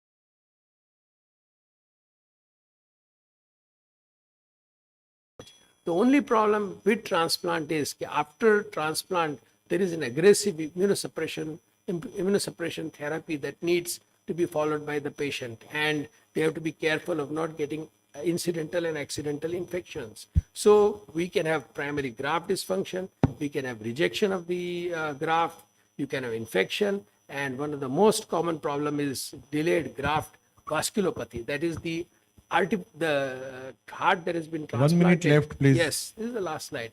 The organ that has been transplanted is susceptible to getting vasculopathy, that is coronary artery disease, is very common in the transplant graft that has been given to the patient.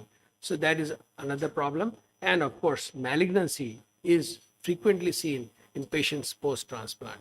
So in conclusion, I would like to tell you that heart failure needs an aggressive treatment. Either it is medicine or it is surgical. So medical treatment at one time may fail, and it is very important to offer some sort of an advanced treatment to your patients who fail on medical therapy. That can be bypass, valve replacements, valve repairs, and ventricular restoration. And this makes all the difference to the patient. And those who cannot have these surgeries should be offered transplant. Thank you so much. Thank you, Dr. Anil Bhai. It is a nice talk, and from that we can conclude that failing heart should not be a problem, and it should no stone should remain unturned for that. And now I ask Dr. Shailesh Bhai to give prize to Dr. Anil.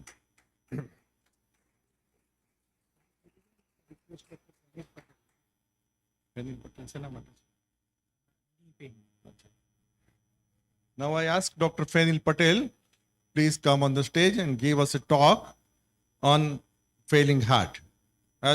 Sorry, on knee pain. Sorry, very sorry. Thank you all the audience to remain here at the lunchtime.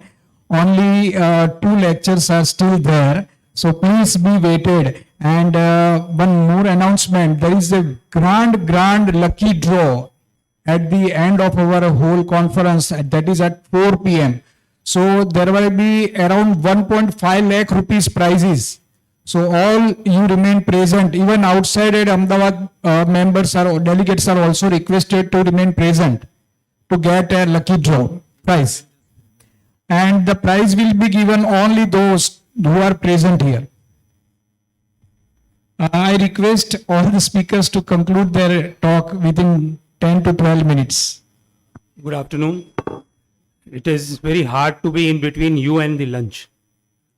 I thank you all the organizers to give me the opportunity to talk in front of you regarding the management of knee arthritis. दो cardiologist की बात होने के बाद heart चलना चाहिए, heart चलेगा जब घुटने चलेंगे, क्योंकि जोड़ होंगे दुरुस्त तो हम होंगे तंदुरुस्त. मुझे ये लगता है कि अपनी जो फिलॉसफी है वो we are going back, we are against the philosophy of the treating. Prevention is better than cure, and this has led to many lifestyle diseases. And we should be good physicians, superior doctors to treat the disease and the patient. It should be, our motto should be that we should have replaced the illness, I in the illness with the we to be for wellness of the patient, and it has to be hand in hand. Patient should cooperate us, we should treat, and we should guide the patient accordingly. This has led, the lifestyle changes has led to newer inclusion of diseases, and for us, for me as an orthopedic surgeon, joint replacement surgeon, along with the dreaded lifestyle diseases, osteopenia, osteoporosis, osteoarthritis is rampantly present. The prevalence is increasing day by day. We, in our Indian society, earlier it was joint family. We were working, living together. Now, because of the nuclear family, the old people, they have incapacity, they lead to homebound, housebound, room-bound problems. And arthritis is one of the major problems where the mobility of the patient is reduced. Because of the less mobility, all other diseases, all other lifestyle diseases, all other lifestyle problems, they increase. In India, almost about 6% of the population is above 65 years. And in these old people, the incidence of arthritis is more than 60%. Arthritis is more in females because of low bone mass. Osteoporosis is rampantly present in them. And slowly and gradually, because of the diseases, the lifestyle changes, the eating habits, the bone density, the bone strength also decreases, which leads to increased arthritis. Arthritis itself is not a disease. It is a degenerative condition like cataract, graying of hairs, wrinkles. Arthritis has to be diagnosed, treated and maintained so that the progression of the disease is not there. Slowly and gradually the normal joints, the cartilage over the joints, the synovial fluid loses its elasticity, loses its properties. So there is bone and bone contact which leads to pain, instability and difficulty in walking, getting up from the chair, difficulty in daily activities. Cartilage and the synovial fluid in the joint, they help in maintaining the viscosity of the joint, the elasticity of the joint, and they act as shock absorbers. Whenever there is pressure on the joints, whenever you walk, whenever you jog, the pressure, the synovial fluid, the cartilages, they absorb the shock and they did not lead to wear and tear of the joints. Ultimately, what happens? Arthritis is a dynamic process. The repair, the degeneration goes hand in hand. But with the age, progression of the age, the repairing is lesser and the degeneration is more. So it leads to formation of osteophytes, degeneration of the cartilage, losing viscosity and elasticity of the synovial fluid. It worsens slowly and gradually over the years, but unfortunately we are seeing patients which are younger in age. Knee joint basically has 3 bones, patella, femur and tibia, and the joint comprises of 3 compartments: the medial compartment, lateral compartment and the patellofemoral compartment. And the effect of arthritis is in all the joints, but basically it starts from the medial compartment. And there are several risk factors. Females are more prone, bone mineral density decreases with the deficiency in vitamin D and B12. Repetitive trauma and stress injuries leads to many increased arthritis problem. Arthritis can be primary and secondary. Primary is a degenerative age-related arthritis. It may be present in mainly weight-bearing joints like hip and knee. And the secondary arthritis, which has known cause like inflammation, metabolic like gouty arthritis on all those, and post-trauma near the joints. The problems with arthritis are they have painful movements, the instability is there, difficulty in weight bearing, difficulty in getting up from the chair, walking on the stairs, and slowly and gradually the daily activities are being restricted. And the treatment which we can offer to the patient, the pharmacological treatment like NSAIDs, other analgesics, they lead to many kidney problems and all peptic ulcers and other gastritis and other problems. So what options we can give to them? We can control the pain by drugs, which I had mentioned, improve the joint functions by exercises, rest, physiotherapy, fomentation, short-wave diathermy. Weight is very important. If we maintain an acceptable weight to the body, the arthritis problem decreases. Intra-articular infiltration of steroids and hyaluronic acid is there, but they have very limited role to play. And above all, healthy lifestyle, eating good food, balanced food, and ultimately to make you mobile, surgery if it is required. What surgical options we can give? They are arthroscopic debridement and lavage. By arthroscopic debridement and lavage, what we do is we remove the frayed meniscus or the cartilage and osteophytes are removed. But it is not, you can bridge the time for going to the surgery, or if the patient is not willing for the surgery, we can offer it. Chondroplasty is there, but the overall time-tested result with chondroplasty is not there. The cartilage over the femur and the tibia are repaired by during using arthroscope. Platelet-rich plasma and stem cell therapy is there in vogue, but it is not. It is a buying time therapy. Slowly and gradually, because of the progression of the degeneration, the joint they get more worse, and ultimately we have to go for surgery. One surgery which is very common, it is high tibial osteotomy. High tibial osteotomy is we remove the part of the tibia and realign the mechanical axis to redistribute the loading on the knee joint. It has an advantage of preserving the native joint, and technically when we go for TKR in these patients, it is more challenging. Another thing is unicondylar replacement, in which we remove only a part of the condyle, not both the condyles, only one condyle. Either it may be a femoral condyle, patellofemoral joint, it may be a medial compartment, or it may be a lateral compartment. In this, we only remove the diseased condyle, and this surgery has been preferred in younger patient. And the advantage is we can preserve the natural biomechanics of the joint.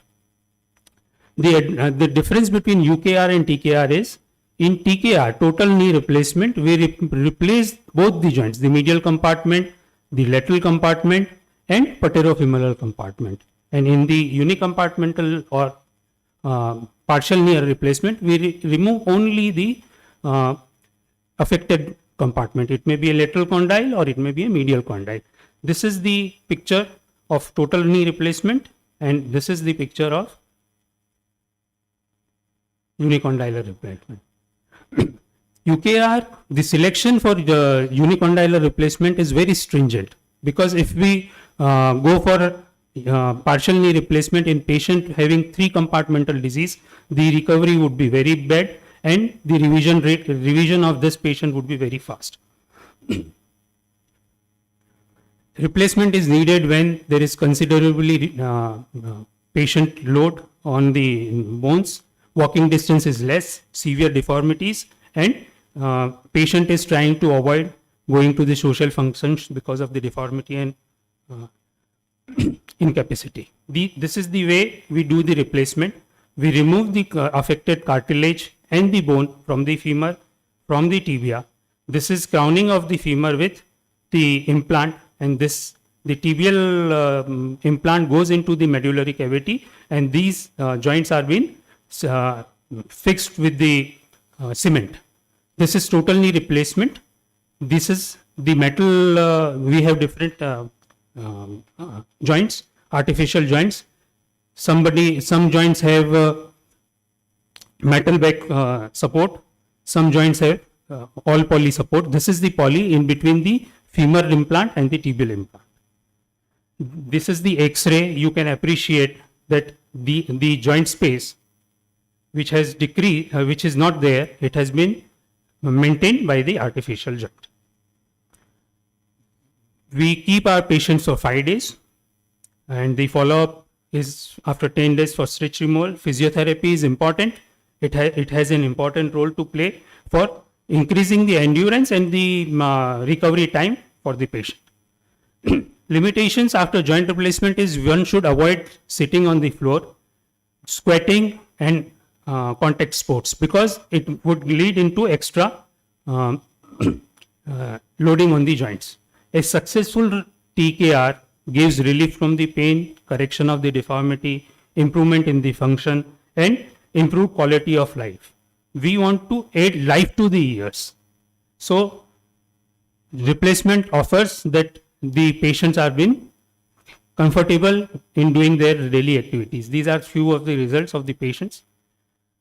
Here I would like to emphasize, if the deformity is more, then one should go for bilateral TKR at a moment in a single stage. Otherwise, what would happen? I would like to show you in the videos. You would appreciate the problem.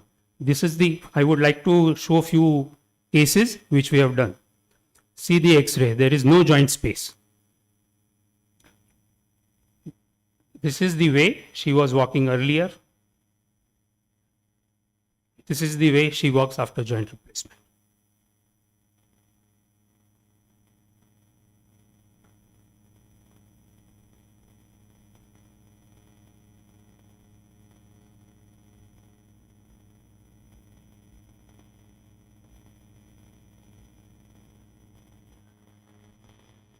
See this patient.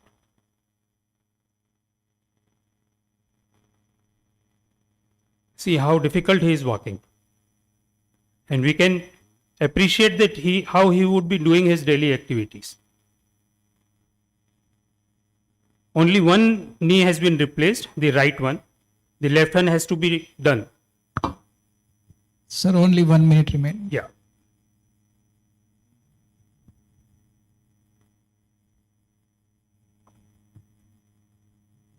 This patient has hip problem. See the problem.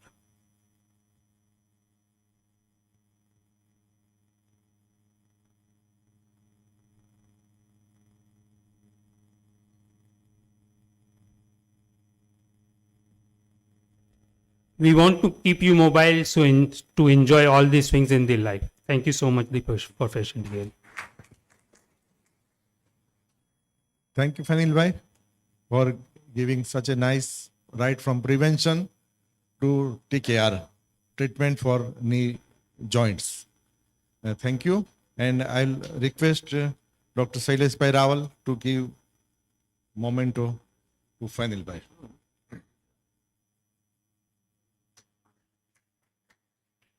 Thank you, both of you.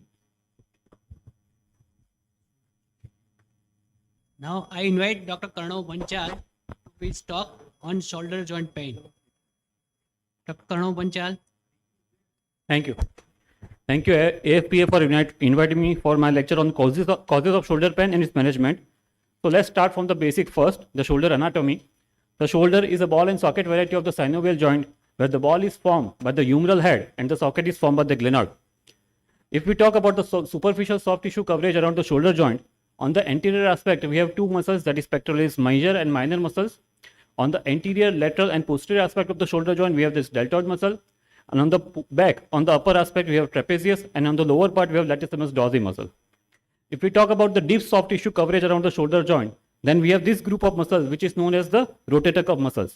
On the anterior aspect, we have this subscapularis muscle, which is inserted on the lesser tuberosity of the humerus and which is the prime internal rotator of the shoulder joint.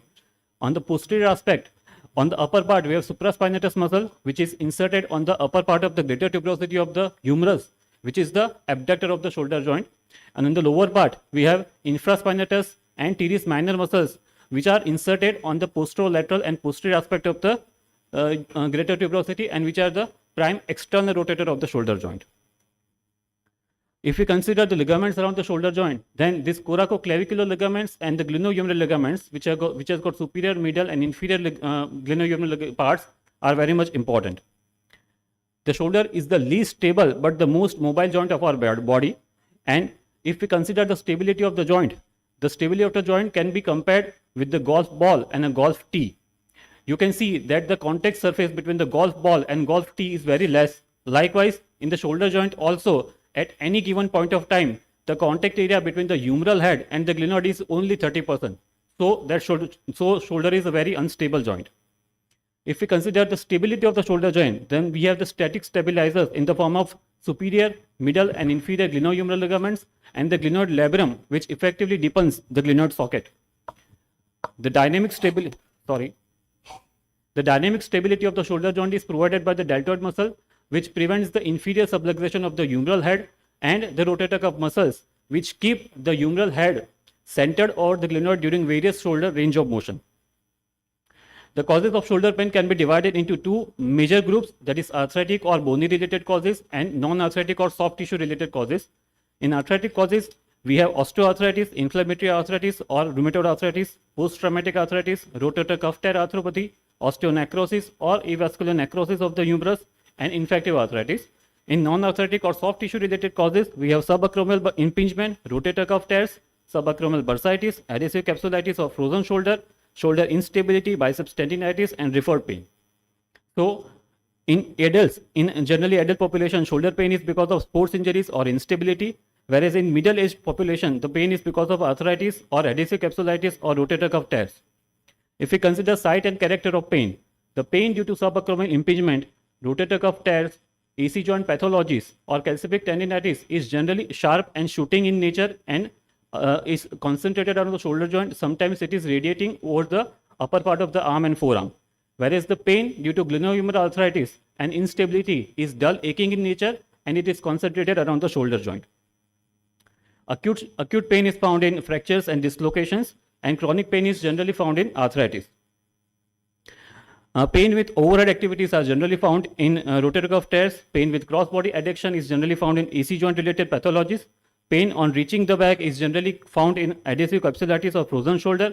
Pain worsening at night is commonly seen in rotator cuff tears, adhesive capsulitis, infection or tumors, and sudden onset of intense unrelenting shoulder pain followed by flaccid paralysis is commonly observed in brachial neuritis. We have sometimes referred pain over to shoulder joints because of cervical nerve root irritation, and certain other organs pathologic pain may be referred to the shoulder joint, like pain of MI, diaphragmatic irritation, and liver and gallbladder diseases. If the patient has associated neurovascular symptoms like arterial ischemia, Raynaud's phenomenon, venous congestion, cold intolerance, or paresthesia, we can think of thoracic outlet syndrome. If there is associated numbness, tingling, and weakness, we can think of cervical radiculopathy. And if the patient is having constitutional symptoms in the form of fever, anorexia, etc., then the patient may be suffering from infection and tumors around the shoulder joint. So we need to physically examine the patient properly. We have to look the front, side, and back of the shoulder joint, and we have to feel the bony and soft tissue structures around the shoulder joint. We have to note down the range of motion of the shoulder joint. We have various range of motion at shoulder joints like abduction, this is adduction, this is forward flexion, this is external rotation, this is internal rotation in the front, and this is internal rotation at back. So if the patient is having pain during abduction, particularly 60 to 120 degree of abduction, then we may think of subacromial impingement. And in these cases, the pain is because of abnormal acromion morphology, where in some cases we find this hooked acromion, and because of it the subacromial space is less, and during abduction the tendon of the rotator cuff gets impinged over the subacromial spur and the patient feels pain. In supraspinatus tear, we have drop arm sign, which is positive, in which the patient is unable to actively abduct the shoulder joint. In infraspinatus tear, we have external rotation resistance test, which is positive, in which the patient is unable to externally rotate the arm against resistance. In teres minor tears, we have Horn-Lower sign, which is positive, in which the patient is unable to actively externally rotate the arm when the shoulder is kept in 90-degree abduction. In subscapularis, the lift-off sign is positive. In labral injuries, O'Brien test is positive, and in biceps tendon rupture, we have Speed's test, which is positive, in which the patient experiences pain in the front of the arm when the elbow is flexed against resistance. And in long head biceps tendon tear, when the patient flexes the elbow, we typically find this bulge just proximal to the elbow joint, and this is known as Popeye sign. When there is anterior shoulder instability or recurrent shoulder dislocation, when we keep the patient's arm in abduction and external rotation, that is the throwing position, the patient feels pain, and which is known as apprehension test. So this physical examination has to be completed with investigations, and shoulder x-rays are the basic investigation tool, where certain glenohumeral joint pathologies, calcific tendinitis, rotator cuff tear, arthropathy, and fractures and dislocations can be diagnosed. So this is the normal shoulder joint x-ray, AP view. We can see that the contour of the humeral head and the glenoid is well maintained. The distance between the acromion and humeral head is around 1.1 to 1.2 centimeter, which is well maintained. In case of osteoarthritis of the shoulder, the joint gap is reduced and we have typically inferior humeral osteophyte, which is the hallmark of osteoarthritis of shoulder. But in case of chronic neglected rotator cuff tears, we have this condition known as rotator cuff tear arthropathy, in which there is superior migration of the humeral head. The distance between the lower border of acromion and upper border of humeral head is reduced, and there is erosion of the humeral head and glenoid bone. CT scans is helpful when we suspect any bony pathology like fractures and dislocation. This is a normal axial cut of the shoulder joint. Here is the humeral head, here is the glenoid, and in dislocation we can find that the humeral head is dislocated anterior to the glenoid. In glenohumeral arthritis, the CT scan is helpful about knowing the wear and tear of the humeral head and glenoid, and we can find numerous osteophytes surrounding the joint. MRI is definitely helpful for diagnosing soft tissue condition. So this is the normal shoulder joint coronal cut, where we can see that there is almost 4 millimeter of axillary pouch on the lower side of the humeral head. In frozen shoulder, this pouch is obliterated. This is the rotator cuff tear. This is the normal MRI coronal scan. We can see that here the supraspinous tendon is very much inserted on the greater tuberosity of humerus, whereas in supraspinatus tear, when the tendon gets chipped off from the humeral head, the tendon is retracted medially. This is MRI in case of labral tears, which is commonly found in recurrent shoulder dislocation. Here is the axial scan. You can see that here anterior and posterior glenoid are intact, attached to the glenoid, but in case of labral tear, we can find such kind of MRI where the labrum is detached from the glenoid. This is another example where anterior and anteroinferior part of the labrum is detached, and this condition is typically known as Bankart sign, which is very much visible on MRIs in recurrent shoulder dislocations. So conservative treatment can be an option for certain conditions like frozen shoulder or partial rotator cuff tears in the form of physiotherapy, pain control medicines, corticosteroid injection, and in certain cases of frozen shoulder, we can also mobilize the shoulder under anesthesia. So in surgical treatment options, we have shoulder arthroscopy, which is a specialized procedure. Here we have 4 millimeter tiny arthroscope, which is attached to a camera and a light source. And this camera is attached to a monitor, so that whenever we insert this arthroscope inside the joint, the camera displays the internal structures of the joint on the monitor, and we can treat the condition. So this is a specialized shoulder distractor which we use during the scopy. The patient is going to be operated for the right shoulder arthroscopy. The patient is lateral decubitus position, and this is a specialized joint distractor which we have devised to maintain the position during surgery. So in refractory cases of frozen shoulder, we treat them arthroscopically. We release the anterior capsular structures, various ligaments inside the joint, posterior capsular structure, and at the end of the procedure, we have the full range of motion on table only. So this is the arthroscopy done for labral tear repair, commonly found in recurrent shoulder dislocation. So here is the humeral head, here is the glenoid, here is the labrum which is detached from the glenoid. So this labrum is getting mobilized for the repair over here. So we used special implants to repair the labrum. These are known as suture anchors. These are the screws which are inserted into the glenoid bone, and the threads are attached to the anchor, and these threads are passed sequentially from the glenoid labrum, and it is attached over the glenoid. The knots are sequentially tied. So to summarize, here is the humeral head, here is the glenoid, here is the detached labrum, here is the humeral head heel sac defect. The anchor is inserted into the glenoid and the threads are passed through the labrum, and a nice soft tissue bumper is created in front of the humeral head so that there are less chances of humeral head getting dislocated again. This is the arthroscopy which is done for rotator cuff repair. So this is the long head of biceps tendon, which is stenotomized because biceps tendon is a pain generator and it can cause pain post-operative also. So we just stenotomize the biceps tendon from the upper pole of the glenoid. So this is the detached subscapularis tendon from the lesser tuberosity of the humerus. To repair it, we have to insert one anchor in the humeral head. The threads are attached to the anchor, and the threads are sequentially passed to the subscapularis tendon, and the tendon is repaired back to its position. Now the arthroscope is moved into the subacromial space. Here, this is a special instrument shaver which is used to clean the subacromial bursa. You can see that underneath there is rotator cuff.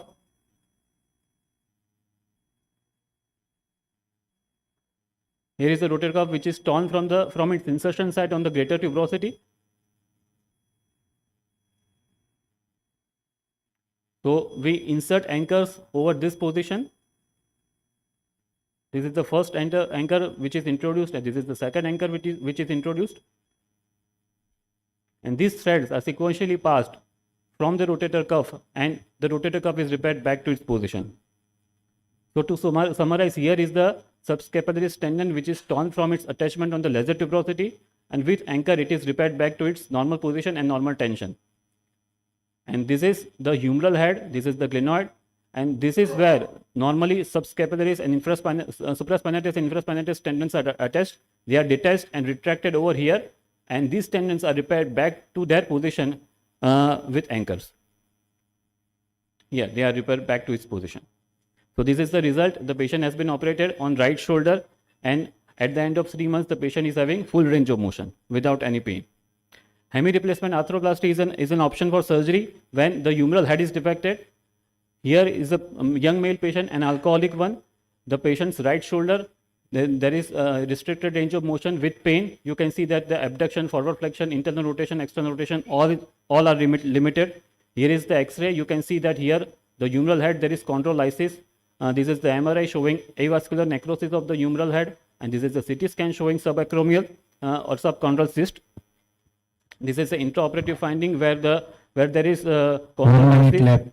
Yeah, there is chondrolysis, and here is the glenoid, which is normal, which is not replaced.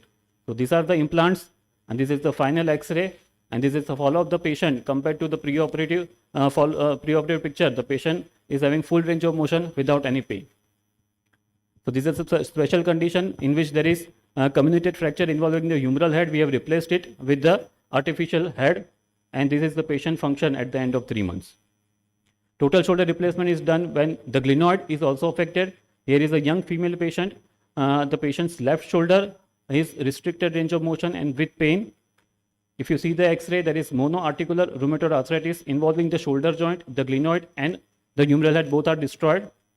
The intraoperative findings where the head is deformed, the glenoid is eroded, and it is replaced with the glenoid implant. And this is the patient's range of motion at the end of 3 months compared to preoperative side. And this is the reverse shoulder replacement, which is recently introduced in India almost 5 to 6 years back. In this condition, normally shoulder joint, the ball of shoulder joint is formed by the humeral head and the socket by the glenoid. But in reverse shoulder, the ball is formed by the glenoid and the socket is formed by the humeral head. And this is done in special situations like rotator cuff tear arthropathy.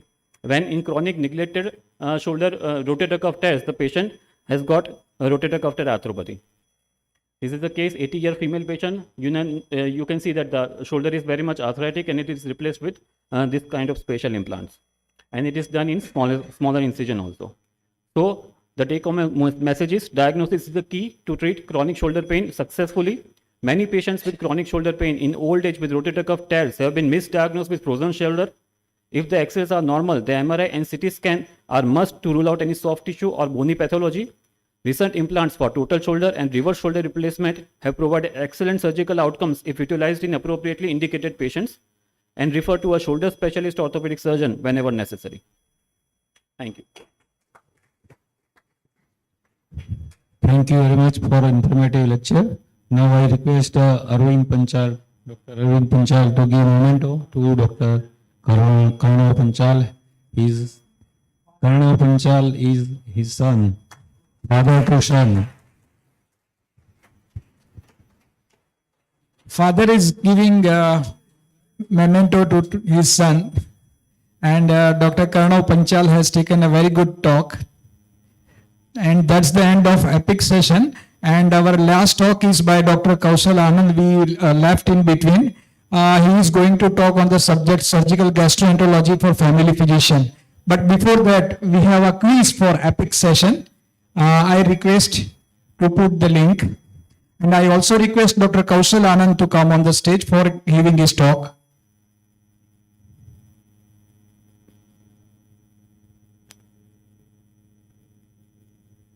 Welcome, sir. Link Mukai. Link is already there and the question is already put. So please give the answer, and answer is also very easy. We are giving only 15 seconds.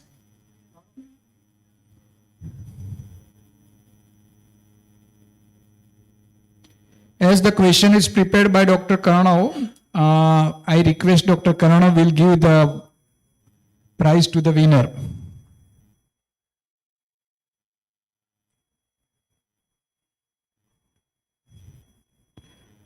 So we stop, and the winner is Dr. Krishnakant Patel, who gave the correct and first quick answer. Question was reverse shoulder replacement. Reverse shoulder replacement is the surgery of choice for A. OA of shoulder joint, B. Rheumatoid arthritis involving shoulder joint, C. Rotational calf tear arthropathy, D. None of the above. And the answer, correct answer was C. Rotational calf tear arthropathy. Congratulations, Dr. Krishnakant Bhai. I request Dr. Dhiren Sanandia and Dr. Suresh Bhai to come to have in charge of this all.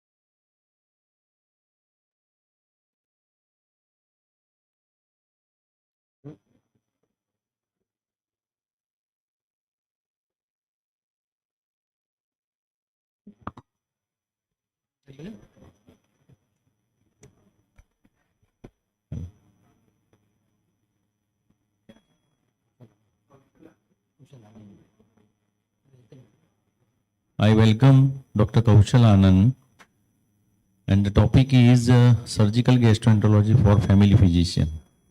Good afternoon, everyone, and sorry for the late and coming between the lunch and you.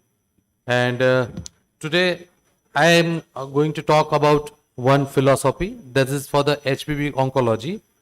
See, all the recent years, now we are seeing so many cancer patients in the routine days, and as we found in a sonography, we see the liver metastasis. If there is a metastasis of extrahepatic cancers in the liver, is it the end of the road? So the answer was in past was always yes. In the present, it may not be, and future must not be. So we'll talk about the difficulties when we got a metastatic disease. So I'll be presenting this one case capsule, then talking about the newer modalities, then innovation and research, what is happening and what is the future in the, yeah. So this is a case of 45-year male, morbidly obese, not non-abuse and no family history, was presented with the past history of diagnosed case of adenocarcinoma of the celiac rectum with mid-third with the synchronous liver metastasis, and he was been treated with the medical oncologist with the palliative chemotherapy and local radiation to the liver metastasis. The patient was explained 6 to 8 months survival, and after that he had, because of the radiation, he had a perianal disease, and he came to me with this condition. He has been left untreated after that. So I got a PET scan done, and we can see there is on PET scan, we can see there is a liver lesion, and also rectal malignancy is there. So the patient was underwent a LAP APR, abdominoperineal resection with the liver lesion resection, and metastatectomy was done. You can see the liver lesions were removed. There was 5 lesions which was been removed, and patient was then remained disease free, given a chemotherapy and remained disease free for next 2 years, and was continuous and follow up and explained regarding the recurrence. On the follow up after 2 years, there was a recurrence in the liver, for which we had to plan there was a right lobe dependent disease. We can again go for the liver resection and do a right hepatectomy, or second plan is like to continue with the chemotherapy and monoclonal antibodies, which are now coming with the molecular biology. In view to morbid obesity, he had a recurrent surgery and chemotherapy associated steatohepatitis, that is called CASH, which was, so plan second was applied. So patient remains stable with the liver disease with no new lesion for 1 more year, and he developed multiple lesions after 1 year with the pulmonary metastasis, and he was treated conservatively.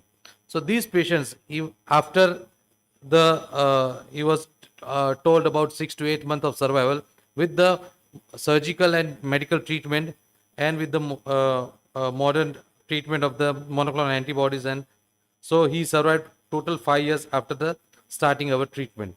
So now with the colorectal metastasis, which are a synchronous or metachronous, metastatectomy and liver resection was advisable.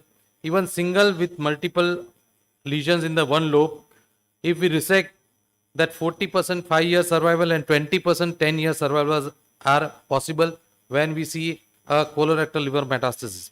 And re-resection for the recurrence with survival advantage is there. The same thing is there with the neuroendocrine metastasis. We see now so many patients with the neuroendocrine metastasis, or when we see there is no primary has been seen and patient present with the metastasis. But when we evaluate properly and get a biopsy done, we found that it is a neuroendocrine tumor.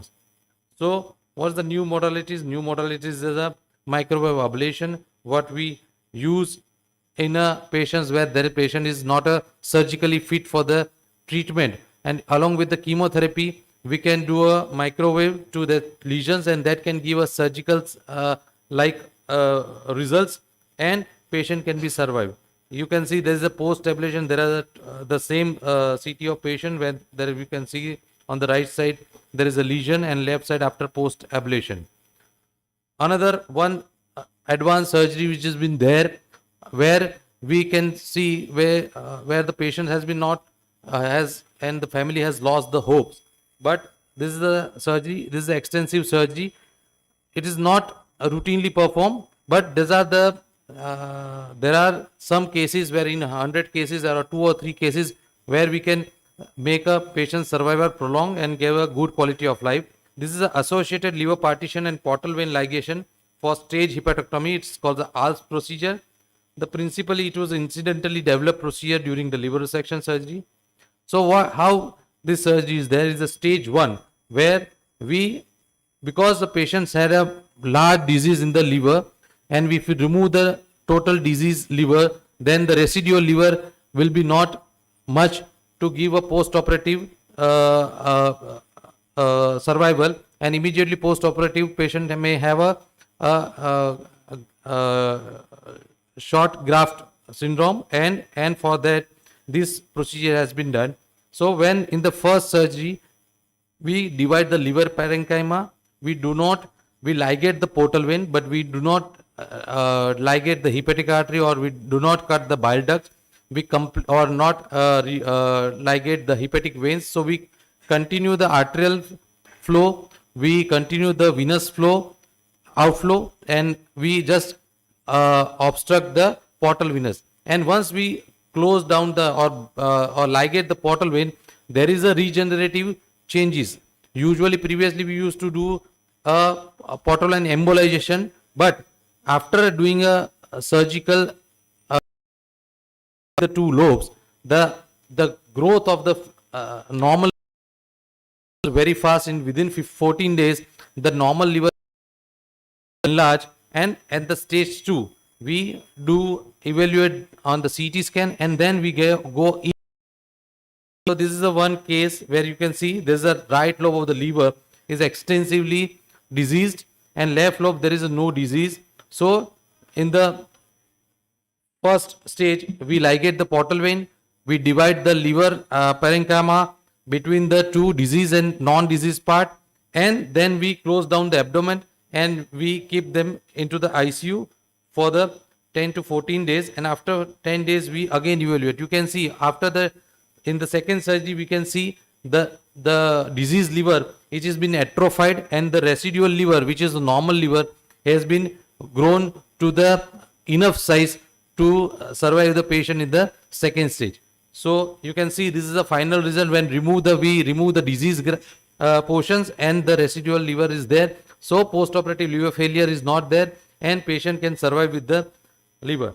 So indication is a multiple colorectal bilobar liver metastasis is the main indication for the ALPS.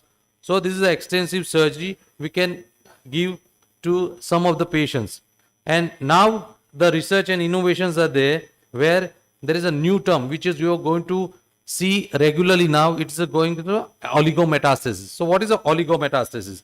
See, there's a now papers are presenting when we see there is a pancreatic tumor. If we have a relatives and have a pancreatic tumor and we see there is a small lesion in the liver, there is a single nodule in the liver and it is a malignant nodule and it is a metastatic nodule. So right now everybody will say there is a stage 4 disease and patient will, you have to give a palliation, and only we just left them with the hope that he might get better or with survive with the chemotherapy and survive. We all say the survival is 3 to 6 months.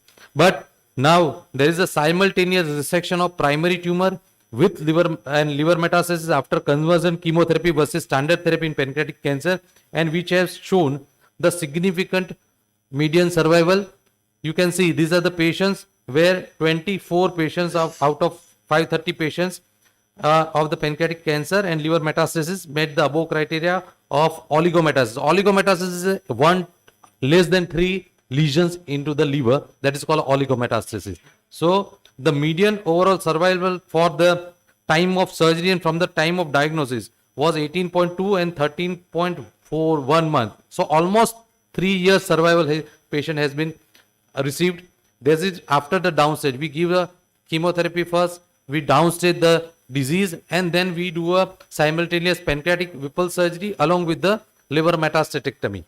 So again, this is the second is a gastrointestinal stromal tumor. Now we see so many stromal tumors patients are there, and with that where there is a large tumor into the small intestine or in the stomach or somewhere in the colon and in mesentery, and if we got a liver metastasis, again there is the same phenomenon is there, and where if we use these patients selectively and use a chemotherapy downstage and then do a metastatic liver metastatectomy along with the primary tumor resection, then in these patients the median survival has been a non-surgical group was 53 months and in the surgical group was 89 months. So that is a significant survival we can give. Again, in a nasopharyngeal carcinoma, it has been shown there's a combined CT guided RFA and chemotherapy approach after the chance of improved survival for NPC patients with the oligometastasis in the liver. So this is the case with the breast cancer NS oligometastasis. Even a breast cancer patients with the oligometastasis have shown a good survival and a long-term quality of life is good. So see, in the recent years, over the years, the research papers are increasing on the oligometastasis, and it is the next decades. It is we have to select the patients. So it is very important to select these patients of oligometastasis. It is not each and every patient with the metastasis are there, but if you out of 100 patients, if you get a 2 or 3 patients can get benefit, for that you need to have a very good team, which is a multidisciplinary team where the tumor board is there, where the oncosurgeon, oncophysician, radiotherapist, radiation oncologist, and intervention radiologists, and all people can sit, evaluate, and this and make and the future for this is a molecular biology, because now in the molecular biology we are getting all the profile of a tumor profiling. So tumor profiling is a crux of this treatment. So in future, by the tumor profiling, we can select the patient which has a better prognosis, and tumor biology is the main factor for the oncology better survival rate and oncology clearance. The next is a 3D liver printing. So now we see what is the 3D liver printing. This is already into the laboratory. Now when we are doing all the transplants, when the lung transplant, heart transplant or liver transplantations is there, when a malignancy is there, we don't talk about the transplant. Okay, so when like in colorectal metastasis, we can perform multiple times. Even we have performed 5 or 7 times liver resection, patient can survive up to the 20 years. But when there is residual liver is not there and patients getting into the liver failure, so what is the treatment for that thing? So next generation is a 3D liver printing. So what is 3D liver printing? So they take a pig or animal liver, they completely decellularized. They remove all the cells in the laboratory, and they remove all the cells from this, and they use that structure. There's an anatomical structure, that is a parenchyma is there, where there is no cellular any impregnation of the primary native species, and then they take a patient's cells and they cultivate their cells into the laboratory, and they impregnate or they put the cells into the this 3D liver, and then regenerate the new liver for the patients. So this is the next generation technology which is going to be there. It is already into the laboratory, and it so many research has been done. So it's a 3-dimensional printing driving. This is what is I've told. This is an abstract of that paper. But at the end, I'll want to take give a take-home message that HPB oncology, the future lies in the following. The understanding of the tumor biology is the main crux. And once we understand the tumor biology, out of the 100 patients, which patients are going to be have a better opportunity to survive and better treatment response with the medical treatment, targeted treatment, and a surgical treatment, or any ablative therapy, and more precise target therapy drugs and agents are coming up. And technology, like we have a technology is coming, robotic technology, which is making a surgery more safer. We have better anesthesia, better critical care. So technology and the surgical profile is also improving. So that going to be one of the key factor for the surgeons. Organ lab for the customized need. So we'll maybe in a next 20 to 30 years we'll be ordering our organs to the lab to prepare when we see there's a failing is there. And AI, artificial intelligence and robotics are there. Looks very promising. So thank you very much for giving me this opportunity to talk on this current topics. So this is some physiology, some philosophy which is coming up into the next year. So I want to highlight this thing. Okay, thank you very much. Thank you very much, Dr. Kaushalanand sir, for giving very informative talk on surgical gastroenterology. Now I request Dr. Manoj Bhai Rawal to present a memento to Dr. Kaushalanand.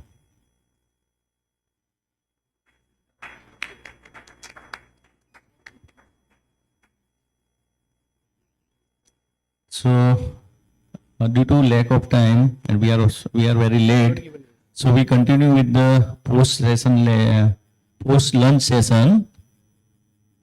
It's a epic hospital session, and for that, I invite rapporteur Dr. Rasiklal Mode. And as a chairperson, Dr. Suryakant Pandit and Bandilam Honrao from Warangal.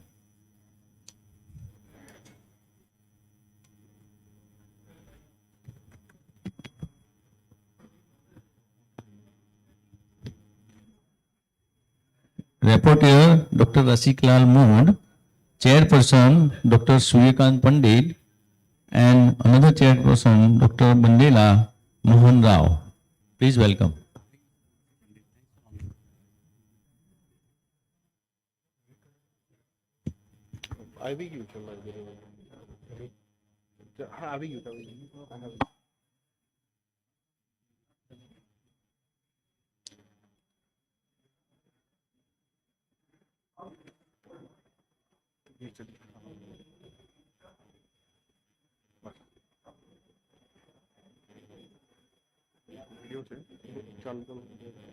Control नहीं थी click करा दिया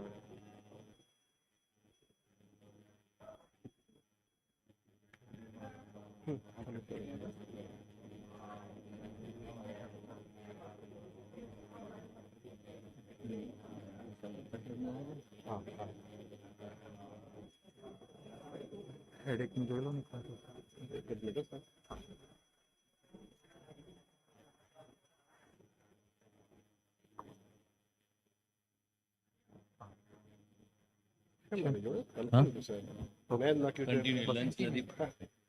તમારે જવાનું જ ફોટા પડી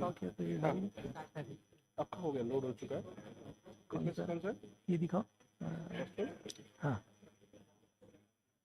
For the post-lunch session, it's a epic hospital session, and for that, I invite reporter Dr. Rasiklal Mode and Dr. Bandela Mohan Rao as a chairperson.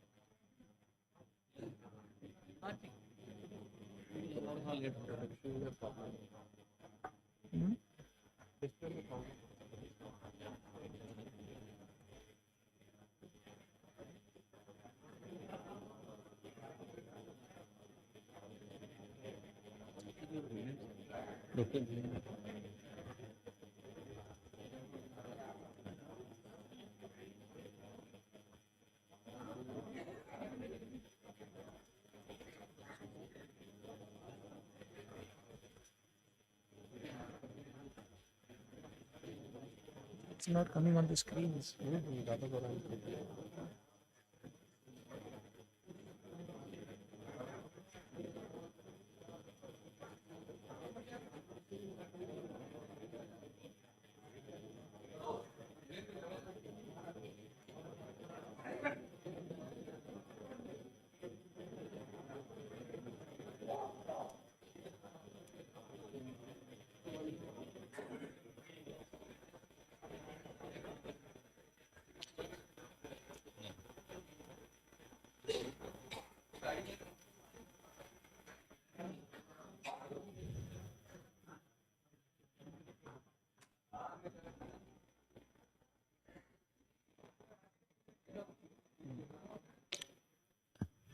At the end of the last session, after 4 p.m. onward, there is a mega lucky draw.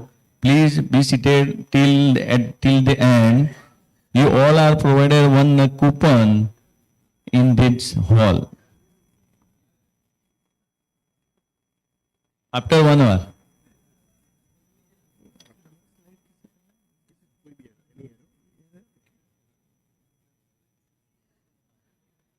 इसमें pointer कहाँ से है ये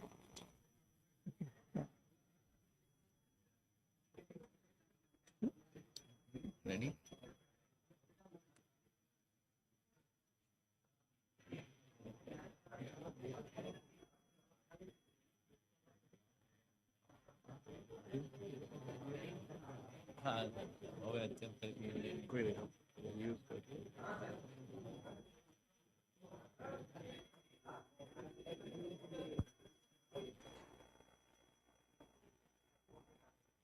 For post-lunch session, Rapporteur Dr. Rasiklal Mode is here. Please come on stage.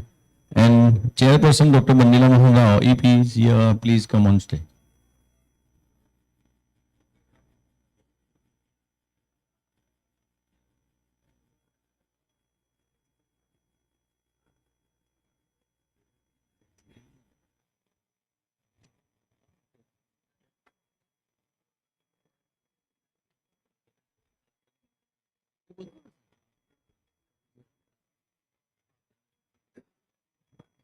Hello, good afternoon.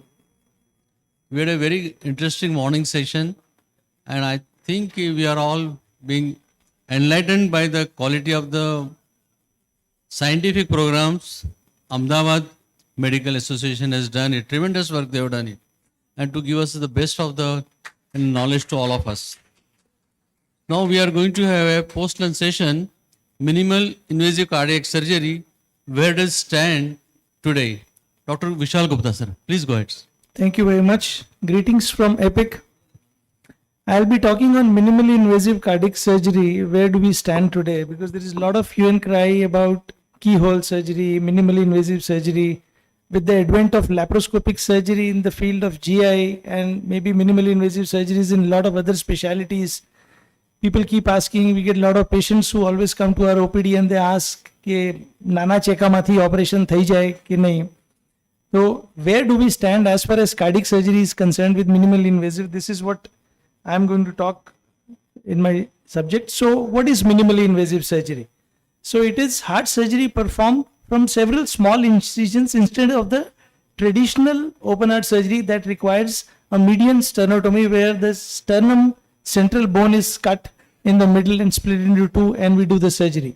So these are multiple other incisions in the thoracotomy, partial sternotomy, hemisternotomy. These are the various approaches that we use to do minimally invasive surgery.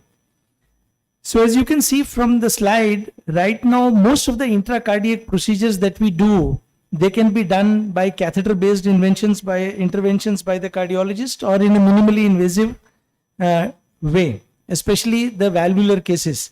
But still, India as a country is lagging behind in minimally invasive cardiac surgery due to many reasons, mainly economic reasons, because the cost and the infrastructure of setting up a minimally invasive unit is extensive. And because of these yojanas like Ayushman Bharat, Mahamritam Yojana, it is becoming more and more difficult for more and more private setups to start such a program which requires a lot of financial constraint. As you can see from this slide, countries like Germany, West, where money is not a concern and everything is sponsored by the government, the number of minimally invasive cardiac surgeries that are being performed, especially in valvular heart surgery, the number they range close to 50%. Whereas if you look in India, the number of surgeries which are performed in minimally invasive surgery still are around 4%. We have 3 times more the number of patients that are there in the West, but our minimally invasive numbers are 3 times lesser compared to the West. So as I said, these are the guiding forces. Now, as you can see from this slide, that in India, in valvular surgery, the number of surgeries that are performed in the year are this, and compared to that, only 4% are performed with the minimally invasive approach, especially also with congenital surgery and coronary artery surgery. So now how the cardiac surgery has evolved over the last 30-40 years from conventional median sternotomy to minimally invasive surgery. So this was the time of cardiac surgery when Sir C. Wharton Lillihei started cardiac surgery with controlled cross circulation, where the oxygenator function was being done by the parent of the child. If a child has an atrial septal defect or a ventricular septal defect, when there were no oxygenators, the parents' lungs used to serve as oxygenators. So, but the only risk was dual. It was not 100% risk. The risk was 200% because the parent was also sleeping on the adjoining table and he was acting as an oxygenator for the child. So In the earlier eras, when the cardiac surgery was being performed, these many number of people were there in the theaters, perfusionists, assistant surgeons, technicians. So from that era to now, we have come to a stage where there is robotic surgery, where just the surgeon is sitting in the console and all the robotic arms are working on the patient. So through multiple ports, various instruments and all these things are inserted and surgeries are being done by the robotic. It's done by robot, but it is the surgeon finally who is sitting and who is doing all the action with his hands and performing the surgery on the patient. So, so as you can see, here is the surgeon who is sitting on the console, and with his dexterity and with his hand movements, he is performing a surgery on a patient which is far away. So now we need to understand what conventional surgical cardiac surgery is before we venture into minimally invasive cardiac surgery. The conventional cardiac surgery is a midline sternotomy where you cut the sternum bone from the center. And this is how you institute the cardiopulmonary bypass for any patient which requires a intracardiac pathology to be dealt with, like valves or atrial septal defect or congenital abnormalities. So with these cannulas, you put the patient on heart-lung machine and then you open the chambers of the heart and you do the desired procedure. You replace the valve, you repair the valve, you repair the defects which are there in the heart. And this is how the surgery looks at the end when we are about to close. And this is the end result in any conventional surgery. This is going to be the size of the scar with these drainage tubes. So now, what are the advantages of traditional approach? The advantages of traditional approach are, this approach has withstood the test of the time. All the surgeons that are getting trained in the country, most of the times they are government setups where the setups for minimally invasive cardiac surgeries are not there. So they are trained in the conventional technique first. Anyhow, even for laparoscopic surgery and GI surgery, they always tell that you need to be very well comfortable with the open technique before you venture into a laparoscopic technique, right? Because if anything goes wrong with laparoscopic technique, you should be very well versed with the open technique of doing the same procedure. So this is one of the biggest advantage. It has withstood the test of the time. Every surgeon is comfortable doing that procedure with that approach. It provides ideal operating conditions. You are in total control of the situation. You have the entire heart in front of you. If all of a sudden we operate on sick hearts, the heart fibrillates, there's some ventricular tachycardia, you need to defibrillate the heart. All these things can be done very comfortably in the traditional approach because you have access to the entire heart, right? It provides full access for procedures like coronary artery bypass surgery, valve surgery, intracardiac repairs of any congenital malformations, pericardial or other surgeries. So now what are the disadvantages? Why people are trying to move from the traditional approach to minimally invasive approach? Whenever we cut the entire bone, we get a small cut on our finger, it will pain you for a couple of days. So you can imagine if we cut the entire sternum to do any type of cardiac surgery, it is going to give the patient pain, and that pain is going to be there for about 6 weeks to 3 months. This is what is the general time, but it also depends on individual threshold of pain. Some people are very strong. In 3-4 weeks, they feel absolutely all right. Some people who have pain threshold is very less, they may not become all right for up to 6 months to 1 year. So pain is one of the biggest factors which people come and asking for कि if we can do छोटे cut में से अगर operation हो जाए तो they always feel कि pain कम होगा and they will be able to get back to their work and get back to their routine as early as possible. Of course, when you put a bigger cut, the amount of blood loss is definitely going to be more compared to a minimally invasive surgery. The healing time is longer. Patients generally take 4 to 6 weeks for the scars to heal, for the bone to join properly, and the patients can do their routine activities like they can drive their car, their two-wheelers, they can go to their work. People who are like into the labor type of work, they need to get back and start working with their hands. So for them, definitely it is going to take some time. And also there can be sternal wound complications because a lot of patients that we see these days are diabetics. As you know that Gujarat is, especially Gujarat, is the diabetes capital of the world. The incidence of diabetes is increasing by the day. It has become a lifestyle disease. Similarly, most of the cardiac 90% of the cardiac surgery practice is coronary bypass surgery. Valve is just 5 to 10%. So most of these patients are coronary bypass surgery patients who come to us, right? So, and these patients, out of these patients, 60 to 70% are diabetics. Obesity is very rampant. A lot of patients are very obese. Obese, females, diabetes, all these patients are risk factors for sternal wound infections. So these patients are likely to get into trouble, especially if proper care is not taken while doing the surgery. When you are harvesting the internal mammary arteries for bypass surgery, you need to clip the mammary just short of the lower end so that the vascularity of the sternum is maintained. It is only now, especially in the era where we have started doing a lot of bilateral internal mammary arteries for bypass surgery, it is very important that you try and preserve the vascularity of the sternum. Otherwise, these patients can get into sternal wound problem. And let me tell you, any patient after any surgery, however good or best surgery if you have performed, but if the patient gets into problem with the wound, everything goes down the drain.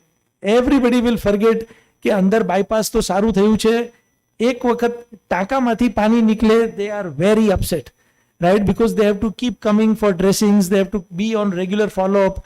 So this is something which is little painful when you do a conventional sternotomy. And also for some, it is cosmetically not very appealing when you have an entire cut.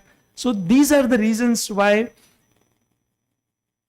minimally invasive came into practice. I'll not get into details of minimally invasive cardiac surgery. These are how minimally invasive surgeries is being done with a 10 to 12 centimeters incision. It's a direct vision minimally invasive where you cut open on the side and the surgeon can see the chambers of the heart and perform surgery. The second would be direct vision video assisted. The incision goes down almost by 50% where you insert a couple of cameras into the chest and you do surgery looking at the screen and under direct vision also. The third would be video assist directed and robotic assisted, and fourth would be entire robotic as I showed. So here you can really bring down the size of the cut to a significant level. You can go down to 3 or 4 centimeters to do the surgery, but that again requires a lot of skill. The learning curve is very steep. The investments in procedures, if you want to do a robotic cardiac surgery and if you want to get a robotic unit in your hospital, the cost of robotic unit Da Vinci, which is the most commonly used robotic unit for minimally invasive cardiac surgery, is to the tune of 15 crores. So you can imagine the amount of investment, primary investment the hospital requires, and the equipment that is being used, the instruments that are being used to do minimally invasive surgery, they are all it's a very expensive affair to start a program. That is why when you see the numbers in India compared to the West, our numbers are very low. These are the primary reasons why still minimally invasive surgery has not picked up to a great extent in this part of the world. So these are the various incisions. You can see this is left thoracotomy. This is for coronary surgery. This is partial sternotomy, which is required for aortic valve replacement. This is lower hemisternotomy for any pericardial window, and the right-sided incisions are for any pathologies on the right side of the heart, that is tricuspid valve repair, mitral valve replacement, atrial septal defects. All these things can be done from the right-sided approaches. So the advances in minimally invasive surgery have happened mainly because of the availability of transesophageal echo. Right now, transesophageal echo has become an integral part of any cardiac surgical operation theater. We are getting so much of help, and all these echoes are being done by our anesthetists. Transesophageal echo is something which not many cardiologists do. There are some who by choice do, but most of the times, because this is done in the theater, our anesthetists, they get trained to do this type of transesophageal echocardiography, and they guide us. Whenever you are doing a minimally invasive cardiac surgery, you have to put the patient on heart-lung machine on the cardiopulmonary bypass by cannulating the femoral arteries and veins. So this transesophageal echocardiography, it guides us whether the cannulas are placed properly, the cannulas are in the right position. So with this transesophageal echocardiography, things with my minimally invasive cardiac surgery definitely have become better. And these and other things are these smaller cannulas, negative venous drainage, instruments with long fine tools, endoscopes. All these things have started making minimally invasive cardiac surgery little approachable and reachable for people. So which are the various surgeries that can be performed? So from right-sided heart, right-sided thoracotomy, on the right side incision on the right side of the rib spreading incision, you can do mitral valve surgery, tricuspid valve surgery, 1 minute left, ASD closures. 1 minute, sir. Okay, so I'll just get into details. So the advantages are it is cosmetically better, less pain, less blood loss, rapid wound healing. Disadvantages, as I said, it's technically demanding, lot of training, expensive. Contraindications are very obese patients, patients with previous lung surgery, severe LV dysfunction. So these are the various instruments. I will not get into details. So these are the things. So what are the surgeries that can be done with minimally invasive? Aortic valve, mitral valve, coronary, but coronary with a pinch of salt, because the patients that we get, they are not amenable to minimally invasive. Patients come very young with extensive disease which cannot be addressed with minimally invasive. So these are the various incisions. This is how a minimally invasive aortic valve would look. And this is the incision after surgery in a patient with aortic valve replacement. Similarly, these are the incisions. This is how it looks after minimally invasive mitral valve. This is an atrial septal defect closed with a minimally invasive right thoracotomy. This is a minimally invasive CABG incision. You can see a small cut in the inframammary space. And this is how you put an octopus, which is a stabilizing device to do a coronary anastomosis. This is how an anastomosis looks at the end. But with CABG, because 90% of cardiac surgery work is coronary artery disease, I would like to tell you the limitation of minimally invasive cardiac surgery with CABG is you cannot graft more than 2 arteries. Anastomotic site occlusion was very frequent because coronary artery surgery, unlike valve surgery, is a very fine work. You are doing anastomosis on a 1.5 to 2 millimeter artery, and it's an extreme fine work, and you try to do it with long instruments. The anastomosis is not good, and patients, they get into trouble. We keep doing a lot of redo surgeries for patients who have undergone previous minimally invasive cardiac surgery.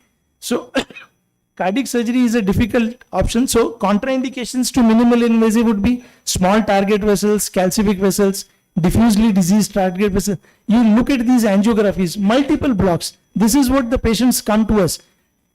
Each artery would have 3 or 4 blocks. So in all, patients would require 6 or 7 bypasses. 5 is the minimum that we put in majority of the patients. So you can imagine when you are trying to do this with minimally invasive technique, you end up doing a compromising work.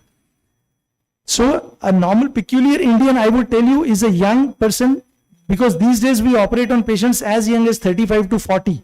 Patients have high rate of 3-vessel disease. They have diffuse involvement, the distal disease, and there is a lot of bifurcation disease.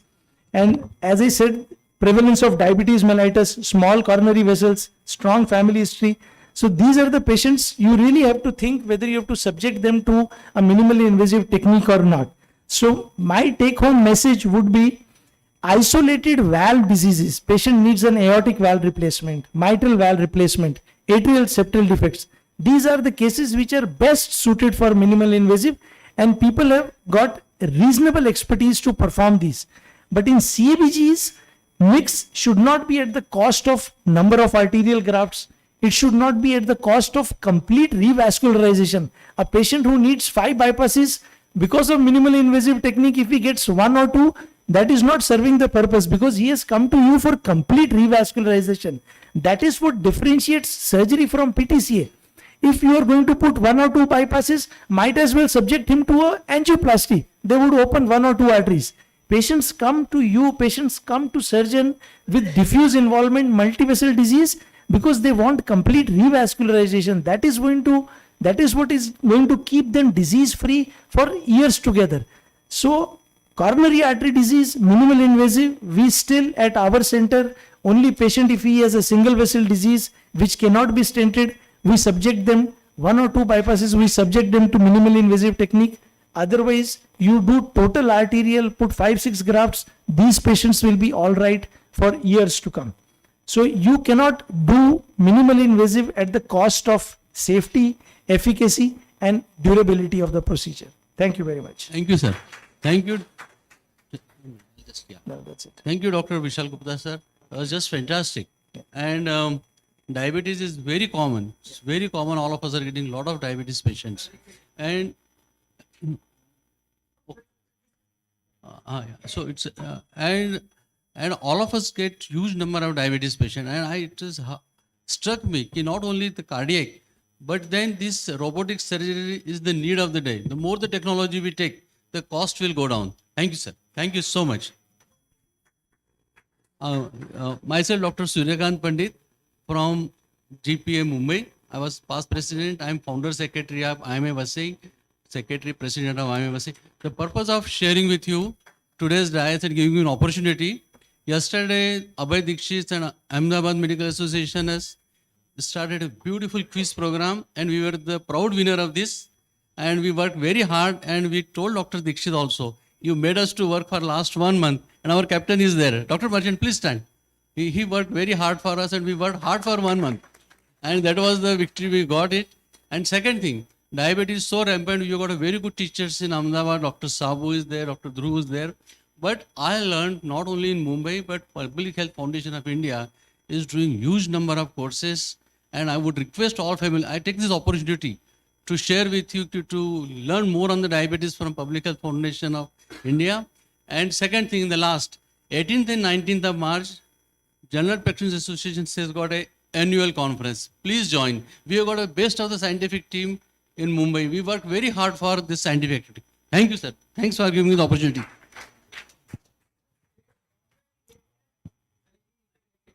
Dr.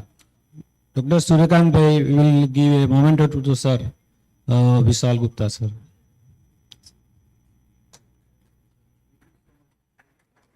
Now, next session, Dr. Dhruv Patel is invited on the dais, and he will take lecture on minimal invasive spine surgery.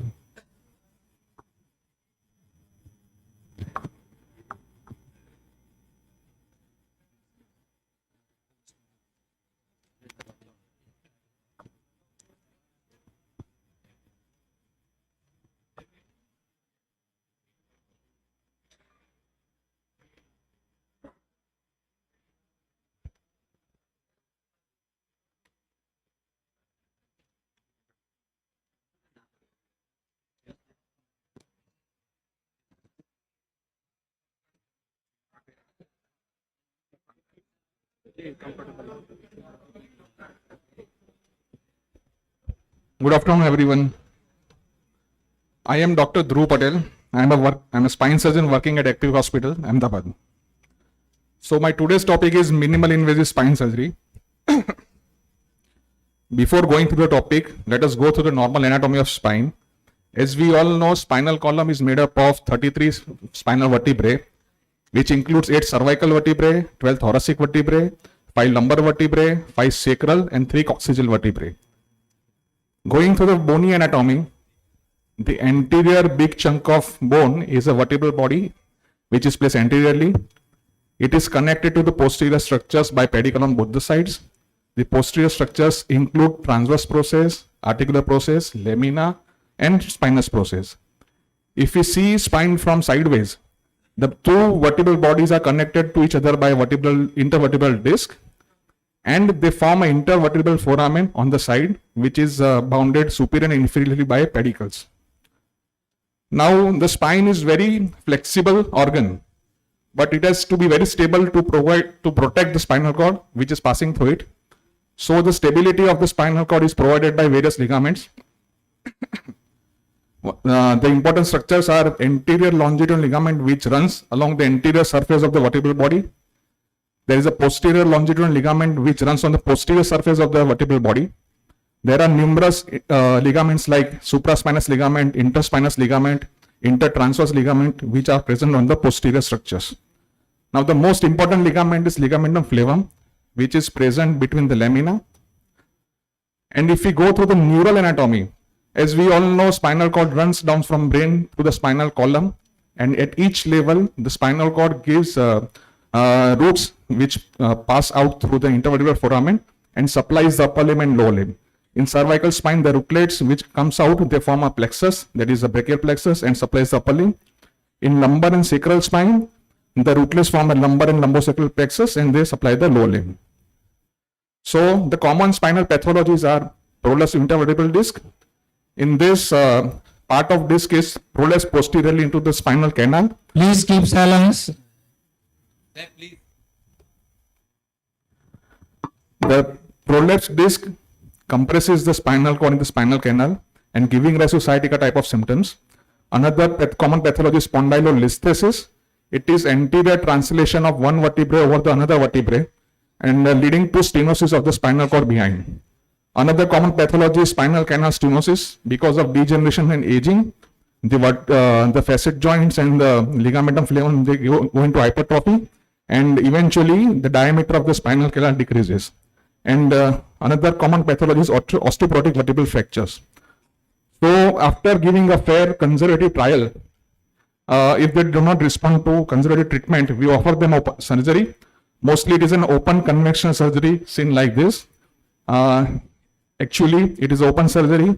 The whole back is open from back and the muscles, paraspinal muscles are erased and retracted laterally and the posterior structures are exposed. So the question is why minimal invasive spine surgery? The basic tenet of this surgery is to give minimal disturbance of normal anatomy, leaving behind the smallest footprint in the spine. So during open surgery, there is a lot of tissue damage which gives to pain and loss of function.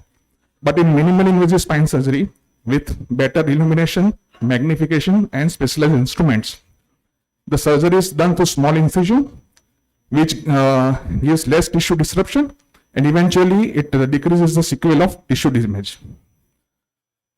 In conventional approach, the spine is open from back, the muscles are detached, they are retracted, and there is lot of muscle scarring and fibrosis leading to post-operative back stiffness and discomfort.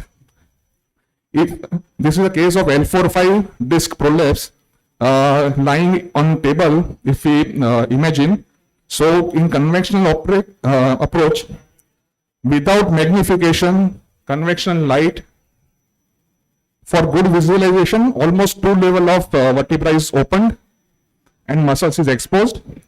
Partial laminotomy is done, bone is removed, and then discectomy is done. Sir, एक second. I request our all delegates to keep silence. Please respect our speakers. Please. અને જે બી લોકો આ ટિકિટો વહેંચે છે ફટાફટ સાહેબ કરીને કોઈ પણ જાતના અવાજ વગર લઈ લો ને. આ ટિકિટો એટલામાં લકી ડ્રો માટેની ટિકિટો છે, કોઈને ન મળી હોય તો છેલ્લે આપણે લેક્ચર પૂરું થાય એટલે આપણે કરી દઈશું. Please respect our speakers, please. Thank you. In conventional approach for doing a discectomy, it is a basically inverted cone approach. For operating a pathology of 8 to 10 millimeter, it requires exposure of 8 to 10 centimeters. So if we see a post-operative MRI of open surgery and minimal invasive surgery, in open surgery there is a fibrosis or scarring of 3 to 4 levels, but in minimal invasive it is scarring of only few millimeters.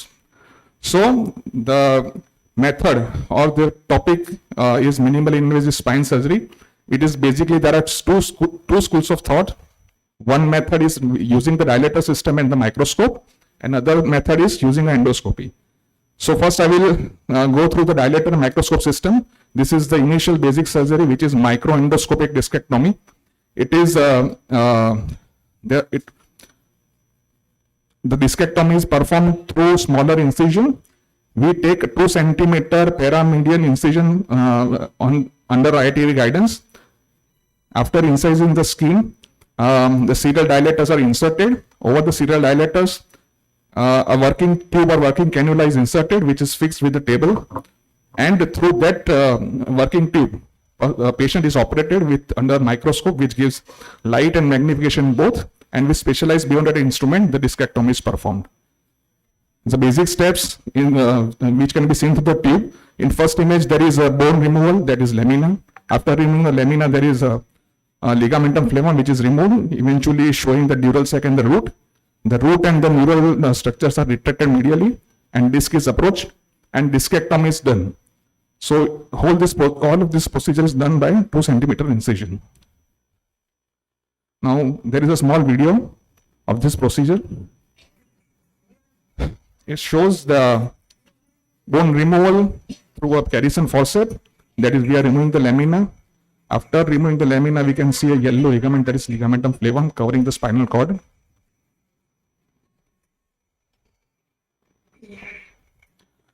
We have to remove bone from inferior to superior and also lateral. We can see a glistening dura or cord below the yellow ligament.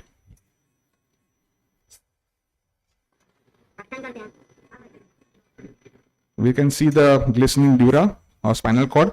After removing the ligamentum flavum, the neural structures are seen and they are retracted medially, exposing the disc. And that disc, intervalval disc, is removed. That is, discectomy is performed. After discectomy, the roots and the spinal cord is checked for decompression. And this is completion of video. Now extending the indications of minimal invasive spine surgery. Now in discectomy, the cord is approached only on one side. But whenever there is stenosis, it is approached on both the sides by tilting the working tube and approaching the opposite canal through removing the bone and the ligamentum flavum on the opposite side. So it is basically through a single tube. It is the spinal cord is approached on both the sides, on left and right. Now again, extending the indications of minimal invasive spine surgery. Now that here comes the spinal instrumentation fusion. Open surgery, you can see so much of exposure and instrumentation done. But with minimal invasive spine surgery, it can be achieved with smaller stab incisions. Another video of showing the screw fixation. Now the patient is lying prone. The pedicles are marked under IITV guidance. So we mark all the 4 pedicles. And with specialized Jamshedi cannulated needle, it is inserted. And under IITV guidance, that is anteroposterior view of spine, we start the case. We target the lateral border of the pedicle initially, and with the help of mallet, needle is inserted, and we try to avoid the medial border of the pedicle. After inserting this cannula, we also check on the lateral view. And this kind of guide wires are passed through that cannula. The guide wires are also checked in lateral views. Now over those guide wires, sequential dilators are passed, which actually dilate the muscle. They do not crush them. And after removing the initial dilators, a bone tap is inserted and tapping of over the guide wire is done for easy passage of screw. We tap the initial part of the length of the screw. Then we remove the tap.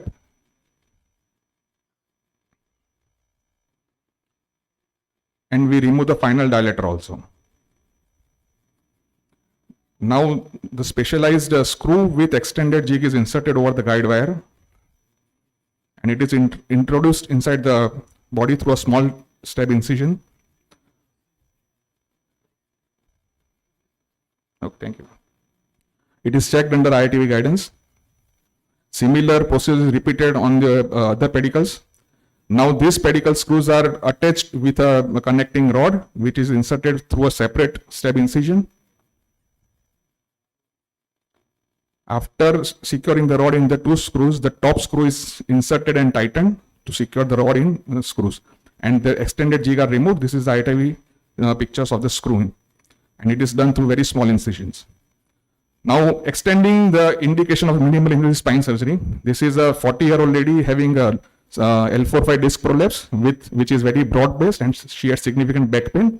We offered her a minimal invasive transforaminal lumbar interbody fusion, in which the screw was inserted percutaneous, and the discectomy was done through small incision and cage was inserted. Now coming to another extended indication is osteoporotic fractures. Now this is 65-year-old lady with L1 fracture, and we offered her a minimal invasive fixation with vertebroplasty, that is cementing in the L1 fracture site. So patient was immobilized immediately next day itself. This is another case of 65-year-old lady with L4-5 listhesis and severe osteoporosis. And she had, because of osteoporosis, we had to augment screws with cement to increase the purchase of the screw and decrease the pull-off strength. Now coming to spinal endoscopy, it has essentially endoscope has essentially four parts. There is a working channel, there is a illumination channel, irrigation channel, and the optical system. So now through working channel, all the working instruments are passed and surgery is performed similar to the previous surgeries.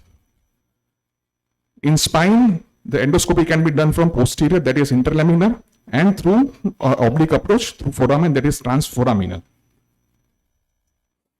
I will go through with the transforaminal percutaneous endoscopic discectomy. Now there is a natural corridor. If you see spine from oblique from side, there is a traversing route which runs along the spinal cord. There is an exiting route which exits from the intervertebral foramen laterally. And the third side of the triangle is the superior border of the vertebral body. And the base is formed by the disc. So that disc is targeted from this triangle. 2 minutes left, sir. Okay. Now oblique approach, the endoscopy is introduced inside the disc and the discectomy is done. So it is essentially a ILT guided procedure. First a guide wire is introduced and into the disc from oblique approach, and we can see a working cannula with endoscope inserted and discectomy is done. This is a video of transformer endoscopy. With the use of radio frequency, the cauterization is done.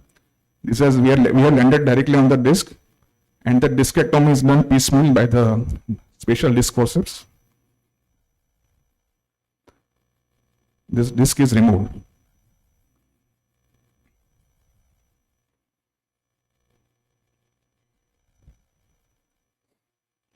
And at the end of discectomy, we can see a spinal cord with this pulsation and it is fluttering. We can see on the opposite there is a fluttering of dura with fat pad. So that is the end of decompression. So this is a case of L45 disc which was done through this case. In the post-op we can see no operative footprint on the posterior side. And coming to the last slide, that is advantages of minimal invasive spine surgery.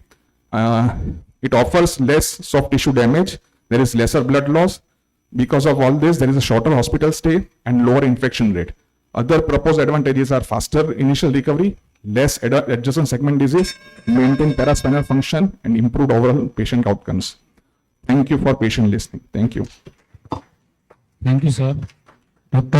Manchal will give moment to Dr. Dhruv Patel.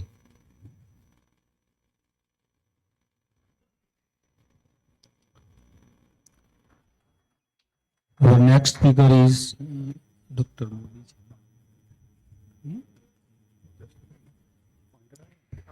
Before we start our next lecture, actually after every conference, at the end we keep a valedictory function, and in that valedictory function we thanks to all, and we take the experience of each and every doctor. But today, as you all know, this is a national conference and there are so many doctors came from outside of Gujarat. So one of outside Gujarat doctor requested me to say, he want to say 2 to 3 minutes talk. Actually, he has to leave for Indore. So I request Dr. Gambhir from Indore. He wants to say something. He has to leave a little early, so he requested me, and then I allow him for tell him to 2 minutes. He is actually talking regarding our life of our doctors.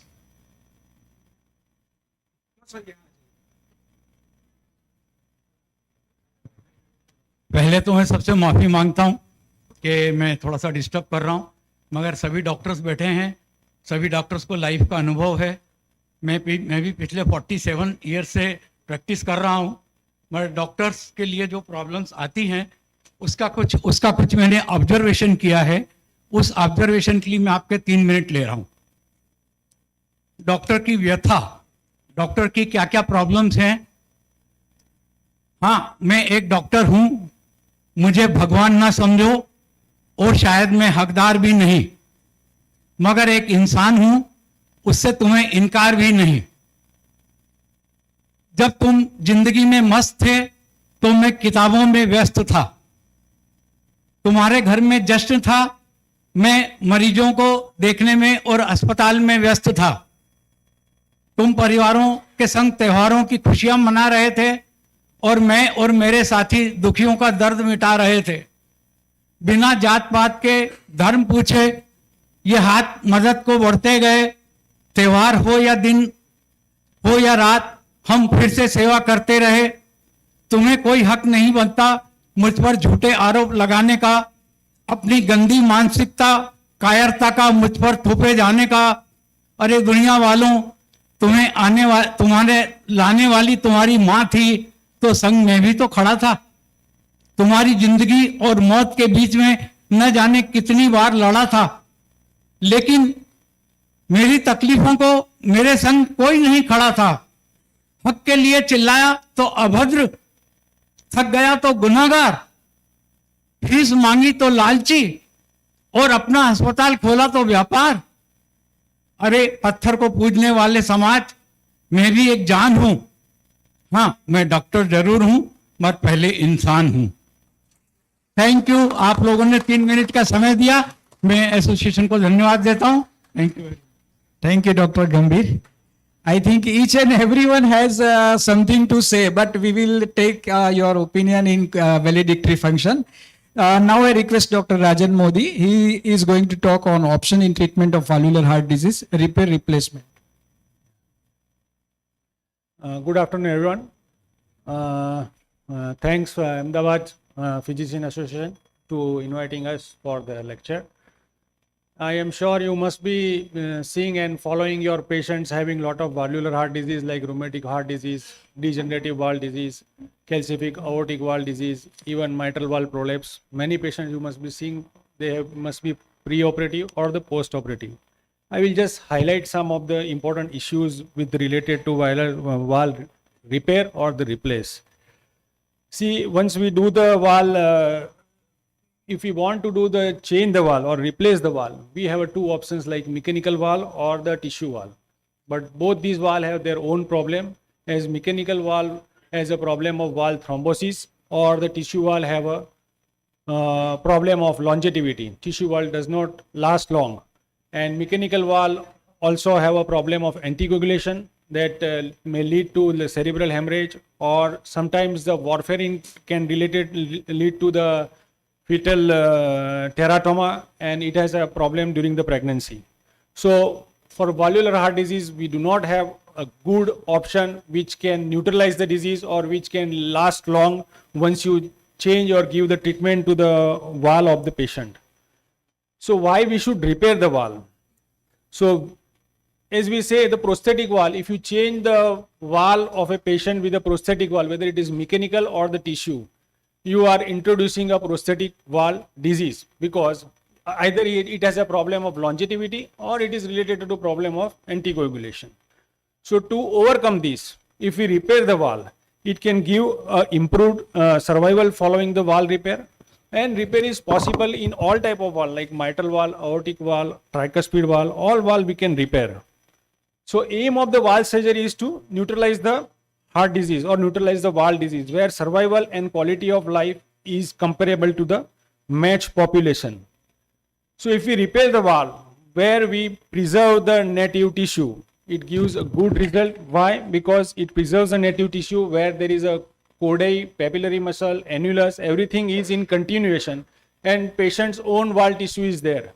It avoids the problem of the prosthetic valve like anticoagulation, and it gives better hemodynamics, particularly preservation of LV function, and it gives good long-term survival.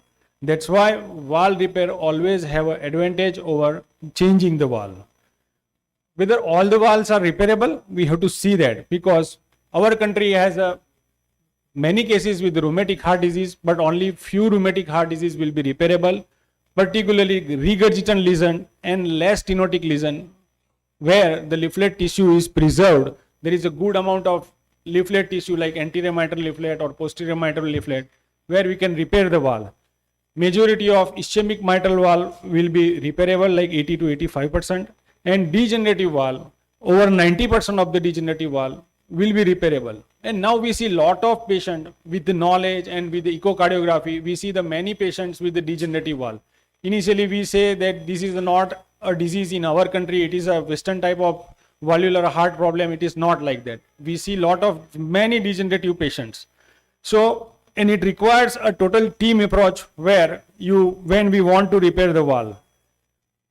Now, when we plan for repairing the wall, certain information we require, like if we see the mitral valve, a detailed anatomy of mitral valve we need to see during the echocardiography, like particularly size of the annulus or whether calcification is there or not.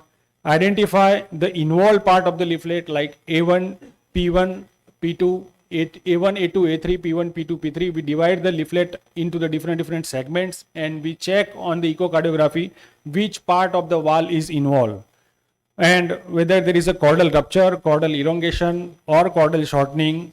Then look for the calcification or the vegetation on the valve. Look for the papillary muscle whether they are properly aligned or not.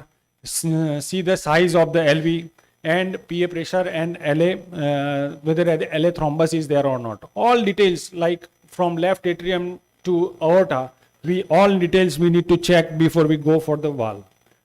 So this is a simple mitral valve classification to repair the valve where there is a normal leaflet motion, there is a excessive leaflet motion or there is a restricted leaflet motion. And then we plan accordingly what type of technique we will repair the valve. Now, if we see the rheumatic heart disease, we use the different technique to repair the valve like commissurotomy, corder or the papillary muscle splitting, cusp thinning, PML release and ring annuloplasty. In India, AIMS, Dr. Sampath Kumar has presented a paper in 2006 presented around 900 patients where the patient had a rheumatic heart disease and they have repaired the valve and gave a very good result. You can see that 10-year survival was 92% and 10-year freedom from reoperation was 98% and freedom from recurrent mitral regurgitation at the 10-year was 30%. Excellent result in a patient with the rheumatic heart disease. So this is a case of pediatric rheumatic heart where there is a regurgitation in the anterior mitral leaflet and lead to regurgitation. You can see the post-op, there is no leak and you give a good competent valve in a pediatric age group, particularly in a pediatric age group when you want to replace the valve. It is very difficult problem to available that size of the valve and to maintain the anticoagulation, particularly maintain the INR in a pediatric age group. So if we repair the valve, it gives a better outcome for the patient. Same way, if patient with a young female, if they comes with the mitral valve regurgitation and if you replace with the mechanical or tissue valve, they have a problem. If you put a tissue valve, that will degenerate very fast, and if you put a mechanical valve, they will have a problem with the anticoagulation and warfarin, which can lead to a problem in the pregnancy. So in that case, if you repair the valve, here we can see the valve is regurgitant, and after the repair, there is no leak in the valve.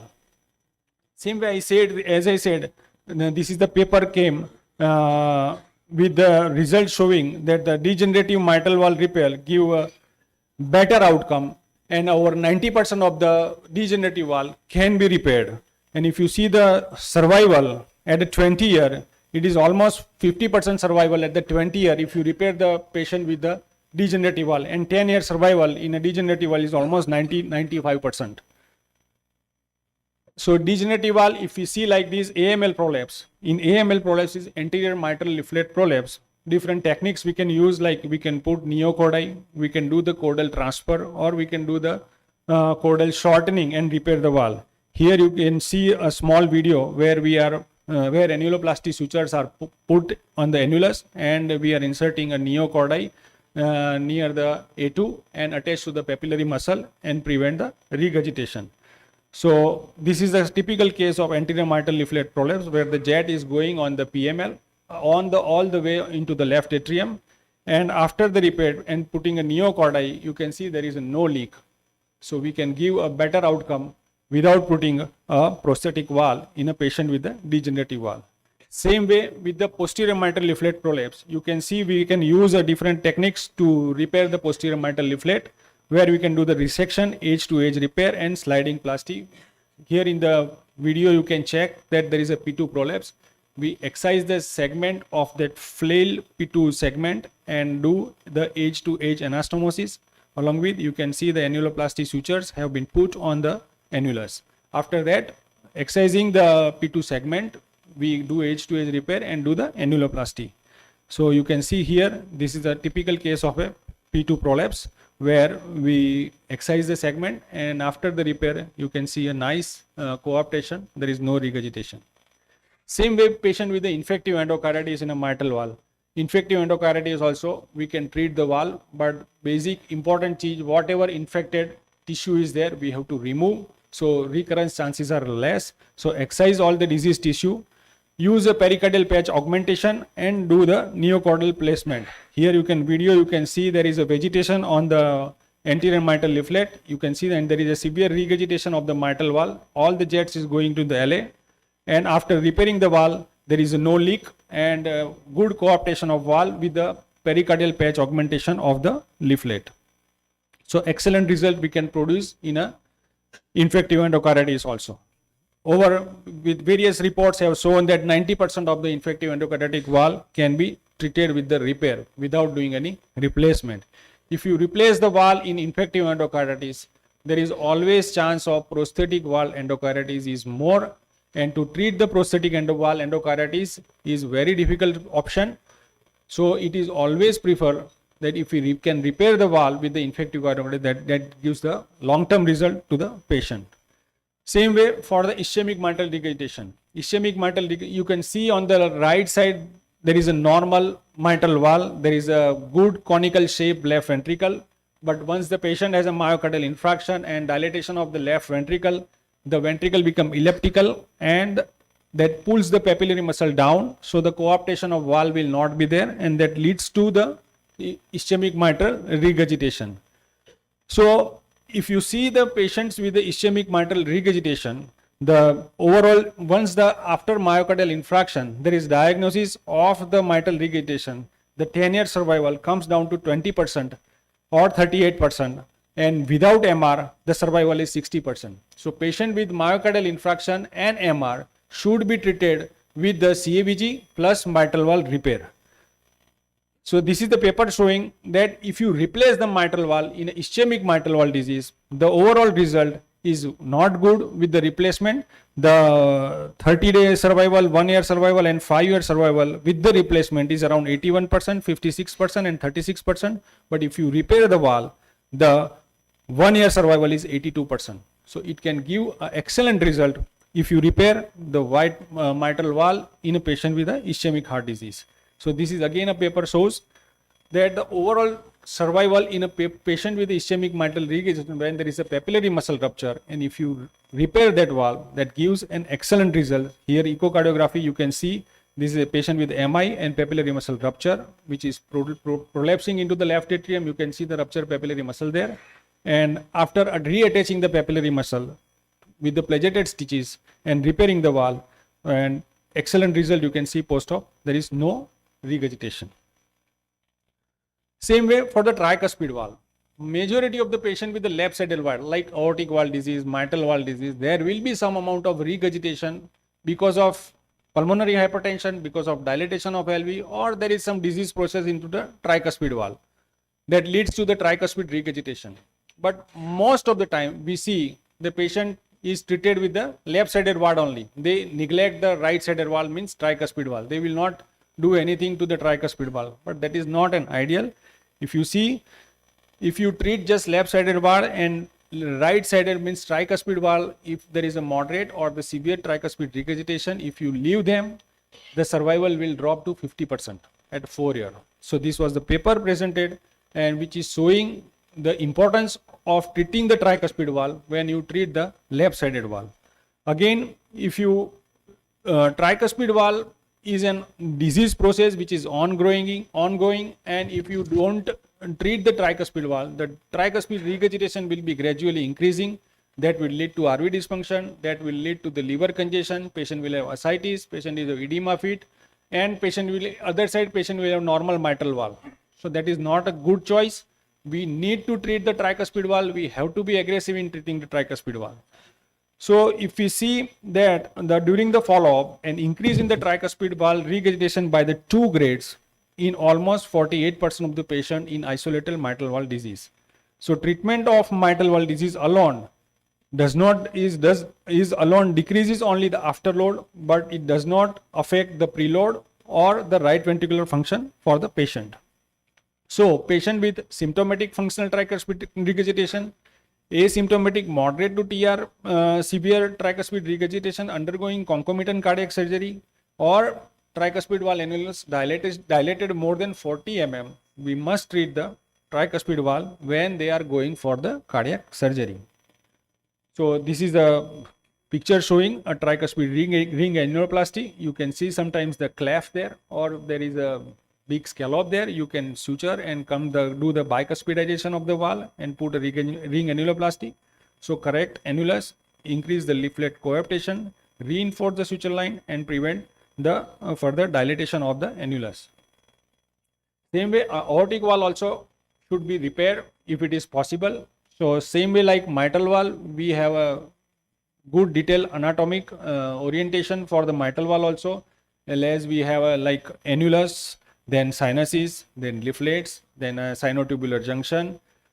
So all need to understand while repairing the aortic valve. So this is like Carpentier classification. Here also there is a classification to treat the aortic valve. So for aortic valve, we need to see whether there is associated aortic aneurysm or not. If there is aortic aneurysm is there, so we have to treat aortic aneurysm also. So we can do isolated aortic valve repair or aortic root remodeling or root reimplantation to preserve the aortic valve.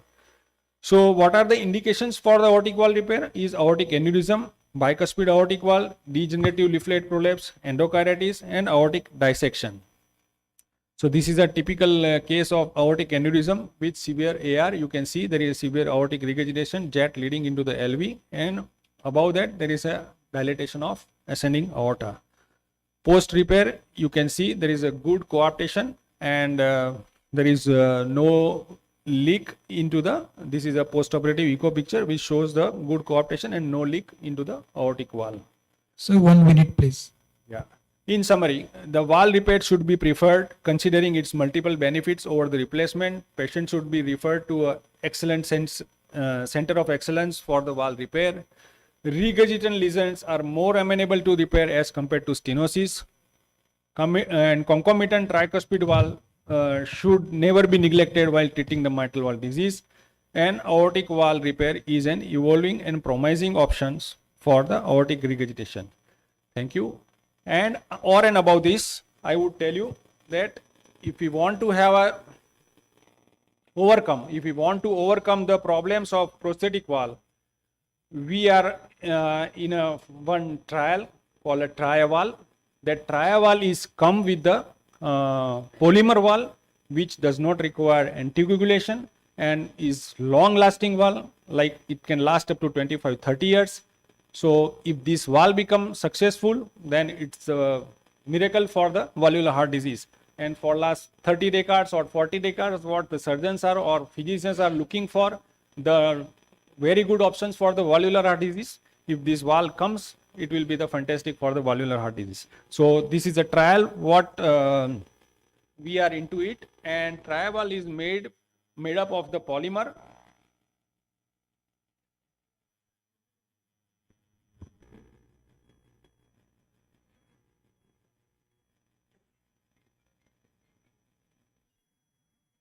And it is manufactured completely by the robotically. So this is the thing you can see in picture. It is not. Yeah, you can see there is a tissue valve and mechanical valve, and the third valve is a TriValve. It is same as a tissue valve, and as I said, it has a long duration, no anticoagulation, and if it works well, we have implanted in around 15 patients. At present, it is available for the aortic position, and gradually it will come for the mitral position also. And they are coming up with the TAVI, transcatheter aortic valve replacement also. So if this valve works, it is fantastic. And so far we have done in 15%. It has given a very promising and excellent results. As I said, it is manufactured robotically, and it does not require like bovine pericardium or like porcine valve. It does not means we need not to go and search for the material for this. And you can see this is a study which shows the pressure gradients are always as comparable to the other valves which is commercially available now. And effective orifice also, it gives a better outcome for the patient. And this is the valve, and this is a factory where this valve is produced. As I said, it requires just anticoagulation for the 3 months, and we have to maintain the INR between 2 to 3. After 3 months, there is no anticoagulation. And that's all. This is the valve, and this is the shows the how it opens and closes, complete opening of the valve, and it gives a nice valve opening and lower pressure gradients across the valve. Thank you very much. Thank you, Dr. Rajan Bhai. Now I request Dr. Vishnu Bhai to give a memento to Dr. Rajan Bhai.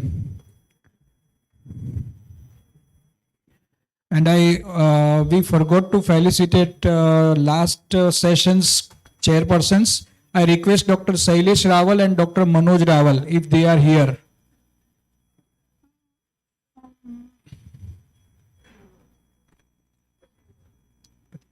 And our next session is by Dr. Jitendra Singh, and he is going to talk on approach to a patient of headache. I request Dr. Arvind Bhai to felicitate Dr. Sailesh Bhai. Thank you.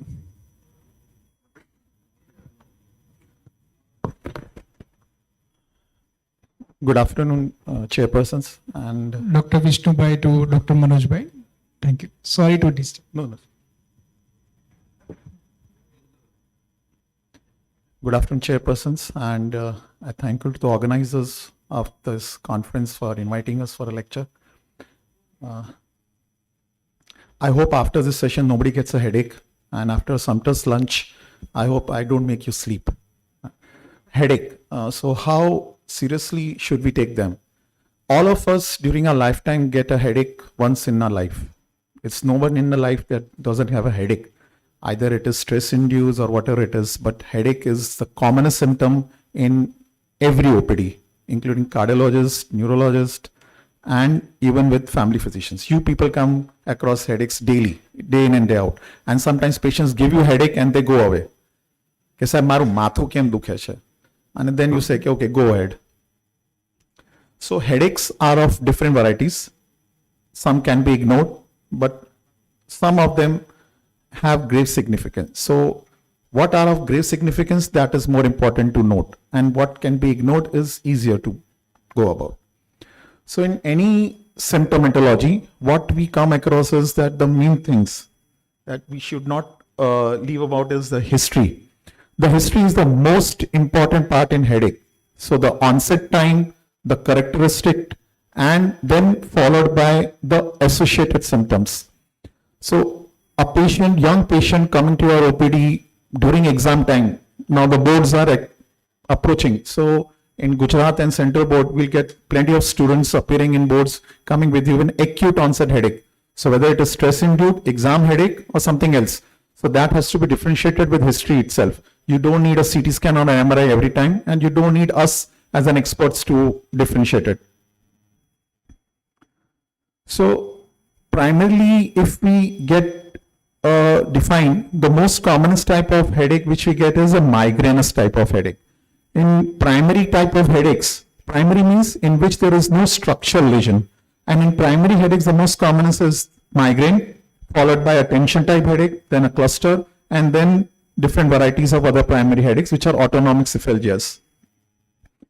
In secondary headache, headaches which you get after something, that is trauma to the neck or head, cranial or craniovascular disorders, non-vascular intracranial disorders, substance abuse or withdrawal abuse, infections, disorders of hemostasis, and some psychiatric disorders.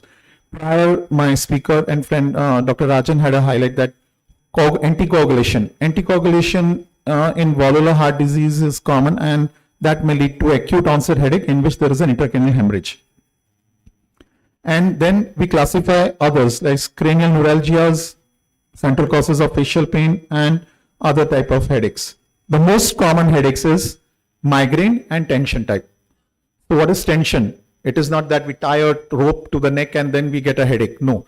Tension type headache is a headache in which the patient has a unilateral, throbbing, spastic, muscular pain on one side or diffuse part of the brain, and it is never associated with vomiting. It may be associated with nausea, but never with vomiting. And it is sharp shooting and throbbing, but there is a muscle spasm.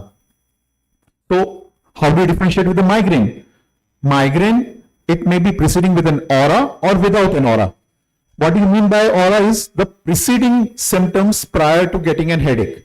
Sometimes the patient feel a abnormal smell or abnormal sensory symptoms or an abnormal visual or an auditory horror. Some patients complain कि भी sir एकदम आँख के आगे तारे दिखने लगते हैं, white. And some patients they do complain that we get some abnormal sounds in the ear. And after that they get this unilateral or a diffuse headache, which is usually associated with nausea, vomiting, and then after vomiting about 50% of the headache gets relieved. But in 50% of cases, the headache may get aggravated after the vomiting, and the patient pain may increase in severity, and the pain score may worsen. So in this, the migraine is then, it's either a hemicranial migraine or a diffuse migraine, and migraines can also be with aura or without aura. So now we come to the classification of migraine. In classification, migraine without aura, probable migraine without aura, migraine with aura, childhood periodic syndromes, retinal migraine, complicated migraine. I would like to just highlight in this that migraine is the most common type of headache which we see in our OPD and in family physicians OPD also. But why it is important to declassify migraine is because the treatment part is different. If you give treatment in both the migraine, all migraines is not the same. So we have to differentiate in which type of migraine it is, and declassification is required. Migraine is also very common in children, but it is classified into childhood periodic type of syndromes and a retinal migraine. What is retinal migraine? Retinal migraine is a migraine which usually doesn't involve the retinal membrane, but it is other name was ophthalmologic migraine, in which the pain starts retroorbital and radiates to the whole of the brain, and it is usually associated with visual symptoms predominantly, but it is never associated with nausea or vomiting. And what I mean by what is complicated migraine? Complicated migraine is headaches in which usually you get hemi symptoms like hemisensory loss or heavy motor loss or a facial deviation during the episode of headache, in which it's a complicated migraine. And complicated migraines can be a precursor to future strokes or a future retinal disclosures. It is one of the most, migraine is one of the most common complaints, a common pain seen in family practice. Half of the migraine patients stop seeking treatment because headaches don't go away. And many migrainists report significant disability and reduction in their QOL scores.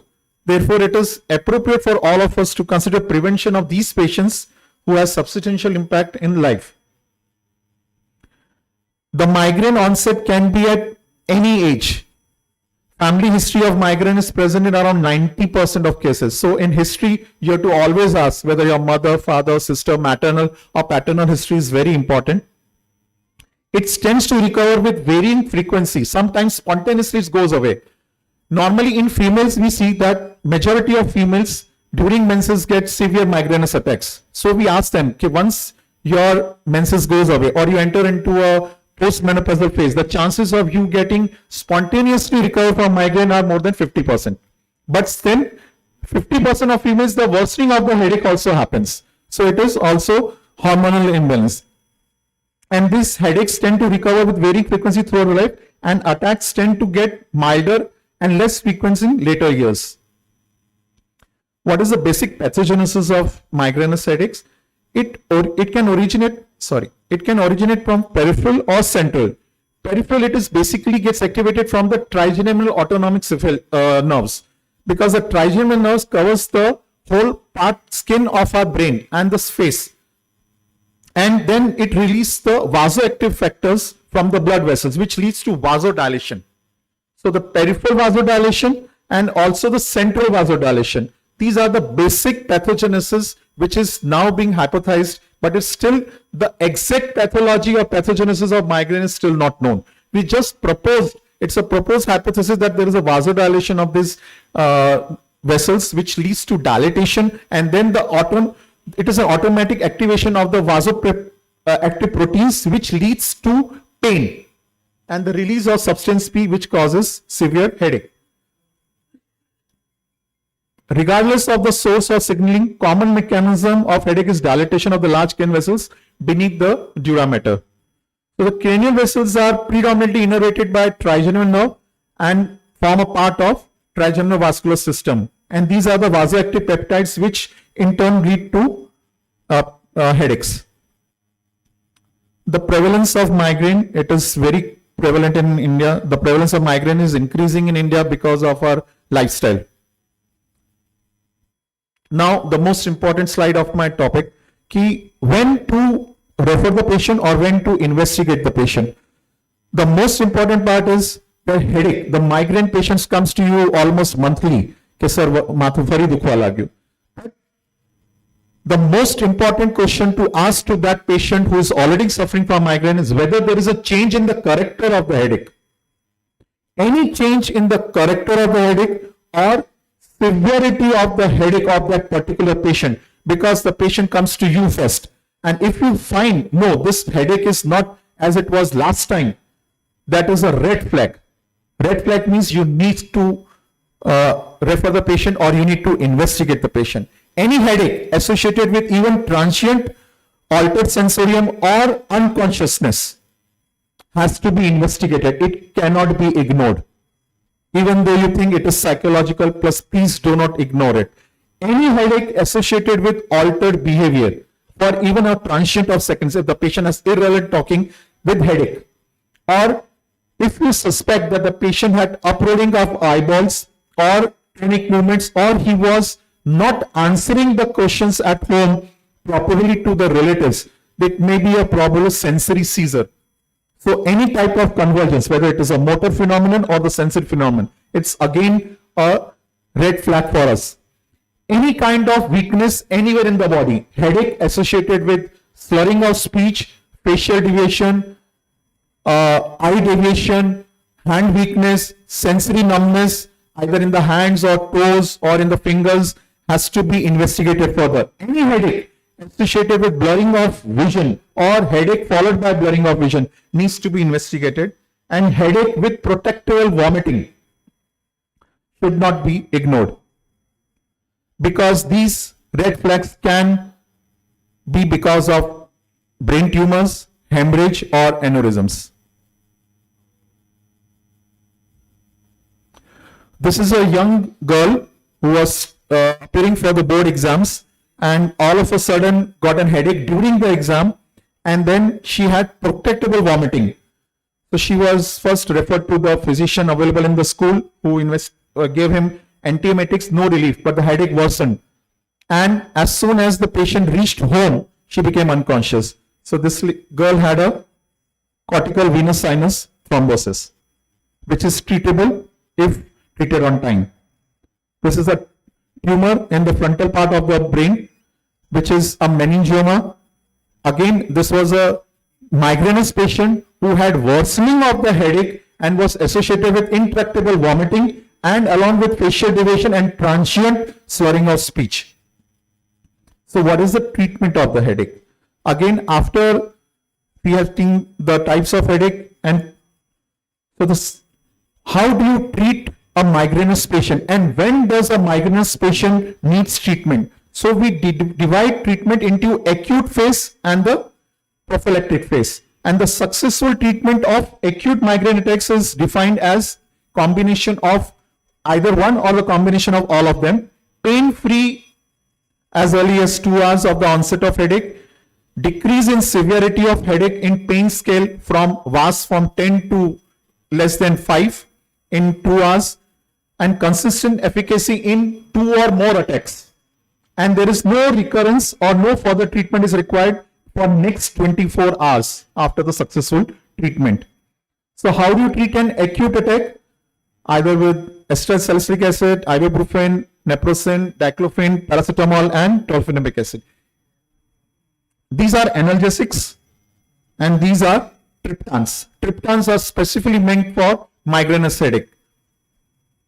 We have to remember the contraindications for them, that it should be used with caution in patients suffering from ischemic heart disease or who had a prior history of stroke, elderly patients with history of renal failure, and in females who are pregnant or lactating females.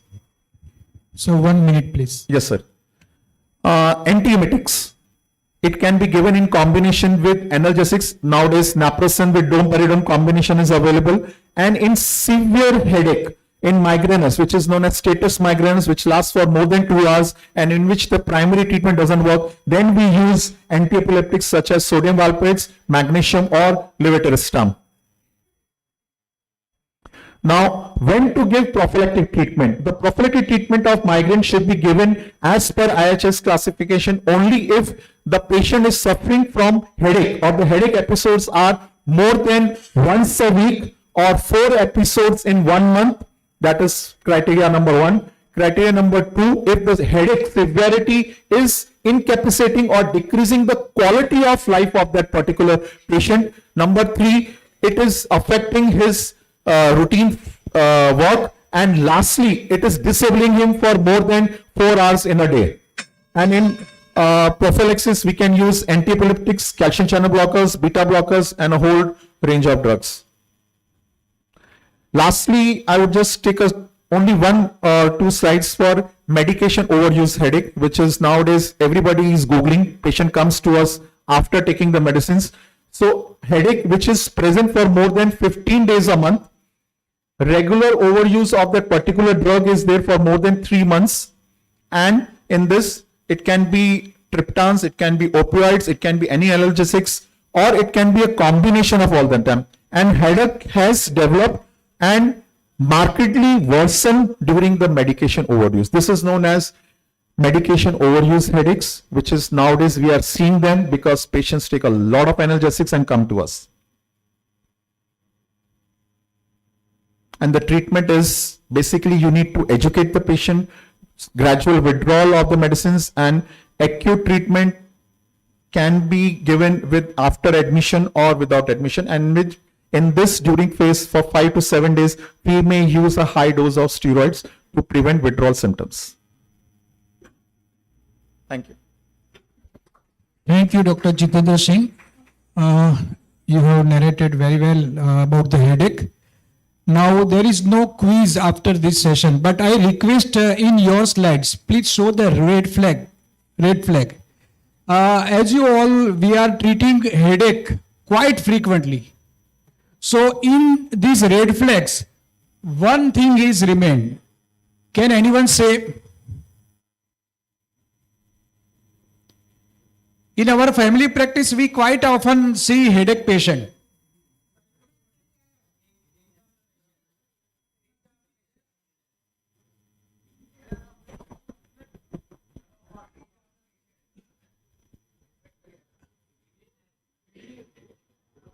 This, if patient is having these symptoms, then it is important that we have to refer. But is there anything else? No, subarachnoid hemorrhage, patient is, it's a diagnosis and patient will have this, one of these symptoms.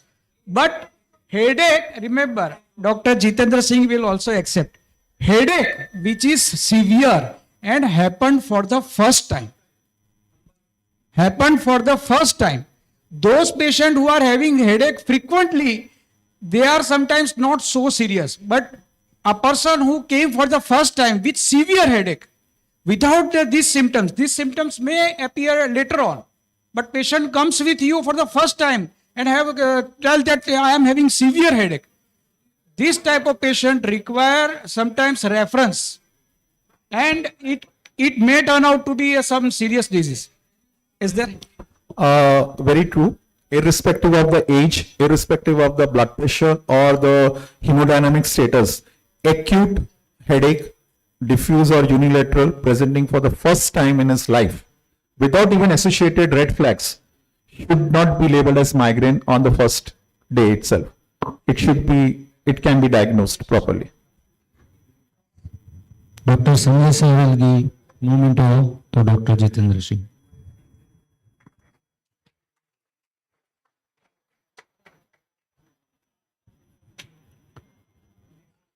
Next session chairperson is Dr.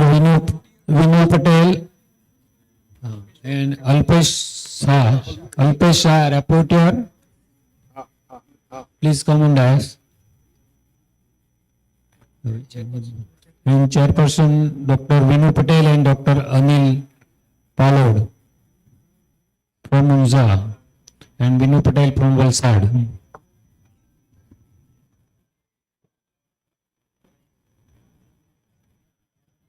Now I request Dr. Joel Shah to come for his talk.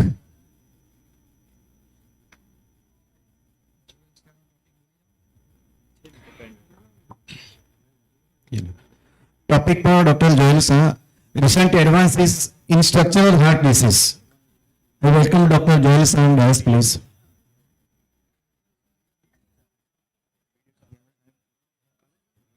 Yes.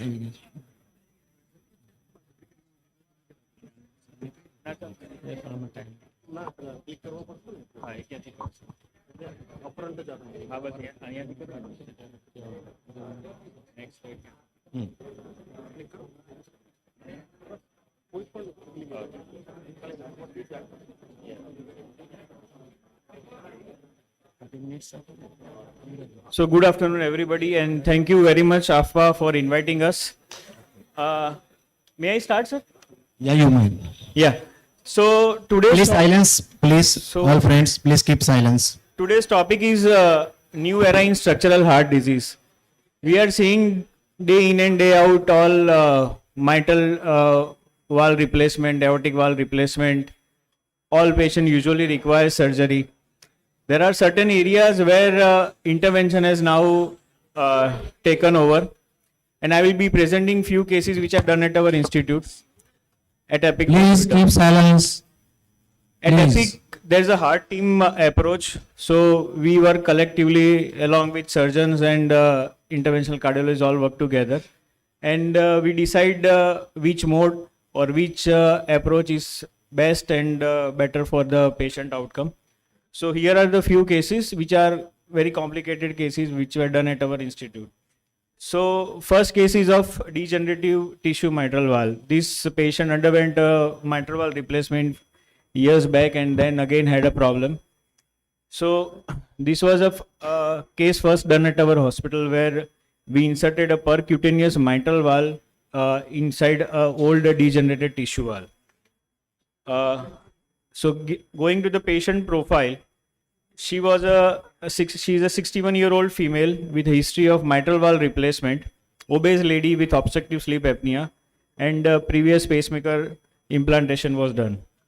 On 2D echocardiography, she had a severe degeneration of mitral valve leading to MSMR. And as a heart team, we decided that she's a very high risk for surgery. So transmitral approach was decided.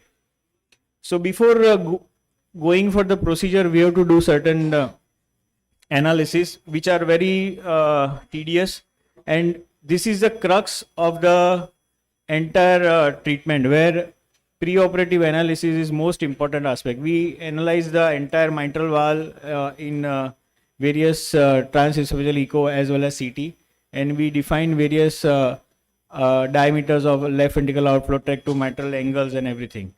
So CT is a gold standard investigation of choice or diagnostic before going for this intervention.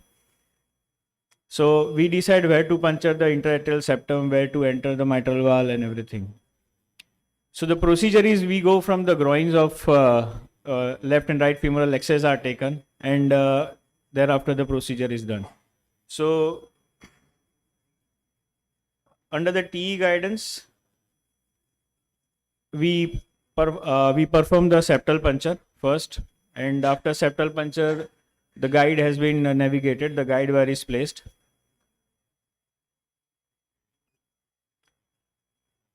Once guide wire is placed, the pigtail is inserted across the wall into the left ventricle, and thereafter the degenerated wall is dilated with a balloon. Once this is done, the new wall is inserted across the wall. Its place is exactly matched under the guidance of T, and then it is inflated. So this is how it opens up. Everything is done under TE guidance. So once it is placed, things are taken out, and it's a new mitral wall in place. So this procedure usually takes an hour or so, but patient is extubated immediately and can be shifted to ICU next day in ward. So this is the fastest recovery route, and patient hemodynamically became stable, and within few days she went home. So this was about all mitral valve. So take home message is, when there is a hemodynamic severe degenerated valve and it cannot be operated surgically, there is a new hope where you can change the valve with percutaneous approach. Provided that valve has to be a tissue valve, mitral valve cannot be approached, metallic valve cannot be done with this route. So now let us move to another valve, which is an aortic valve. We had done few aortic valve replacement cases at our hospital. I will share few of them. So these are typical patient profile, 78-year-old lady, diabetic hypertensive with LV dysfunction.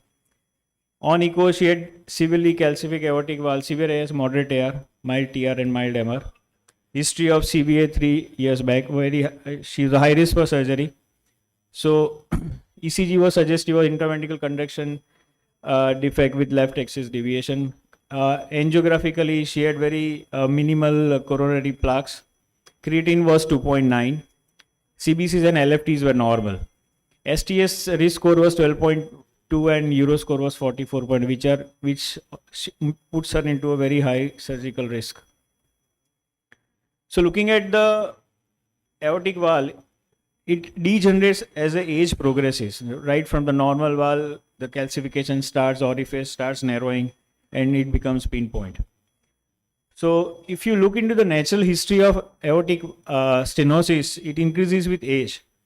And a person, when it crosses 80 in the 8th decade, it's around 9.8%. It's nearly as good as 10%. So with each decade, risk of aortic stenosis doubles. And age increases, the disease accelerates. So the progression is very fast as the age advances. Now, the best time to intervene in aortic stenosis is when the symptom starts. So usually in cardiology we call it as ASD. It's not atrial septal defect, but we call it as angina, syncope, and dyspnea. So when ASD occurs, any of the three symptoms occurs, it's time to intervene, because after that the progression is very fast, and survival after the onset of symptom is 50% of 2 years and 20% at 5 years. So it's very much high. So surgical intervention is needed when any of the symptoms occurs in a patient with aortic stenosis. Now in old age, in octogenarians, the surgical mortality is pretty high, and there was a need to find some solutions. So what happened?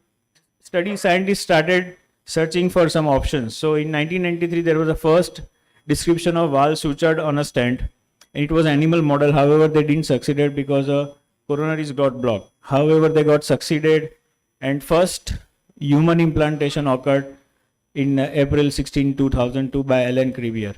And this was the first case where aortic valve was implanted percutaneously.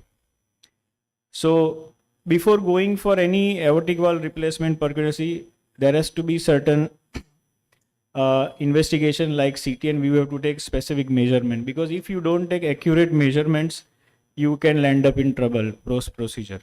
So best is annulus size we have to accurately measure, and because the annulus is the most important parameter in aortic valve percutaneous replacement, where it's actually not a straight away, it's like a crown. So proper measurement are taken, and the best way to take this measurement is a CT angio. And based on the CT angio, all findings are done, all angles are marked, all size of the valve is decided upfront. It's not that we go in and find something else. Everything has been decided pre-operatively before the procedure, and things are ready. So CT is a most important tool, and it's been studied thoroughly before doing this procedure. So this was a case, 72-year-old lady, where you can see it's a severely calcific and severely stenosed valve. The valve is crossed, pre-dilated with a balloon, and there's a temporary insertion, temporary pacemaker is already been put. So while inflating the balloon or valve at aortic level, you have to go up the heart rate around 200, 220, where you can easily inflate the valve without any movement. So this valve was inserted. No rigors, no paravalvular leak, and final gradient taken across the mitral valve. So it was excellent result. Another case, same elderly male with post bypass status, class 3 shortness of breath, recurrent admission for the same. Echo showed LV dysfunction 35% with severe AS and severe PH. Again, same heart team approach was taken. Surgeons and cardiologists took a decision to go for this valve. So balloon is inflated. You can see the rapid atrial pacing. You can see how fast the pacing is being done. And that time the heart is standstill while you are inflating the balloon. So this is how it's done. Once balloon is done, immediately heart rate is brought down back to normal. Once it is done, balloon is done, valve is opened up, then stent comes. After exact localization of the stent is expanded. You can see under the rapid atrial pacing. So, and this is the final result. Sometimes while stretching aortic annulus, patient get heart block. In one patient we had that, and post-operative he underwent dual chamber pacemaker. So it's around, incidence is around 6% with balloon mounted valve, and it is in 2-digit with self-expandable balloons. So if you go for which are the ideal cases for percutaneous valve replacement, so these are the old age patient, more than 70 year age, past history of surgery or post valve replacement, patient with previous chest radiation, and with a lot of comorbidities like hepatic or renal dysfunction, previous stroke, severe LV dysfunction, COPD or fibrosis. In short, those who are high risk for surgery, they can be subjected for this procedure provided they have suitable anatomy. So surgical choice for aortic stenosis is surgical valve replacement. We do routinely at our institute. TAVI, that is the percutaneous replacement, balloon angioplasty. So if you want to avoid surgery, you have an option now. Now there's one more important etiology where in atrial fibrillation there is a recurrent stroke. So all patients on atrial fibrillation are on some oral anticoagulants or NOACs. So 15% of the all stroke and 30% of strokes in 80 years of age do have occur because of atrial fibrillation. Strokes due to atrial fibrillation produce greater disability and worse outcomes. So we all know no one likes stroke because of atrial fibrillation, and it's all because of the clot occurring in the left atrial appendage. 90% of the clot occurring in left atria because of atrial fibrillation is in left atrial appendage. It's non-valvular atrial fibrillation, and we start patient on oral anticoagulants or NOAC based on the Chadwick score and Hasbled score. So depending on the score and severity of the score, patient is subjected for blood thinners. Now, but certain clinical scenario do occur where you cannot prescribe such NOACs like vitamin K antagonist. So as an example, she's a 74-year-old female diabetic hypertensive. She had a ICH, hypertensive ICH 3 years back, and now presented presented with sudden hemiparesis. So now you cannot prescribe anticoagulants in such patient. So need of treatment, even if you prescribe, it will occur. So There, our team decided that what can be done further. So there was approach known as left atrial appendage closure, and based on this, I will skip. So based on this, appendage closure was planned, and there's a special device is available where you go there and plug the left atrial appendage. It's a percutaneous approach and it's done under TRE guidance. Prior to that, CT is also done to decide the anatomy and type of the LA appendage. So 90% of the, as I told you, 90% of the thrombi present in non-valvular AF in left atrial appendage, only 10%, 60% in valvular AF. So these are the various devices available for closure of left atrial appendage. Why different shapes is because LA appendage do have different shapes. There are 4 types already explained, different types of appendages, and based on the size and shape, device is chosen. So these under the imaging of T, it is done. CT has been done prior, and this is how the procedure is done. Device has been taken under the guidance of T and it is placed. So in summary, you can do where NOACs are contraindicated. Left atrial appendage closure can be done. Thank you very much for patiently listening. Thank you very much. Now, Dr. Venu Patel will deliver a trophy to Dr. Joel. Dr. Joel bhai.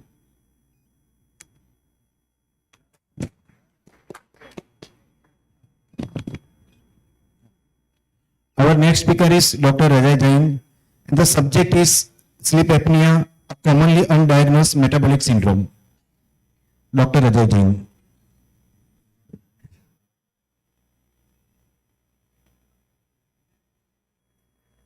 Thanks, organizer, for inviting me for a talk on sleep apnea, a commonly diagnosed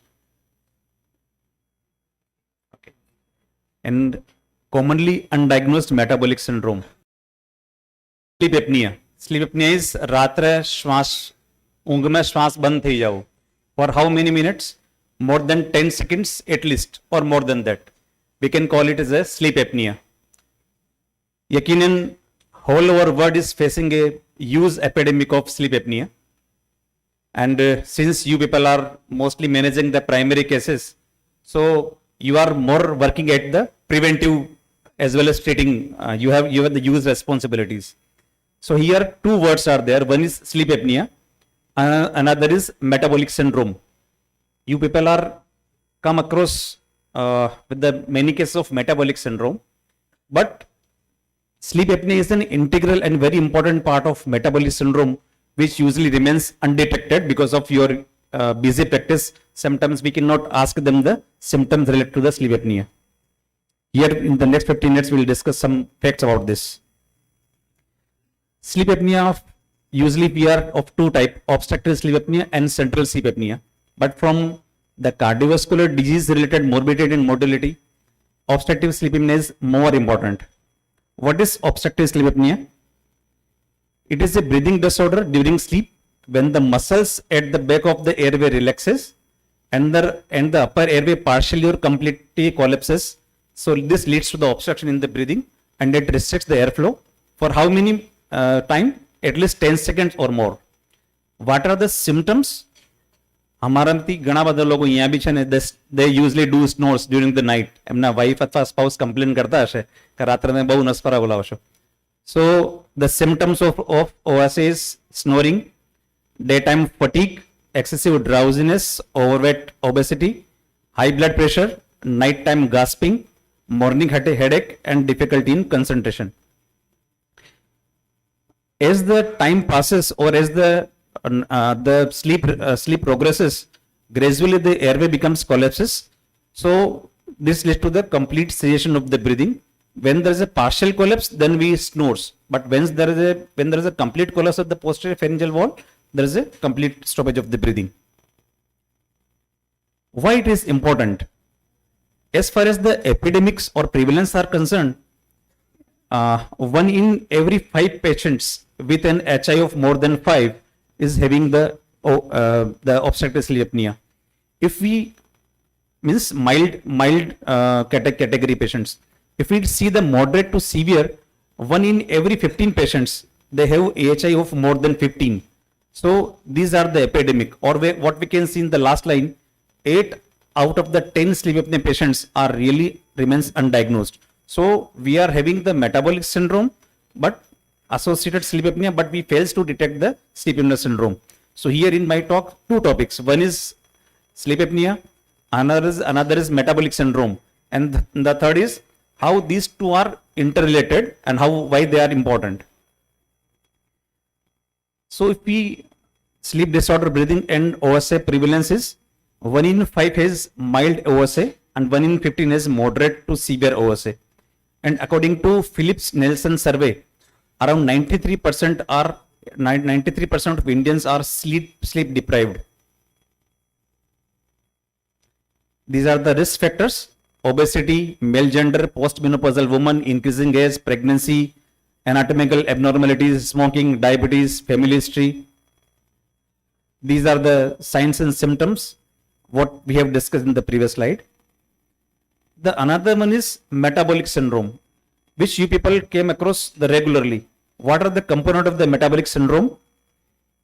That is abdominal obesity or central obesity plus 2 of the other component like elevated blood pressure, low HDL, elevated triglycerides, or impaired fasting glucose. If any of the 2 features along with the central obesity is present, we can call it as a metabolic syndrome. So metabolic abnormalities that confers increased risk of cardiovascular disease and diabetes mellitus. There are the alternative names. We can call it as a syndrome X or insulin resistance syndrome or Raven's syndrome. The major feature of metabolic syndrome is central obesity, that is must, hypertriglyceridemia, low HDL, hyperglycemia and hypertension. The prevalence is increases with the age. It is thanks to the industrialization and urbanization. When the fasting triglyceride is more than 50 milligram per deciliter and hypertensions are there, then more commonly seen with the men. So these are the risk factors the same: diabetes mellitus, aging, sedentary lifestyle, overweight, coronary artery disease. They have associated premature CAD and they have insulin resistance also. So on examination, what we can found is usually these patients remains asymptomatic, but there is an increased waist circumferences, increased blood pressure, lipotrophy, and acanthosis nigricans or skin tags. We can see these special characteristics or signs over there. If there is excessive blackening of otherwise fair girl, we can say it is more this one. And many times the last skin tags, we can call them as a MS tags, metabolic syndrome tags. The associate condition is cardiovascular disease, type 2 diabetes mellitus, non-alcoholic cirrhosis or hyperuricemia. In the female, it is more commonly seen with the associated PCOS and obstructive sleep apnea, which is associated with obesity, hypertension, and insulin resistance. So, what are the IDF criteria? If waist circumference is more than 19 centimeter in male and more than 80 centimeters in female, plus any of the 2 following: hypertriglyceridemia, how much? More than 150 milligram. Low HDL less than 40 in male and less than 50 in female. Hypertension, systolic blood pressure more than 130 and diastolic more than 85. And impaired glucose intolerance or fasting glucose is more than 100 milligram per deciliter, or the patient is on having special medication for all of this. So metabolic syndrome has visceral obesity, insulin resistance, hypertension, and the most important is sleep apnea. So what are the link between metabolic syndrome and obstructive sleep apnea? There has been various studies have been conducted. One scientific investigation in which the objective was obstructive sleep apnea and MS. They represent significant risk factor for the development of cardiovascular disease. So the purpose of the study is how frequently these 2 things are associated with each other. And the discussion was, several key findings were noted in the study. They shows that metabolic syndrome is common in patients with OSA because obesity is a risk factor. Another thing, metabolic syndrome component variable shows that hypertension is the primary variable associated with the diagnosis of OSA. Third thing, metabolic syndrome is associated with OSA when AHI cutoff is 10 or more. So more the AHI, more commonly or more strong association with MS and obstructive sleep apnea. Finally, metabolic syndrome is associated with increased severity of the AHI, what we have discussed. So in many studies, they have recommended these two things should be combined, and they have named this syndrome Z. That OSA and metabolic syndrome is considered as syndrome Z. Or sleep apnea may be a manifestation of metabolic syndrome, because these two things, MS and OSA, they have certain common features that lead to the cardiovascular disease and mortality. That is hypertension, hyperglycemia, increased waist circumferences, increased sympathetic activity, low HDL, high TG, endothelial dysfunction, and systemic inflammation. In addition to this, many variables of cardiovascular disorders, they may be associated with the sleep apnea syndrome. Like sleep apnea syndrome is seen in 76% of the heart failure, around 63% of the patient of stroke, in 45% of patients of depression, and coronary artery disease in 57%, atrial fibrillation in 49%, obesity is 77%. So these are the risk factor, the things which are associated with the obstructive sleep apnea. And one more study in which they have shown the result that obstructive sleep apnea is independently associated with an increased prevalence of metabolic syndrome. Sleep apnea, if we see the component of the metabolic syndrome, like sleep apnea and diabetes, so 50% of the patients with type 2 diabetes mellitus, they have associated sleep apnea. They have associated insulin resistance, which were previously think that this is because of the obesity. But the new study says sleep apnea and diabetes, they are not linked only because of the obesity, but it is intermittent hypoxemia that occurs during the sleep that lead to the increased insulin resistance irrespective of the obesity. So 86% of the obese patient with a type 2 diabetes mellitus, they have AHI of more than 5. So as the AHI increases, there is a poor control of the glycemia or poor control of HbA1c in diabetic patients. OSA is associated with the insulin resistance independent of obesity because of the systemic inflammation and recurrent hypoxemia and reperfusion injuries. What are the mechanism? Why sleep apnea is independently associated with the obesity? One is sleep fragmentation, and that lead to the intermittent hypoxemia.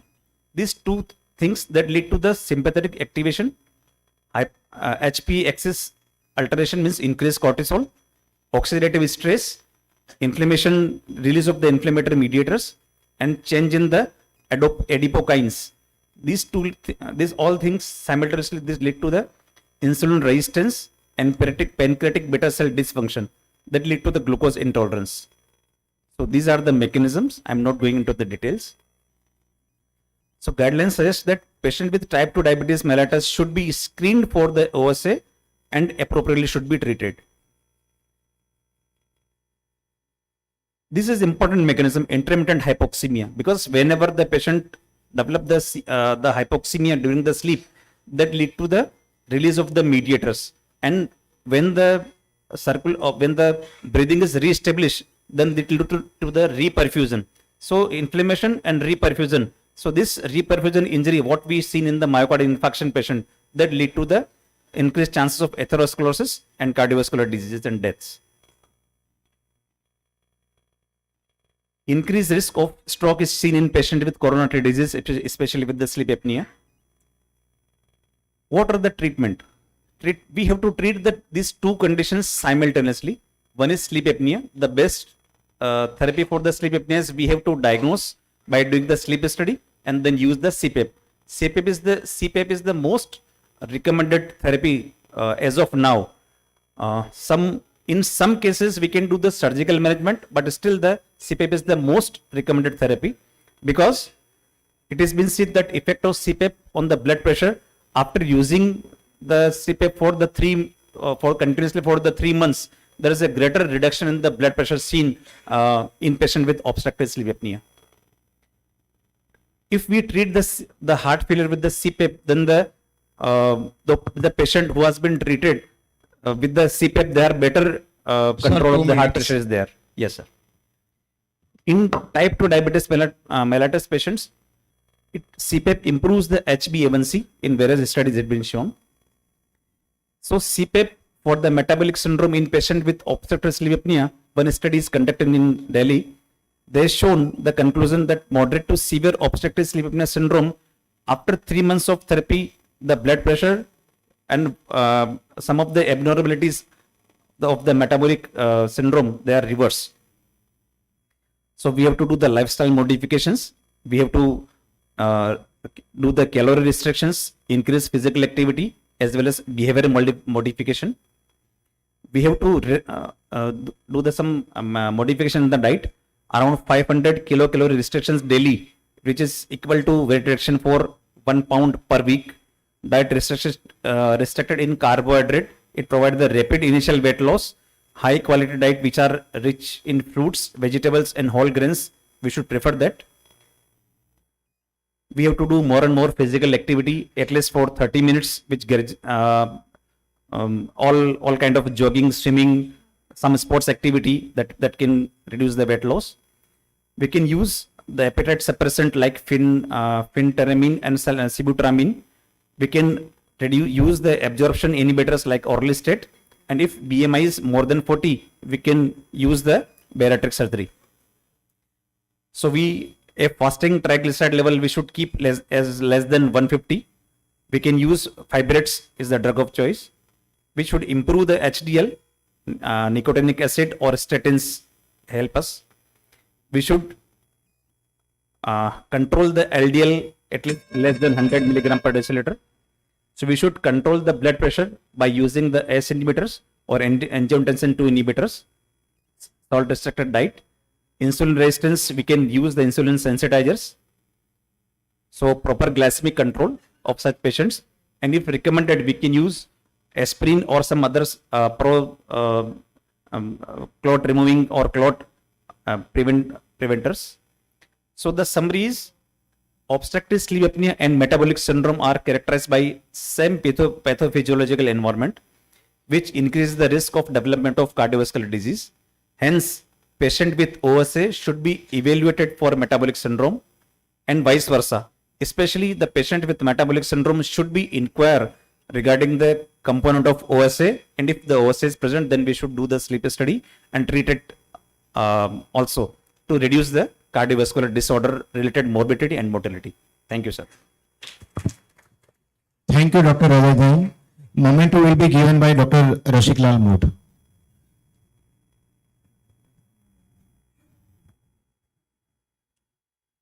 Our next speaker are Dr. Pankaj Patel and Dr. Naveen Patel.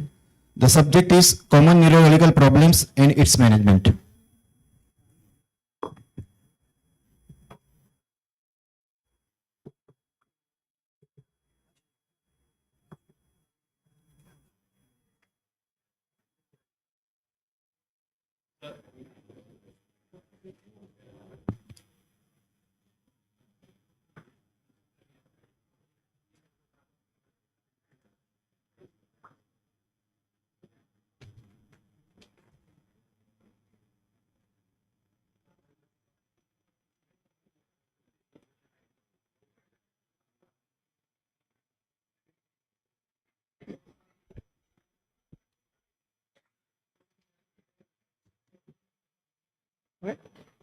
Good evening, everyone. Myself, Dr. Pankaj Patel, consultant neuro and spine surgeon, Epic Hospital. I think I am the last one who is going to present you after the topic of sleep apnea, but I promise you I will not make you sleep. Start. So my topic in common neurological disorders and management. I will go with some selected cases. As per other disease classification, mainly divide into congenital, neoplastic, vascular, traumatic, inflammatory, autoimmune, degenerative, miscellaneous, and various spine problems. So I am starting my case with 2-day child presented to pediatric ICU with ultrasensorium with bulging of the anterior frontinale and previous history of in the family, same incidents, and 2 children died because of the ICH. On the MRI, patient was having huge intracranial hemorrhage in the occipital and the cerebellar region. Patient was intubated in PICU. No operation theater available. Patient was not stable for shifting. So we did bedside surgery in the incubator only. With the help of the other light of incubator, we did Omaya, and gradually we remove the CSF, and over a period of time, 15 days, we taper out and decrease the ICP. Gradually this CSF got clear. We did shunt, and this is a picture at the age of 3 months. So family is also happy, we are also happy. The other case of congenital hydrocephalus, most common cause is aqueductal stenosis with all dilated ventricles.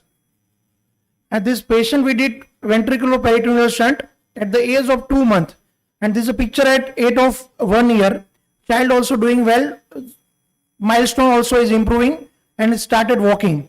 So if we diagnose at the proper age and we do simple ventricular shunt, we can save the life of the family also. Now this is a case of 78-year male presented to us with bedridden condition after traumatic brain injury and various surgery. Patient was bedridden, no speech for 2 months. And patient was having hydrocephalus. But due to the prognosis and the cost issue, they were waiting for death. We offered surgery, ventriculoperitoneal shunt, simple. In the ventriculoperitoneal shunt surgery, we did at the burr hole at the Keynes point. We'll do the subcutaneous tunneling from the brain to the abdominal side.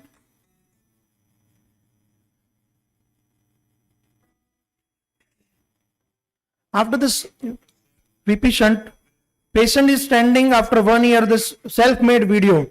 So this is happiest moment for us and family also.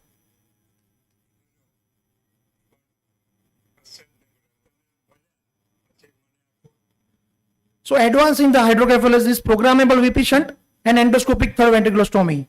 Now the trauma sections. This is a traumatic extradural hematoma. This is the most rewarding surgery for any surgeon if you do diagnose and in as early as possible time. This is a child with use EDH middle of the night at the 2 o'clock, came with ultrasensorium after fall down history.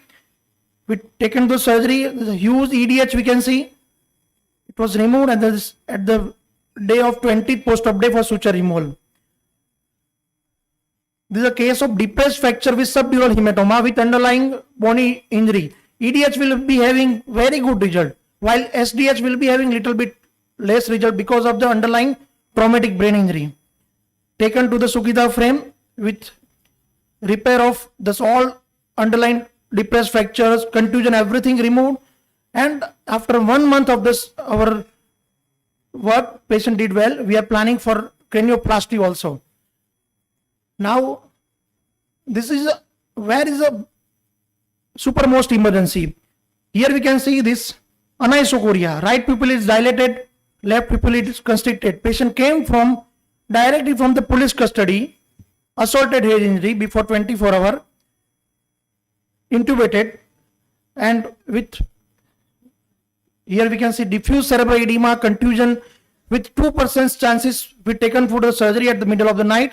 We did bilateral decompressive craniotomy and the basifrontal decompression. After 1.5 months of this our teamwork, we can see this. So it's not like that all intubated patient will go intubated. We can save some of them also. Now this afterwards, after the decompressive craniotomy, this is a deep compress, this calvarial defect. We have to replace it with either own bone or other metal like titanium. So this is the most advanced is titanium 3D printing mesh. This is a bone flap made up of the titanium with the 3D printing. And this is a titanium mesh. So we can replace own bone also and this mesh as well as 3D printing bone flap. This is a case of diffuse axonal injury. This is a conservative treatment of the patient. Grade 3 diffuse axonal injury will be having worse prognosis, while grade 1 and 2 will be having good prognosis. This software engineer grade 2 diffuse axonal injury after 6 months doing well. Now this tumor section. This is a female was came to Dr. Jitendra Singh, sir, neurophysician of our team in the DISA. Patient was having a history of acute vision loss. No preceding history. Patient was acute vision loss. Came to us diagnosed with pituitary adenoma with apoplexy. They were concerned about the vision.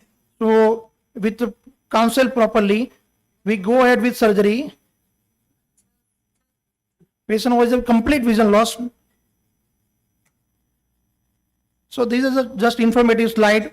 This is the clivus, sella and pituitary gland, both internal carotid artery. We did transnasal endoscopic surgery without opening any skull or no even stitch over the body.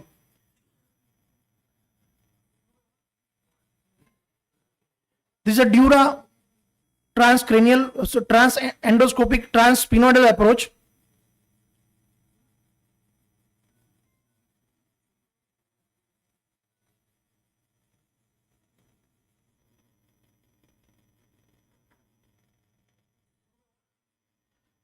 So after decompression, the gus of the fluid came out, pressure relieved, and luckily on the next day,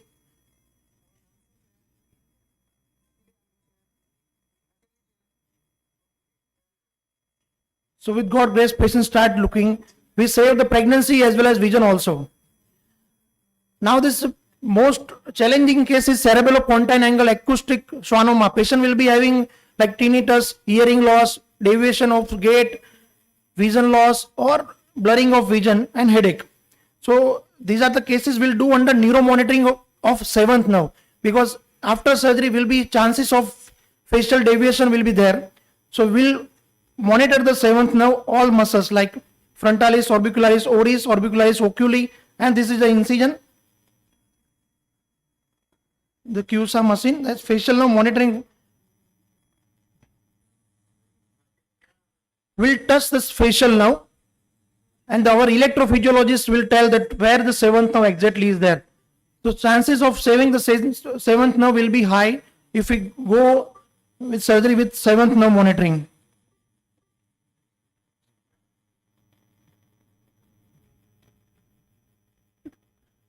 Then the gliomas. Glioma are routine surgery, but over the motor area, we have to save this limb power of the limb of lower limb and upper limb. So this was the tumor left side motor area, exactly over the limb, lower limb, because in the functional MRI limb was there only. So we go ahead with the neuromonitoring. This is the tumor. I'm touching with my electric probe here. We'll decide our entry in the tumor by activation of the probe. Telling that here signal is coming, will not go from there. So we'll decide our safe area of the entry in the tumor, and we can achieve the maximum safe rejection, and we can give minimum deficit to the patient. Now awake craniotomy. Patient will be awake. We can do craniotomy. Why? What are the indication? At the motor area or eloquent area like speech area and motor area, we have to go for awake craniotomy. And this is a stereotactic frame. Without opening skull, we can take the biopsy and it will guide us for the craniotomy also. This case of brain abscess exactly over the motor area,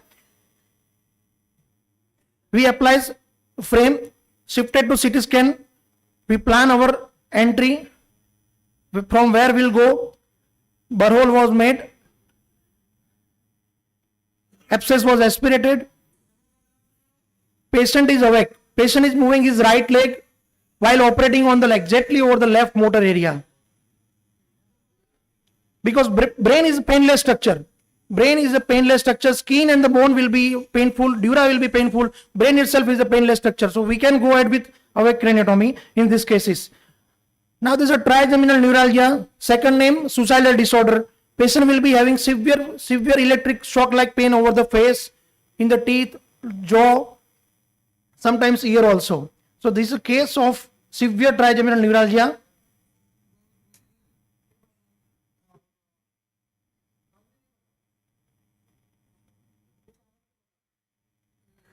So this is a trigeminal now. Vascular loop will be there.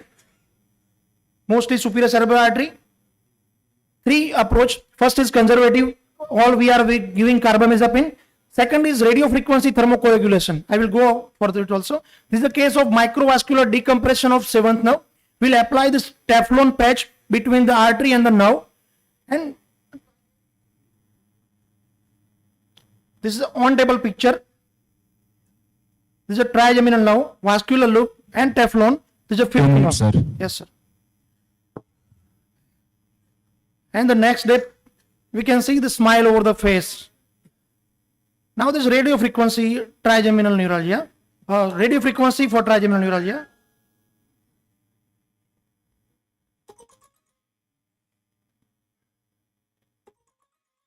I'm not getting the radio speed. Due to time of what is the radio frequency thermocoagulation? Under local anesthesia and the OT CM guidance, we'll apply this our needle and we'll enter the foramen of oval, and we'll apply this lesion, mainly two lesions, 122nd, 70 degrees Celsius. This in old age patient and single dermatome, we can go for RFTC. RFTC also giving good region on OPD basis. No complication, and we can discharge the patient after 2 hours of procedure. Advance in the neuroimaging like endovascular, neuronavigation, functional neurosurgery for AVM and this aneurysms. The case of AVM, we can do endovascular gluing, flow diverter for aneurysms where surgery is not possible. And the last case, spine, I will present. This is a case of young male lawyer presented 11 p.m. night with severe back pain, radiculopathy, and loss of bladder and bowel control and loss of perianal sensation. So to check the perianal sensation on OPD is very important because it's a supermost emergency. Patient presented with cauda equina syndrome and perianal sensation loss is supermost emergency for surgery. So patient was having alpha S1 prolapse disc. This was the first time he has symptoms. Patient was having the huge disc. This is a microscopic disc removal at the middle of the night. Generally, we'll do spine surgery in the routine cases. This disc was used. I have not even seen in even a lot of cases spine we do, but this was the largest disc we have removed. So what we are compressing is the dura with the disc forceps. We are trying to remove the disc in single piece.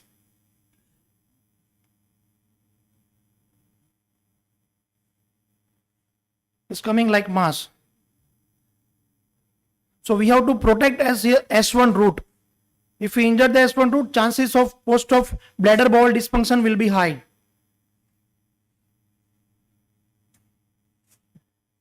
So it was almost 10 centimeter long disc. And after 10 hours of surgery, patient started walking. And at the 1 month of surgery, patient improved the bladder and bowel function also. Thank you very much. Thank you, Dr. Pankaj Bhai.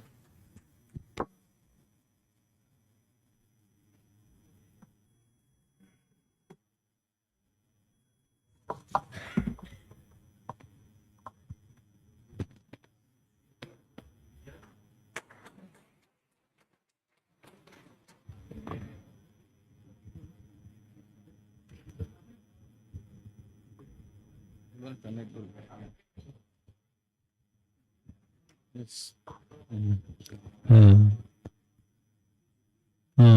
Dr. Rasik Mood. Dr. Arvind Bhai will give a momentum.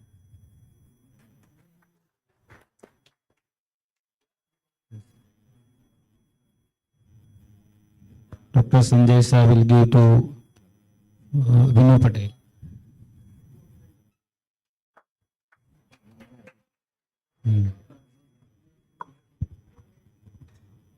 Dr. Vishnu Bhai will give memento to Dr. Alpesh Shah.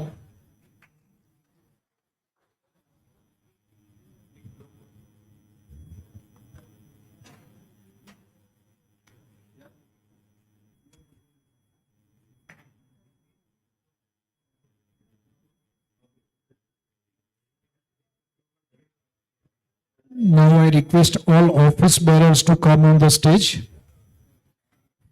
for an last but important session, lucky draw.